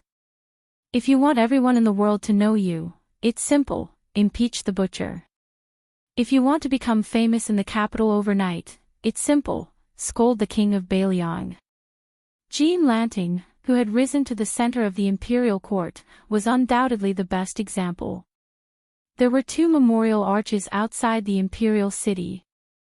After the court session ended, the military officials entered the Jinwu Memorial Arches, while the civil officials entered the Jinwu Memorial Arches in an orderly manner. They each went to the Yamen to deal with the affairs of the imperial court, but they soon returned. Other than a few big shots in the capital who sat calmly on the fishing platform, ignoring the disturbance on the central axis of the imperial road, even a large number of disciples turned their horses around because there was a big show to watch. The Imperial College's students first blocked the path of the white-haired man with a sword, then 100 people, 1,000 people, surging like carps crossing the river. Jean Lanting, who would enter the Imperial College the next day, was as steady as a rock. He sat quietly in a carriage by the roadside, watching with folded arms. Huan Wen, who had already removed his position as the left chancellor, stood by the roadside with a smile. He didn't purposely block the scholar's desire, only saying a few words that were similar to the elder's nagging that a gentleman uses his mouth and not his fists. The Imperial College's buildings were endless, and its scale was second to none between the Imperial City and the inner city. Even the yamen of the 6 departments couldn't compete with it. In the past, once the Imperial students were agitated, it would become an extremely troublesome matter for the Imperial Court. They were the court's own children, so it was useless to scold them. Among the Imperial students, there were many scholars who were well-read and eloquent, so it was even more difficult to scold them. The Imperial College had already vaguely surpassed the scholars' group of Gangnam-do, becoming the place of fish and dragons that produced the largest number of court officials in Liang. Not to mention the capital, even the entire Liang Imperial Court had never seen such an interesting confrontation. Thousands of Imperial College students gathered on the Royal Road. They were all the future pillars of the country. If nothing unexpected happened, the outstanding ones among them would become the mainstays of Liang. Moreover, the number of people didn't decrease but increased instead. The formation was getting stronger and stronger, occupying all the angels. Naturally, their momentum was like a rainbow. In the Imperial College, there were many heavenly strategy chancellors who couldn't persuade these proud students who came from rich and poor families. What's more, they couldn't be said to have spared no effort in persuading them. Most of them were still happy to see them succeed.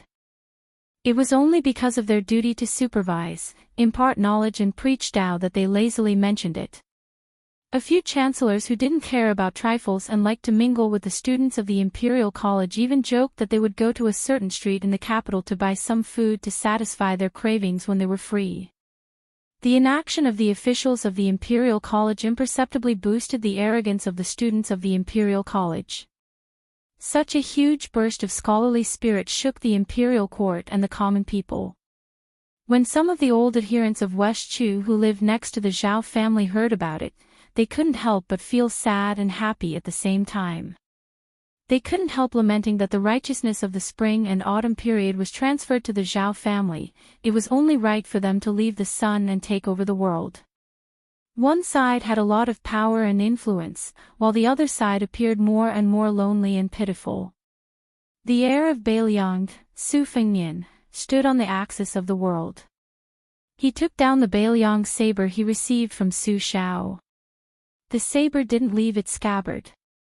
Instead, he placed both hands on the hilt of the saber and stood there leaning on the saber. He had once guarded Dunhuang alone with a sword. Today, he stood alone with a saber on the Imperial Road, blocking 10,000 people alone. Almost half of the Imperial College flooded into the Imperial Road and piled up densely. They originally thought that after this hedonistic son of rich parents saw their magnificent momentum, he would be scared witless and run away like a rat. Who would have thought that he would really be beaten until his face was swollen and stubbornly endure it? It was just as well. Otherwise, they wouldn't have any leeway to show off. They heard from the chancellors of the Imperial College, who had returned from the Imperial Court, that this son of rich parents actually carried a saber to court. This was simply absurd. They couldn't afford to offend the second emperor, Lame Su. They couldn't afford to offend Qin Jibao, who had won the public support after leaving Liang and entering Shu. How could they not dare to teach this unscrupulous son of rich parents a lesson? Even if they didn't drown him with saliva today, they would still make him leave behind that infamous Bailiang saber that killed people like flies. A Confucian scholar took a step forward and angrily asked, "I heard that Bailiang released news that you killed the king of the northern courtyard, Su Huainan, at the Ruoshui River and killed the 5th raccoon of the Bubang Mountain in the Ruren Mountains. Do you dare to swear to the heavens that these rumors are true?" Su Fengnian didn't say anything. The Confucian scholar took 3 steps forward to beat a drowning dog. He pressed on, "Don't talk about killing 2 people. When did you, Su Fengnian, go to Beimang? Can you tell us?" Chapter 727. This was the first time most people had seen the northern Liang heir in person. If not for the fact that they knew of Rintu's identity as the eldest son of the first wife, and that countless Northern Liang scholars had gone to the capital to complain about this person's absurd behavior, they would probably be jealous of him if they met him on the road. Or perhaps they would secretly praise him as a romantic and handsome guy. His appearance was truly unruly. Especially when he wore the 5-clawed, 9-serpent patchwork clothes of a vassal prince bestowed upon him by the emperor, he truly looked outstanding. However, this person's misdeeds were too numerous to be recorded. When the previous emperor passed away, Mount Qingliang was brightly lit with singing and dancing. The whole city knew about it. Last time when he traveled to Jiangnan, he used a horse to drag a talented scholar to death. He also ordered his retainers to kill on Guangling Road, and blood flowed like a river. After he turned 20, he didn't show any restraint. He didn't have the slightest bit of gentleness, respect, and frugality. It was only said that every day in the Wutong and Beiliang Palace, there were chaste women who committed suicide by jumping into wells. It was only said that in recent years, before the hereditary succession, he had already begun to sell official positions and titles. He sold them according to the weight of the official's hat, and then took them to the brothel to buy music. How could this kind of scholar have the right to carry a sword to the palace? With the jackals and wolves in the way, where were the scholars in the world? The Confucian scholar, who had always been known as an invincible contestant in the Imperial College, didn't show the slightest bit of fear because of the white-haired man's bravado. He only thought it was funny. This was the capital under the emperor's feet. How could it allow an empty-bellied foreigner to come here and show off his power? The Confucian scholar took 3 heavy steps forward again. His scholarly demeanor that didn't fear power was admirable.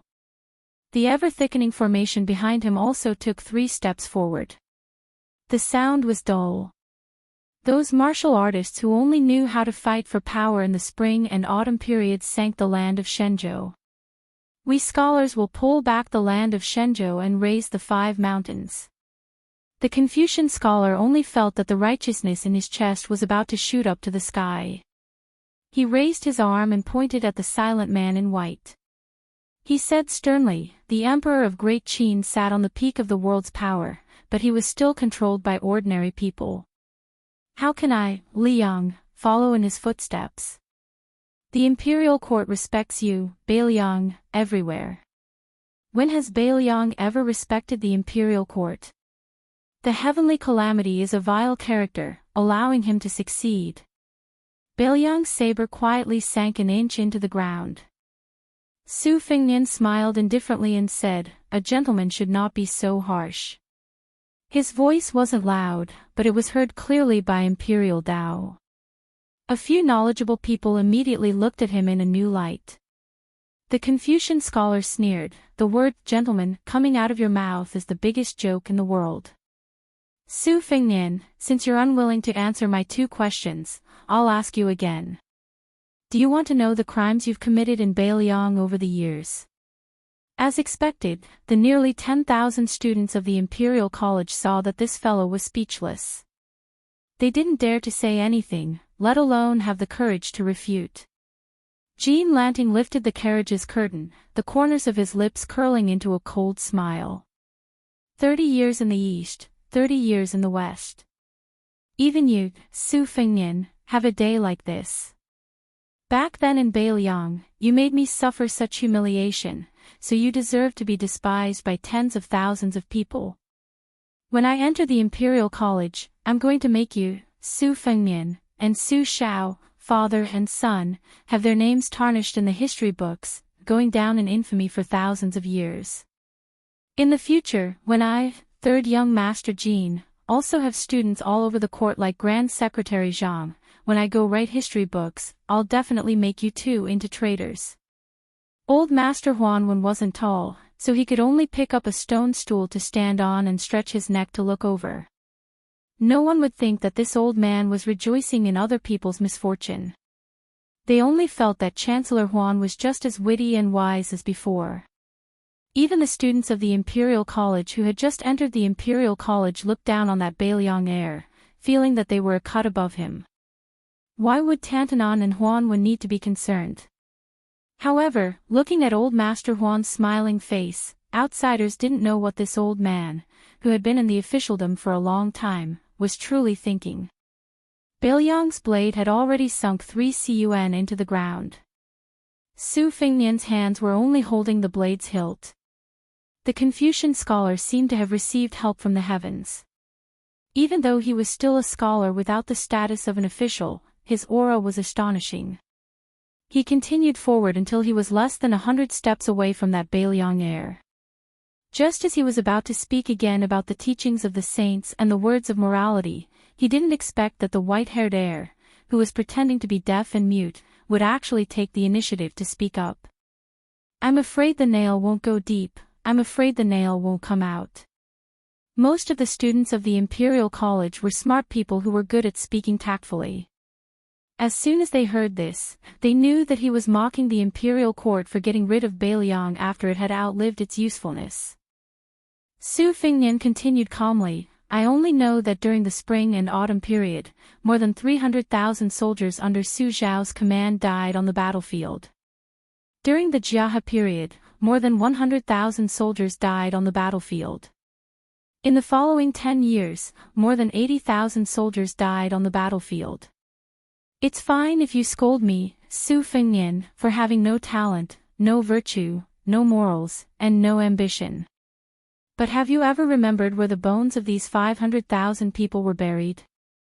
There are tens of thousands of scholars in the Imperial College, all year round, they sing praises of peace and prosperity.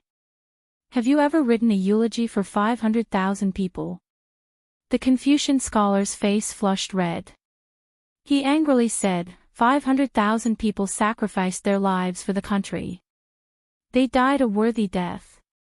What does that have to do with you, Su Fengnian? Su Fengnian calmly said, "I will guard the northwest for the Central Plains. Outside of Bailiang's 3 prefectures, I will not suffer the calamity of Bailiang's million-strong iron cavalry." The Confucian scholar was about to criticize him when Su Fengnian had already lightly pulled out Bailiang's blade. Borrowing the anger of 10,000 people to nurture the intent of one blade. In an instant, the imperial path tore through 200 zhang. In the middle of the imperial path, people and horses were thrown off their feet. It was very lively.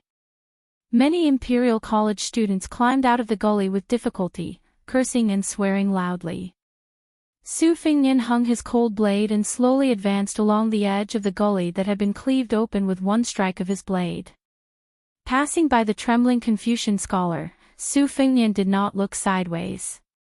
He only smiled gently and said, "Whether or not I killed the 5th raccoon, you can ask yourself when you're dead." The Confucian scholar's lips turned purple as he sat down on the ground. Inside the carriage, Jean Lanting seemed to see the crown prince of Bailiang glancing at him coldly. He was so scared that his wrist trembled and he threw down the curtain. The right chancellor of the Imperial College's face was pale. He put on a strong front and said, "Su Fengnian, the achievements that I, Jean Lanting, have today have nothing to do with you. Don't think that you can be so arrogant because of your strength." Huanwen, who was standing on the stone stool, rubbed his cheeks and muttered to himself, "Although there are 10,000 people, I will still go forward. It's not that a Confucian scholar has surpassed a Confucian scholar. What a good, guarding the northwest, only guarding the country's gate for the people." Passing through the 10,000 Imperial College students without any obstruction, the white-clothed, white-haired man stepped into the front of the carriage. This crown prince of Bailiang, who had bowed for a long time in front of the 600 Bailiang soldiers and refused to stand up, turned around to face the 10,000 people of the Imperial College in front of everyone's eyes and spat heavily. Chapter 728. Before the beginning of winter, it was already snowing heavily, covering the graceful woman of Great Peace City with a white fox fur coat. In this half a year, the capital was in an uproar. Not mentioning all kinds of rewards and promotions, the Bailiang heir dared to break the royal road. The imperial censors sent out impeachment memorials that flew like the snow in the sky, but they all sank into the ocean. Not a single one of them was approved by the imperial pen. The Taoist priests in the city all said that Su Fengnian relied on the power of the Yin monsters and would not be liked by the gods. They spoke with certainty and made the people of the city who were busy making up for their winter customs to thank the gods believe it without a doubt.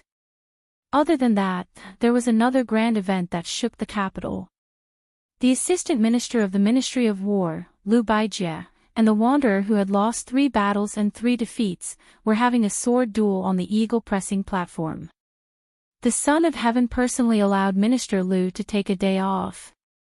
Before the two went up the eagle-pressing platform to compete, it was the beginning of the snow. Assistant Minister Liu, dressed in scholarly attire, carried a sword and floated over. It was no wonder the saying that one sword was full of immortal energy. Some of the people in the capital who originally thought this member of the Jiangnan Liu family was not qualified to be an official of the Ministry of War were also impressed by the elegance of Liu Baijie, who had yet to use his sword. Then it was the sloppy swordsman that went up the platform. He finally changed into something that was not so sloppy and bright. This guy first defeated the female sword attendant of the Wu family sword tomb, then defeated the swordsman of the capital, Qi Jiajie, and defeated the Donghua sword pool by Jiangshan 3 times. He already had the title of Wen Bushing. Speaking of it, it was strange. This guy's appearance and bearing were not likable, especially not favored by women. But after losing 3 battles in a row, he was very popular in the lower levels of the city. When Bushing slowly went up the platform, there were people in the crowd who shouted loudly that Wen Bushing should win at least once this time. The down-and-out swordsman surnamed Wen immediately cursed back, "Go fuck your mother." The spectators came from all walks of life. Regardless of age, most of the women frowned in disdain. On the other hand, the coarse men all cheered loudly, waving flags and shouting battle cries for her. This time, the Eagle Press platform was a good place to enjoy the snow and view the scenery. In addition, Liu Baijie had an illustrious official status, and there were rumors that several princes would quietly come to the Eagle Press platform in plain clothes. There were also rumors that the beautiful Li Baishe, who was both beautiful and beautiful, would personally come with great fanfare. Therefore, compared to the previous 3 times, the Eagle Press platform was a boiling cauldron of voices. However, everyone was well aware that in fact, they were all curiously anticipating the appearance of Bailiang's heir apparent who carried a saber. After the court assembly ended that day, the son of a vassal surnamed Su only had a duel with the Imperial College. For the commoners, how could it be satisfying enough? They all thought that this time, they would cause a ruckus on the Eagle Press platform and be entangled by the son of an official in the capital. Before the duel, Su Fengnian had already walked out of the Demoyai post house and was prepared to take a carriage to the Eagle Press platform to join in the fun. However, he saw an extremely poor old Confucian squatting under the dragon claw locust tree and felt uneasy.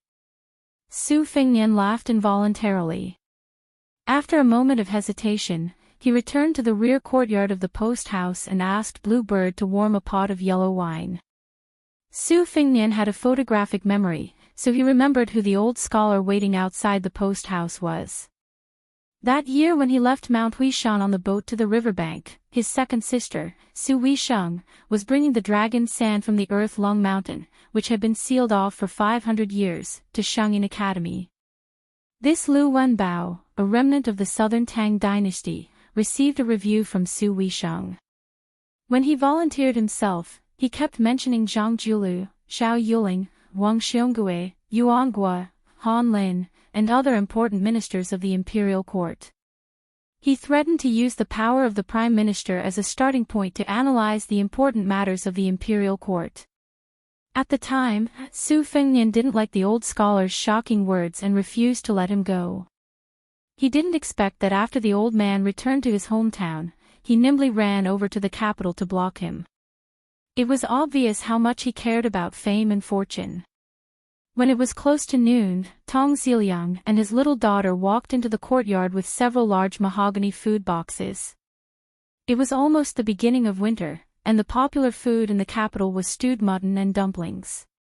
In addition to these two, there was also a pot of fragrant and tender ginger duck. Su Fingnian had changed into casual clothes and was sitting under the eaves, admiring the snow. When he saw the father and daughter bring in lunch, he walked over to help the panting delicate and pretty woman take the slightly scalding food box.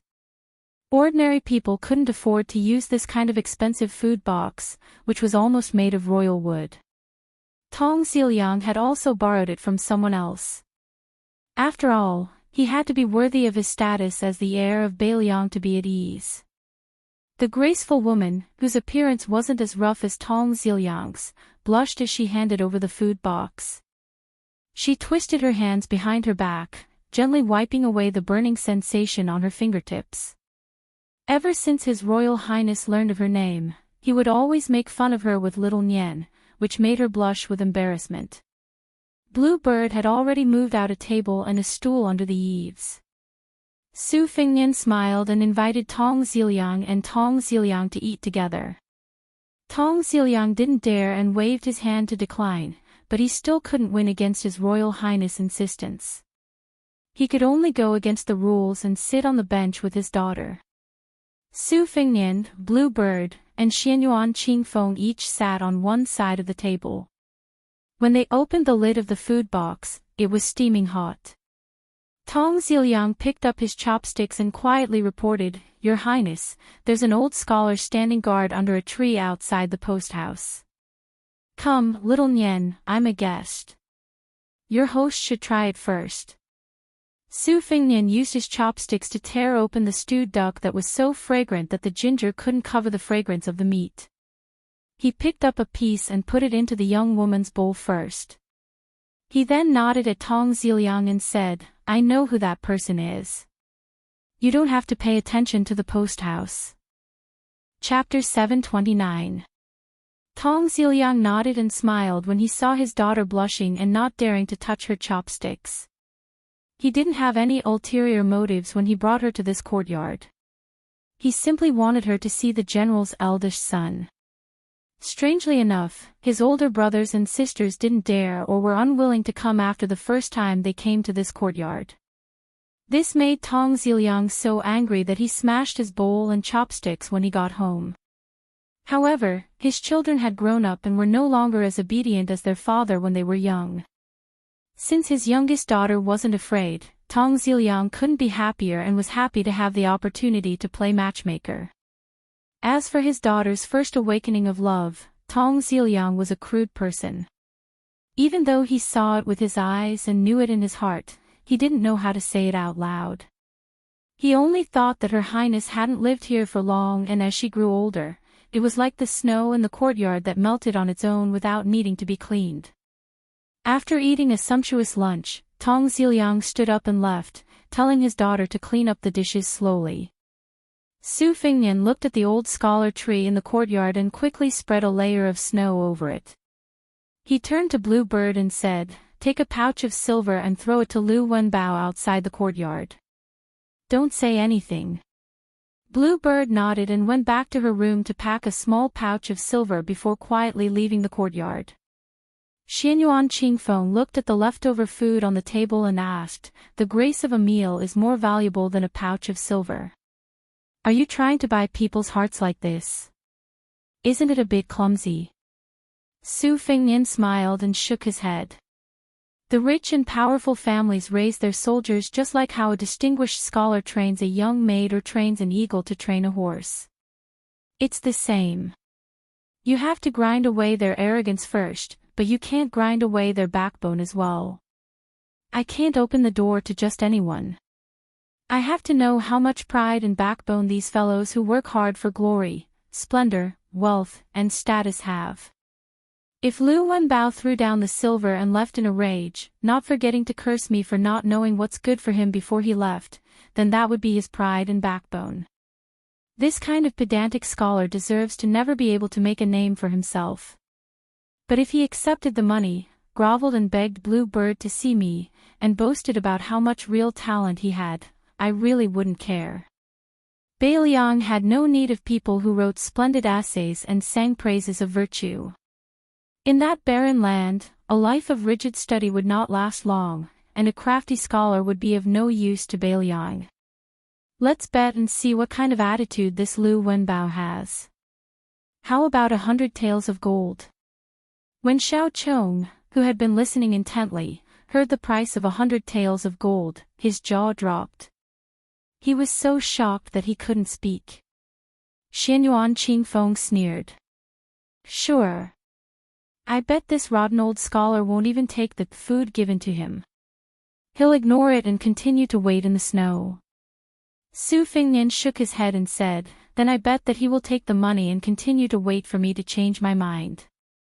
Bluebird quickly walked back and said softly, Lu Wenbao accepted the money and said that he would first go back to fill his stomach and buy a warm mink fur coat before coming back to wait for you. Before he left, he even asked me if there were any leftovers in the post house. If there were, he could just save some expenses. Xiao Chong covered his mouth and laughed.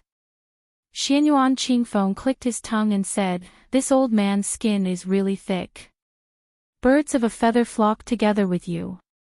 In the future, there's an 80% chance you'll have a good chat. Su Fingnian laughed and said, even if we don't win or lose, let's do it. How about we make another bet? We'll add another 100 taels to the bet. Let's bet on how many days this Lu Wenbao will wait. Of course, that's if I ignore him before then. Xianyuan Qingfeng said calmly, then I'll have to know how many days you'll stay in the capital. Without waiting for Su Fingnian to reply, she said confidently, I bet that the old man will wait for as long as you stay in the capital. Su Fingnian stood up and stretched out his hand to catch the cold snowflakes. I hope I lose. 200 taels of gold for a true scholar. Bailiang won't lose out. Su Fingnian stood under the eaves and stretched out his hand to catch the snow. Unknowingly, he caught a handful of snow. The girl, who was also a young girl, watched without blinking. When he turned around to ask her, she was completely unaware. Xianyuan Qingfeng chose a rattan chair and lay down. He held his forehead and looked at the snow while swaying. Su Fingnian waved his hand in front of the sweet-tempered girl with a warm expression. She finally came back to her senses. She was so ashamed that she wanted to hide in the snow. Su Fingnian knew that she was thin-skinned and was completely different from the one lying on the chair beside him. He repeated, I heard that you learned the guqin. Can you lend it to me? She bit her lip and nodded. I'll go get it for you. Su Fingnian smiled warmly. It doesn't matter if you walk a little slower. Although the girl nodded vigorously, she still turned around and ran away. It was obvious that she didn't listen to him. Xianyuan Qingfeng twitched the corner of his mouth and slowly said, infatuated. The girl ran quickly with the guqin. When she took off the cloth, her fingers were still trembling. Su Fingnian thanked her and took the new guqin that wasn't very valuable. With a wave of his sleeve, the 12 flying swords hovered in the air and formed the guqin. Su Fingnian closed his eyes and hung his arms in the air. He wasn't in a hurry to play the guqin.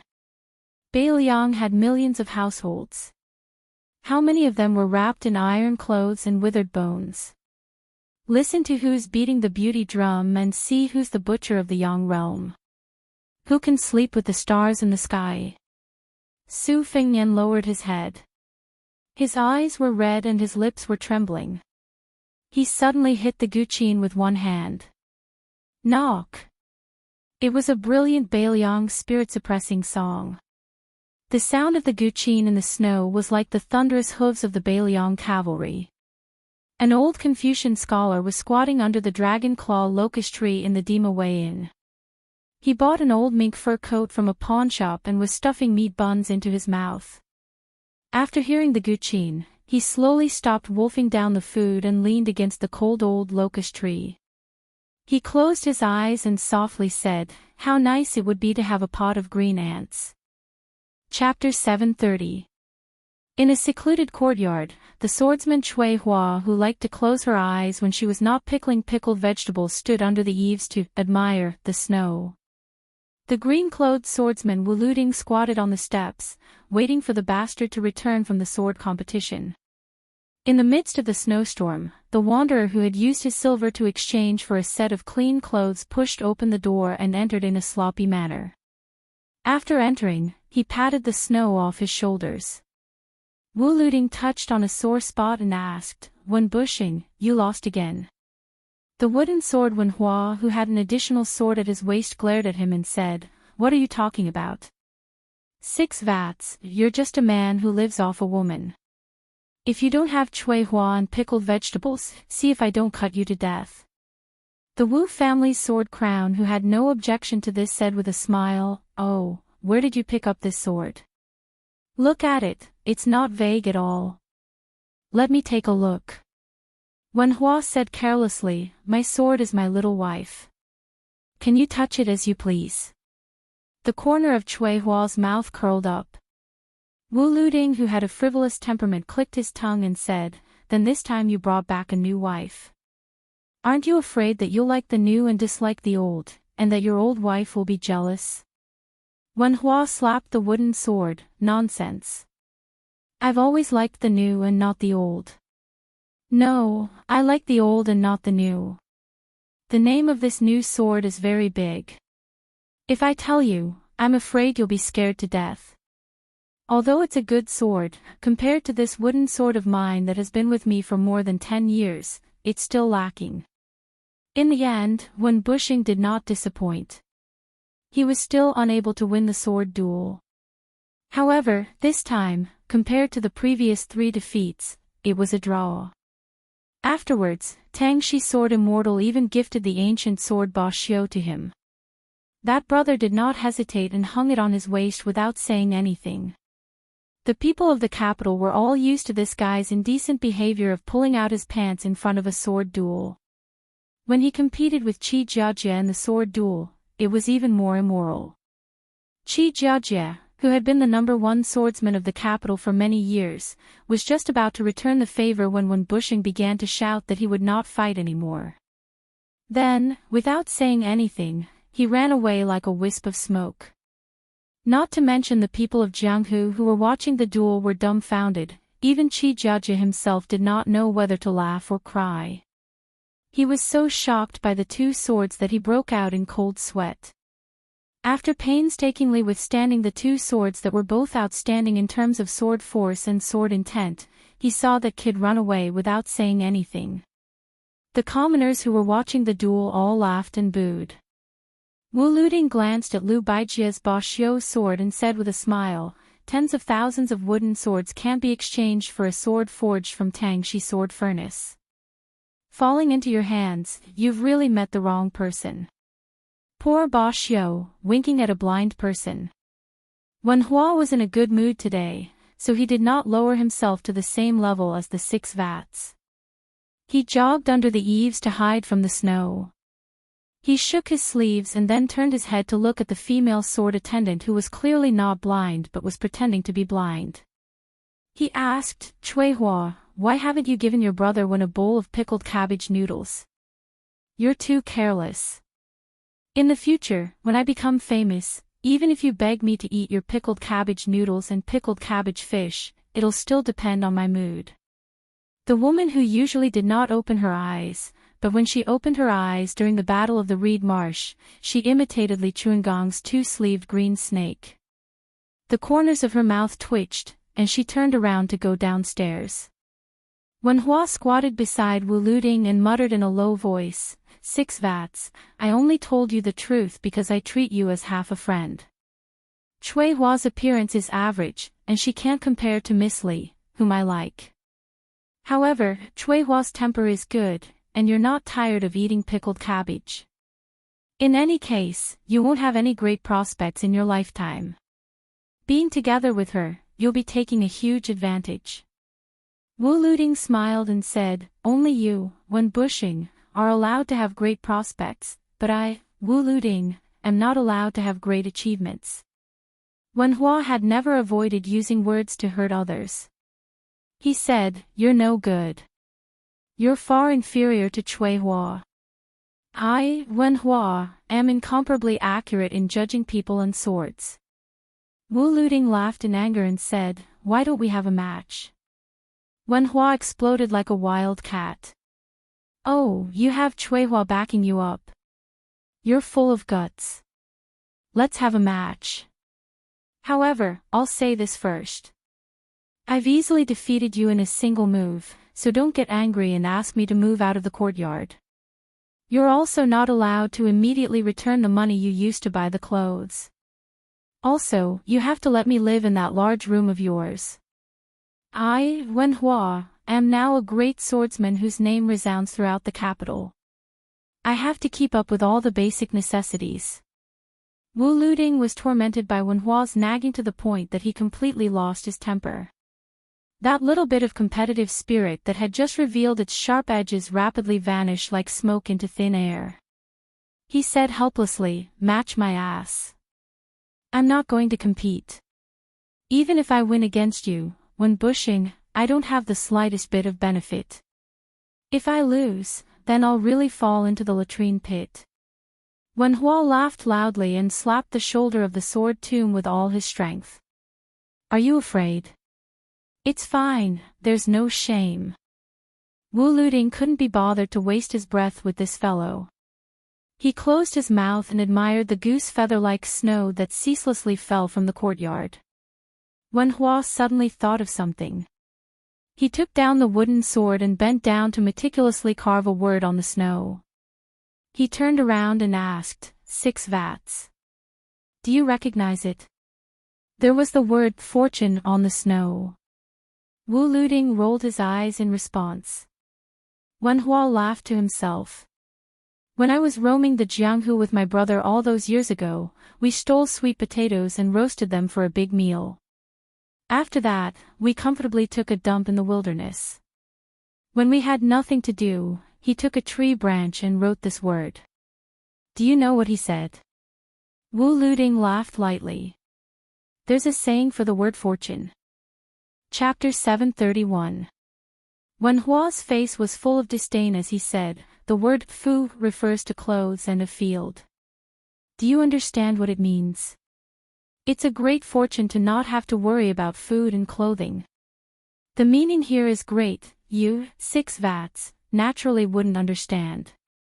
My brother has a lot of crooked guts, but in terms of appearance, he's even more handsome than me. However, he's also very knowledgeable. Give him a tattered Taoist robe and he can pretend to be a god and cheat people of their money. He can also gamble chess with people in small alleys or help people write letters. His handwriting is beautiful. I'm not boasting, but every time we go to shit or pee, that kid who knows feng shui points to a place with good feng shui before he unbuckles his belt. Tell me, even though I'm a little poor, isn't that awesome?" Wu Luting looked at the falling snow that was trying to cover the word fu. He even waved his sword to the wanderer beside him, as if the sword had broken the vitality that connected heaven and earth. He smiled lightly and said, "These days, other than listening to you brag about how powerful your sword art is, I've also heard you talk about this young master called Xiaoyan. My ears are getting calluses." For the first time, Wenhua said seriously, 6 vats, remember 2 things. You're not allowed to touch my wooden sword. Secondly, you're not allowed to speak ill of my brother. When I say good things about him, you can listen if you like, but if you don't, you can cover your ears." Wu Luting smiled warmly and said, "I like to hear it. Go ahead." Tsuihua brought over a bowl of chewy pickled vegetable noodles. Wenhua sheathed his wooden sword and took the bowl and chopsticks. With a few mouthfuls, he finished the bowl and returned it to the sword attendant. He licked his lips and smiled, "Give me another bowl, another bowl. Tsuihua, with your skills, it's a pity that you don't become a chef. What's the point of practicing swordsmanship? In the future, you and 6 vat will open a small restaurant and I'll support you guys every day. Think about it, by that time, I'll definitely be one of the top swordsmanship masters in the world. If I support you guys, your business will definitely prosper." Wu Luting touched his forehead. He really wanted to kick this bastard to death. He had just eaten other people's pickled vegetable noodles and he still wanted to encourage Cui Hua not to practice swordsmanship. He didn't want to cover up his limelight. Cui Hua, on the other hand, smiled faintly and turned around to cook noodles for Wen Hua. Wen Hua wiped his mouth and sighed with emotion as he gazed at the fortune character that was gradually disappearing in the snow. I promised old man Huang, who taught me how to practice the sword, that I would kill someone for him. After that, I would stop fooling around with him and live a good life with Miss Li. She said that she would marry me once I became the most famous swordsman in the world. In my opinion, after fighting with Zuihua, Qi Jiajie, and Bai Changjiang, wouldn't I become the most famous swordsman in the capital? In fact, it wasn't too difficult. After a few more years of practice, I would go out of the capital and find 6 or 9 swordsman masters and swordsman masters. After a round of swordsmanship, I would have the face to propose marriage to her. Apart from Xiaoyan, I don't have any other friends. When the time comes, if you're willing, you can come to my wedding. If you're not willing, then forget it. In any case, I don't care about your little gift money. Wu Luding nodded and said calmly, I once overturned a boat with a pole on the river and intercepted a young man. Later on, when I was in Xiangfan City, I almost encountered him again. Unfortunately, he was also called Su Fengnian, His Royal Highness from Beiliang. Wen Hua laughed and said, His Highness from Beiliang. Then my Xiaoyan can't compare to him. This brother of mine is just a young master from an ordinary and well-off family. He went out to study and got along as miserably as me. Wu Luding narrowed his eyes and said with a smile, What if it's the same person? Wen Hua waved his hand and said without hesitation, Impossible. After pausing for a moment, the wooden sword ranger said with a smile, So what if it's the same person? He's not my brother. Wen Hua's crotch was somewhat depressed. He stretched out his hand and groped, then said with a sigh, What if it's really the same person? I won't be able to take out that erotic painting of mine. In the alley outside the small courtyard, the accumulated snow was deep. Squeaking sounds could be heard when one stepped on it. A carriage with ordinary decorations stopped. A corner of the curtain was lifted, and an old man and a peerless beauty who was reputed to be both beautiful and beautiful sat inside. The woman who was ranked in the Rouge ranking smiled and said, Let him kill Su Fengnian. It was precisely that old man Huang. His expression was calm as he nodded. The peerless beauty had a fragrant pouch with a white jade lion rolling an embroidered ball on her waist. After getting the answer, she sighed lightly. The old man's surname was Huang, his name was Longshi, and he called himself Huang Sanjiao. He said with an expressionless face, after meeting Wen Hua, Try your best to be virtuous and virtuous. You'll personally cook dinner. When he sent you off, he inadvertently said that your enemy is in Beiliang. However, don't say who exactly it is, lest you make a fool of yourself and spoil my plan. The white jade lion who won the title of the world's most famous courtesan smiled sweetly and said, Then what should I do with the crown prince of Beiliang? Huang Sanja smiled and said, I'll arrange for you to meet him at a suitable time and place. When the time comes, even if Su Fengnian doesn't want your chastity, you won't be able to have it anymore. Li Baisha restrained his smile and said calmly, My life was given to me by you, teacher. Why would I care about that little bit of chastity? The old man sat cross-legged on the ground and said, Wen Hua doesn't value righteousness. He only values relationships. However, relationships in the world can be divided into the love between men and women and the love between brothers. I'd like to see if this kid is willing to give up his sword, which has the potential to become a land immortal, and his beloved woman in exchange for a brotherhood formed in a short span of a year. After she got off the carriage, she gathered the snow-white fox fur coat draped over her body and muttered, How pitiful. The word fortune in the courtyard had disappeared. Chapter 732. The snow was unwilling to stop, as if a naughty child was crying non-stop. In the backyard of the Demoyai post house, the dragon claw locust tree was covered in white. The young kamikaze built a snowman in the courtyard and used 2 pieces of charcoal as eyes. Su Fengnian saw Xianyuan Qingfeng rocking back and forth on the rattan chair. He didn't want her to be happy alone, so he asked Tong Zhui to bring another rattan chair into the courtyard. The 2 of them chatted while lying under the eaves. When Tong Ziliang brought the chair over, Su Fengnian asked a few questions about the sword duel between Liu Baijie, the assistant minister of the Ministry of War. He was lying on the chair, muttering to himself, surnamed Wen, carrying a wooden sword. "Don't tell me you're Wen Hua." Xianyuan Qingfeng sneered. "Him." Su Fengnian was unhappy. He squinted. "What's wrong with Wen Hua?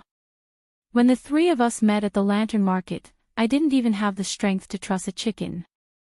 How are you any better? What about me now?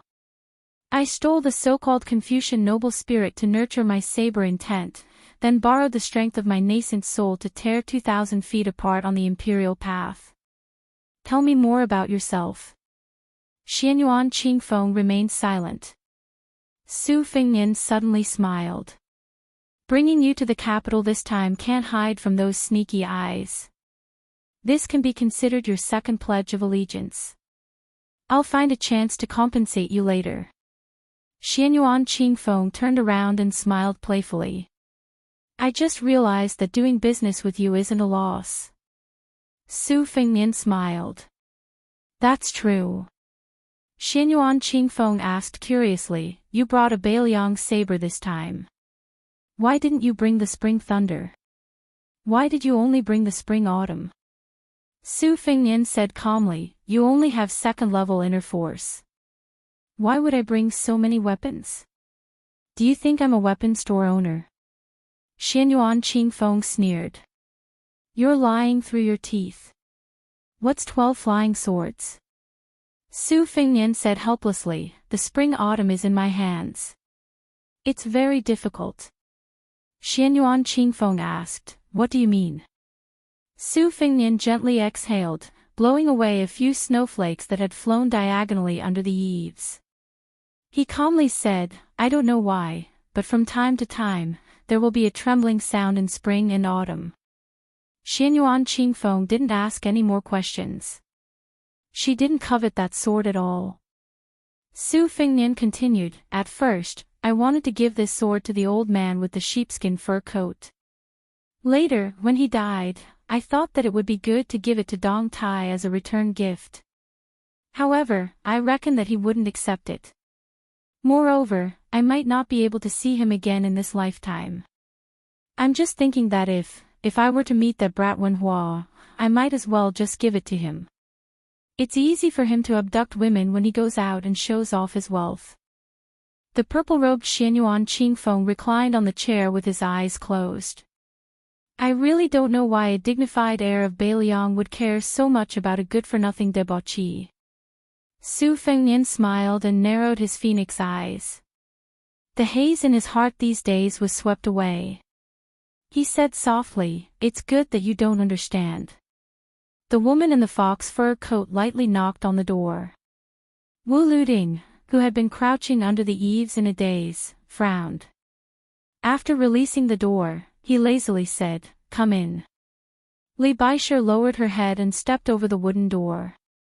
She performed a curtsy toward the Wu family's sword crown. Wu Luding called when bushing into the room. Someone was looking for him. Wen Hua, who was lying on the bed admiring the Ba Xiu ancient sword, put on his wooden sword and walked out while cursing. When he saw the woman in the courtyard, he was pleasantly surprised. He didn't try to hide anything and jogged over with an embarrassed smile. He stopped a few steps in front of her and said, "Miss Li, why have you come? Let me know in advance so that I can borrow money from 6 vats and find a bigger place to entertain guests. In any case, lending him 10 taels is no different than lending him 100 taels. It's fate that brings men of the Jianghu together, so we can't be stingy. Don't you think so? 6 vats I picked up from the side of the road." Wu Luding looked at the rogue wanderer who was trying his best to signal him with his eyes. He just rolled his eyes and turned to look at the other side of the courtyard wall. Li Baisher held a bamboo basket of fresh fruits and vegetables in her hand. In the basket, there were also a few carps that had been chiseled out of the lake not long ago. They were still alive and kicking when strung through the gills with a straw rope. She said softly, "Have you eaten? If you haven't, I'm not going the same way this time. But I can make you a meal while I'm at it." Wen Hua, who had only eaten 2 bowls of pickled vegetable noodles, scratched his head and said, "I ate 2 bowls of noodles, but it didn't help." Li Baisher smiled sweetly. "I'll make it for you now. If it doesn't suit your taste, just say it directly. Next time, you can make up for your mistakes." Wen Hua said with a mischievous smile, "Don't worry. I'm not a hypocritical person. I always say what I want to say." Chapter 733. She softly glanced at him. Wen Hua recalled the first time the two of them met and laughed involuntarily. She walked towards the inner room and just so happened to brush past the sword-maid Cui Hua. Between women, they would only nod and stop. Li Baisher, who was rarely seen by the capital's famous scholars, actually went to cook. Wu Luding squatted, Cui Hua stood, and Wen Hua was at a loss of what to do at the door. After hesitating for a long time, he still came to Wu Liuding's side and leaned against the pillar whose red paint had long been peeled off. It was snowing heavily. After Wen Hua practiced swordsmanship, he did not know how high his achievements were, but now he was no longer afraid of the cold. However, he still subconsciously pulled his sleeves. As a small person who was used to living a poor life, every time it snowed heavily in winter, his clothes were thin and he had nowhere to hide. He would gnash his teeth in hatred and wish he could pull down God and beat him up. Not to mention the expensive fur coat on Li Baisher's body, the poor people could not even bear to burn a stove of charcoal. Back then, Wen Hua lived under someone else's roof and endured the years together with his brother and sister-in-law. His sister-in-law despised him for not doing his job properly and his heart was higher than the sky. His brother always protected him, but it was inevitable that he would be nagged by his sister-in-law. Wen Hua also knew his own virtue. His mouth was mean and his words were vicious. He had never said a few good words to his sister-in-law. In fact, she was not a bad person. For so many years, she had let him eat and drink for free. Although her words were a little unpleasant, she had never really thought of driving him out of the house to suffer. Therefore, his brother was not a person inside and outside. In a fit of anger, Wen Hua ran away from home and did a lot of sneaky things. Then, he bumped into little Nian. At that time, they were stealing melons from a melon farm. Both of them had a guilty conscience and fought with wits for a long time. Only then did he know that they were the same kind of people. That melon farm was completely destroyed. After they got together, little Nian always teased him that he would pounce on any woman with breasts and buttocks. Such love at first sight was worthless. How could Wen Hua understand love? It was just like how a starving person would think that a steamed bun was the most delicious food in the world. During that bleak but not lonely journey, the number of times he fell in love at first sight could not be counted with his 2 hands. When the two parted, little Nian said that all good things must come to an end. Wen Hua's eyes turned sour at that time. In addition, he also felt that it was not a good thing to always follow little Nian to eat and drink, so he happily turned around and traveled alone in Jianghu, all the way to the northwest. Then, he met Miss Li near Xiangfan City. The first time he saw her, she came down from a luxurious carriage and bent over to put a piece of silver into the broken bowl of a little beggar with a broken leg. At that time, Wen Hua saw her not only give the money, but also smiled and touched the little beggar's head. At that time, Wen Hua told himself that this love at first sight was his last time. Because little Nian, who liked to talk nonsense and convince people the most, once said that it was not a big deal for a woman to be beautiful. If a beautiful woman had a good heart, if he did not snatch her home and love her dearly, she deserved to be struck by lightning. At that time, Wen Hua rushed forward without thinking of his own safety and stopped the carriage on the street. As usual, he used the 3 tricks of a ruffian in the marketplace to tease a woman from a good family. There was nothing new about it. He asked the young lady's name, young lady's age, and where did she live. However, Wen Hua also added that he was a wanderer who was determined to practice swordsmanship and become a peerless swordsman. He did not act shamelessly and only hoped that the young lady could wait for a few more years until he made a name for himself. If there was no news of him after a few years, then she did not have to wait for him. At first, Wen Hua thought that only a fool would believe his sincere words. However, the young lady really told him her name and even asked him if he did not mind that she was a woman from a brothel. Wen Hua said that he did not mind. Then, she said that she would wait for him for 3 years. She really did wait for him for 3 years. When they met again, it was already in the vast capital. Wen Hua had suffered countless supercilious looks. Even if he was ridiculed as when bushing, at least there were no small fish or shrimps who could not treat him as a dish. When Wen Hua practiced swordsmanship, he did not seek profit or money. He only sought fame, and he only sought to vent the anger that he had suppressed for too many years. Su Fengnian said that eating, drinking, and defecating was not the most common thing in a person's life. Instead, it was the inhalation and exhalation. When it was the last time that one exhaled without inhaling, one would die with one's eggs facing the sky. At that time, the exhalation before death was manly. There seemed to be a saying about how wine entered one's intestines, one inhaled sword aura, and one exhaled to destroy the 5 great mountains. The first half was straightforward, Wen Hua remembered it clearly. However, the second half was sour, so he could not remember it too clearly.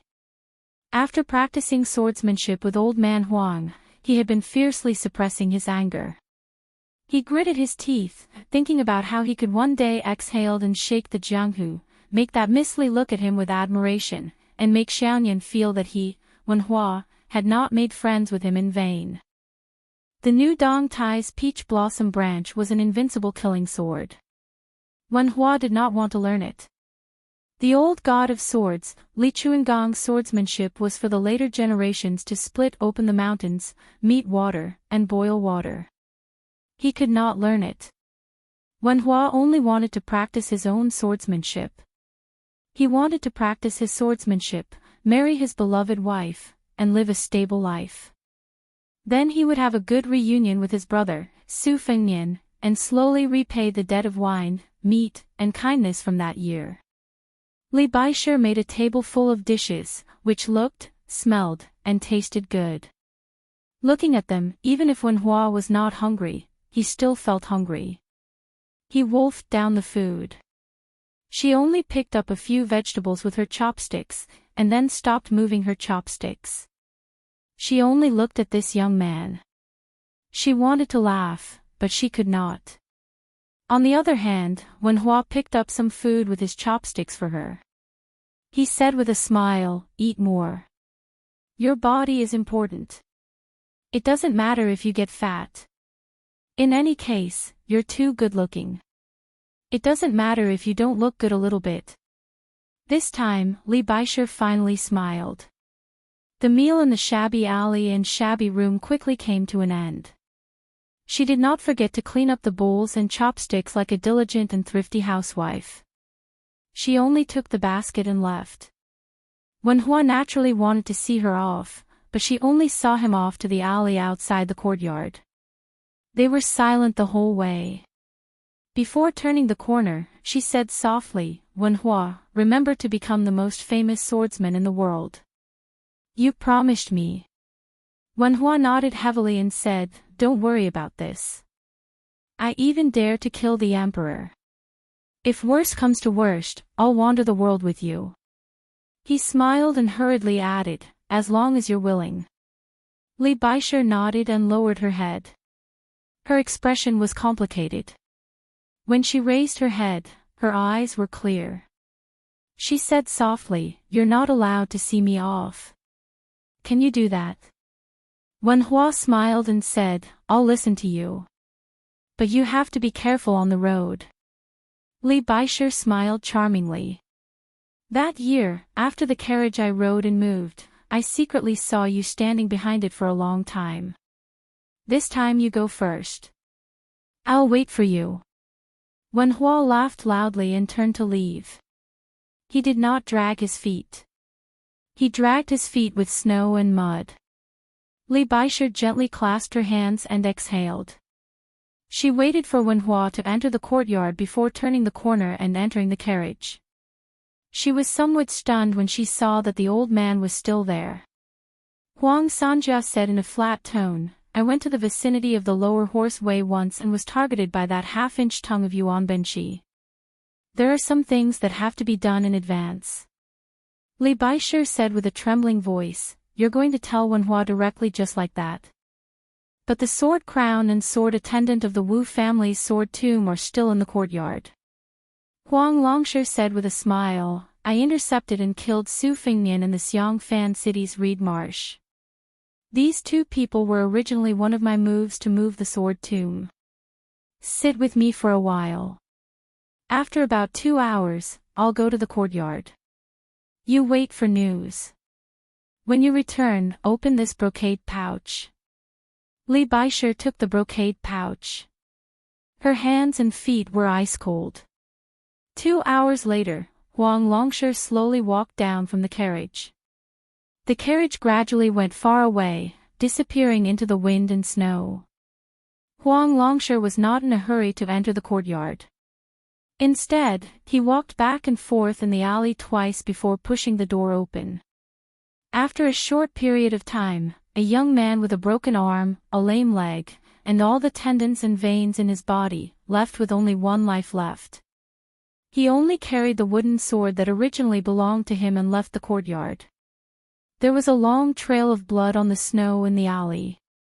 In Laozi's hometown, if you borrow money, you have to pay back 12 or 13 taels. You taught me, Wen Hua, how to use a sword. I'll cripple all my martial arts and return you an arm and a leg." In the courtyard, he said these words to the old man Huang. Then this bloody man in the snow squatted down dejectedly at the corner. Beside his hand was only a wooden sword stained with blood. The young wanderer's eyes were blurred with tears. He smiled mournfully and stood up. He aimed the wooden sword at the wall and fiercely broke it. After that, there was no more news of Wen Hua in Jianghu. This wooden sword wanderer whose name shook the world as soon as he appeared in Jianghu left Jianghu in the most resolute and desolate manner in one night. In the bone-piercing snow, he said to himself one last time, "I won't practice the sword anymore.